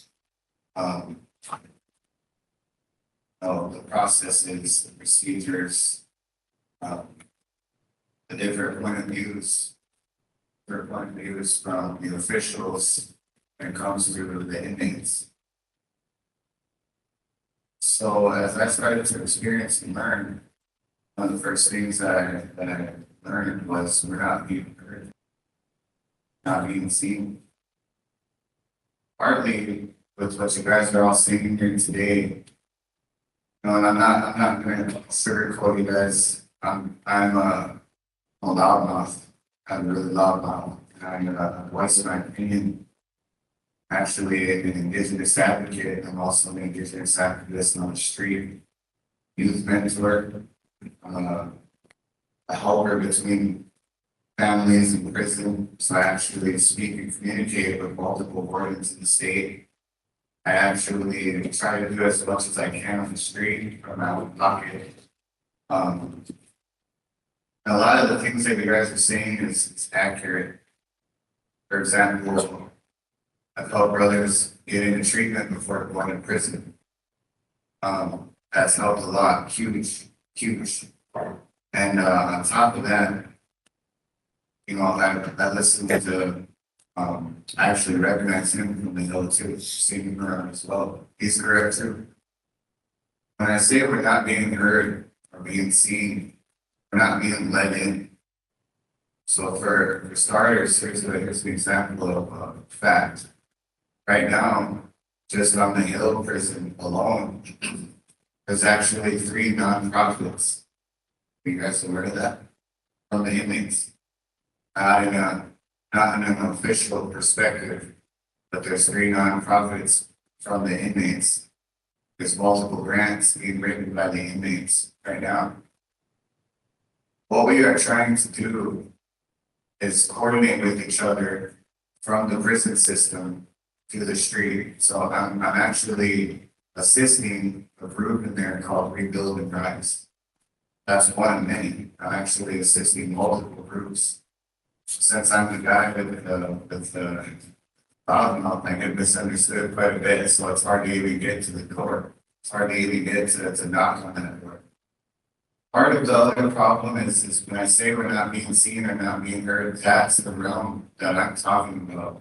Is the part where we are trying to create these foundational standings, whether it's through nonprofits or through initiatives. So I created a LLC in regards to culture. I've been mentoring youth Right now, I have a roster of over 47 kids who apply to Sioux Falls.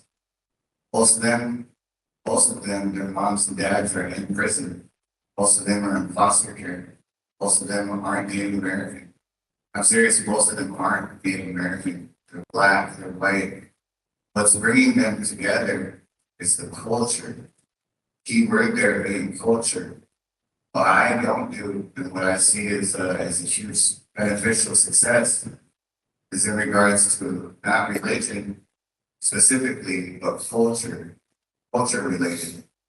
And you have these religious programs, these religious groups, part of the problem that we're having is we're too stipulated, we're too controlled. We're too stimulated and we're too controlled.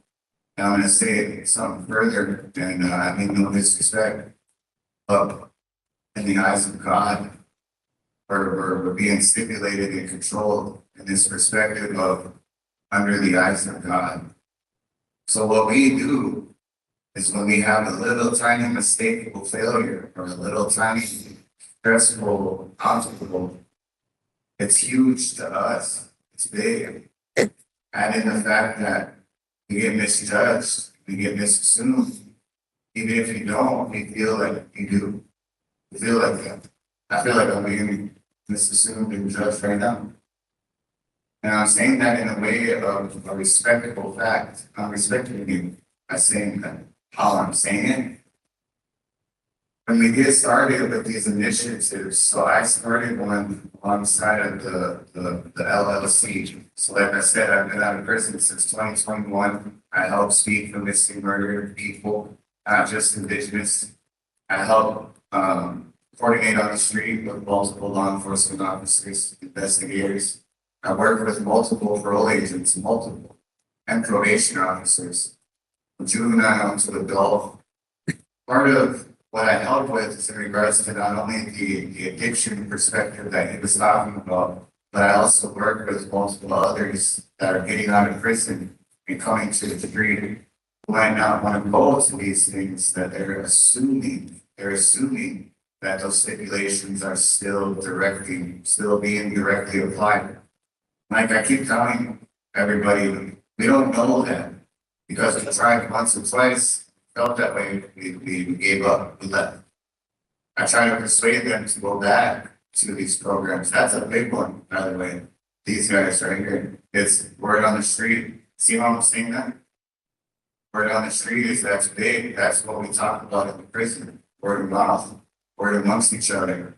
Hit up this guy, hit him up when you get out. Hit me up when you get out. Hit whoever up when you get out. We're not saying in regards to drugs or gangs. We're talking about in regards to mentorship and also supporting and living beside each other through culturalistic expression. He was talking about tattoos. We're actually doing that in a way, a little piece of what he's saying, but also to express ourselves and create something of a more legacy, something beautiful to leave behind, because that's all we got. That's all some of us leave behind is crafts, pictures. We either die in prison or we get out and don't ever do anything creative like that again. We die in the street. That's another fact.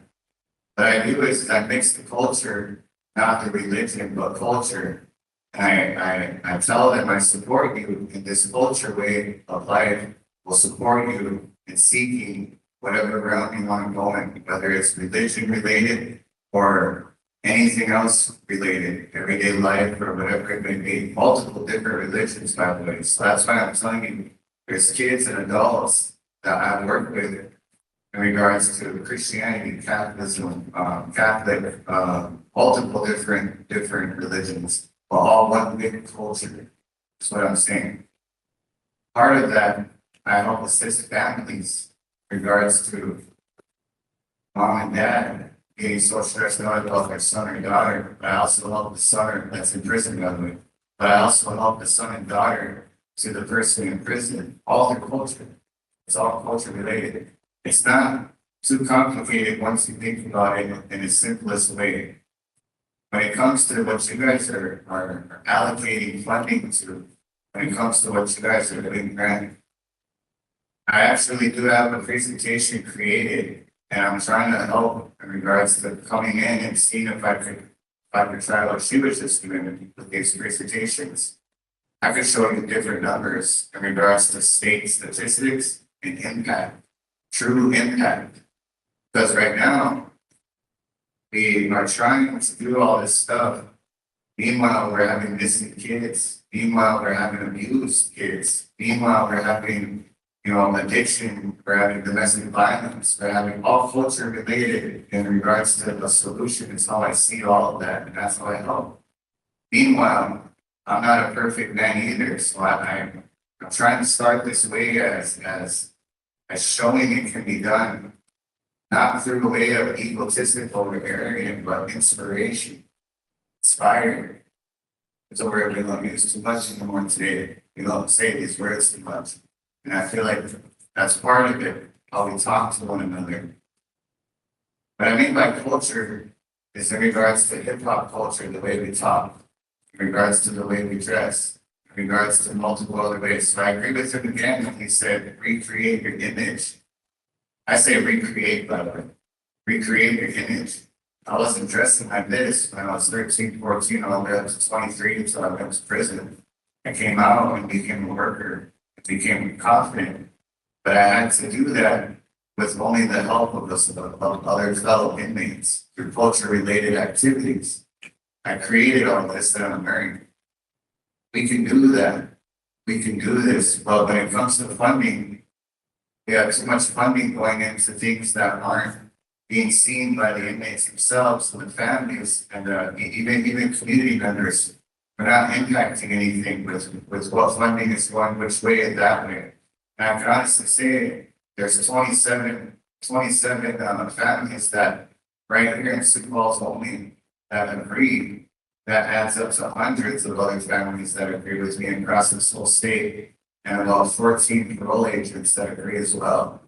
So I have to ask you, Brent. So on top of that, in closing, I just wanted to let you guys know that if we could have the opportunity for all of us to come and approach and sit down and talk and be able to assist in regards to whether it's even a helpful assistance in grant finding, donation finding, whatever it is, we could try. We want to try. We want to jump in and help you guys try. We've been saying it, and we're trying our best to get in there and do that. So I just wanted to present that offer to you guys. If we could ever have a conversation, we need to have one. We need to see impact because we're tired of it too. So, but other than that, you guys, I appreciate you guys for letting me talk. It means a lot. And furthermore, there's a lot of people that are watching that agree with it too in regards to allowing us to step to the podium and be able to say something. So it means a lot, really does. But everyone. Thank you. Thank you for being here.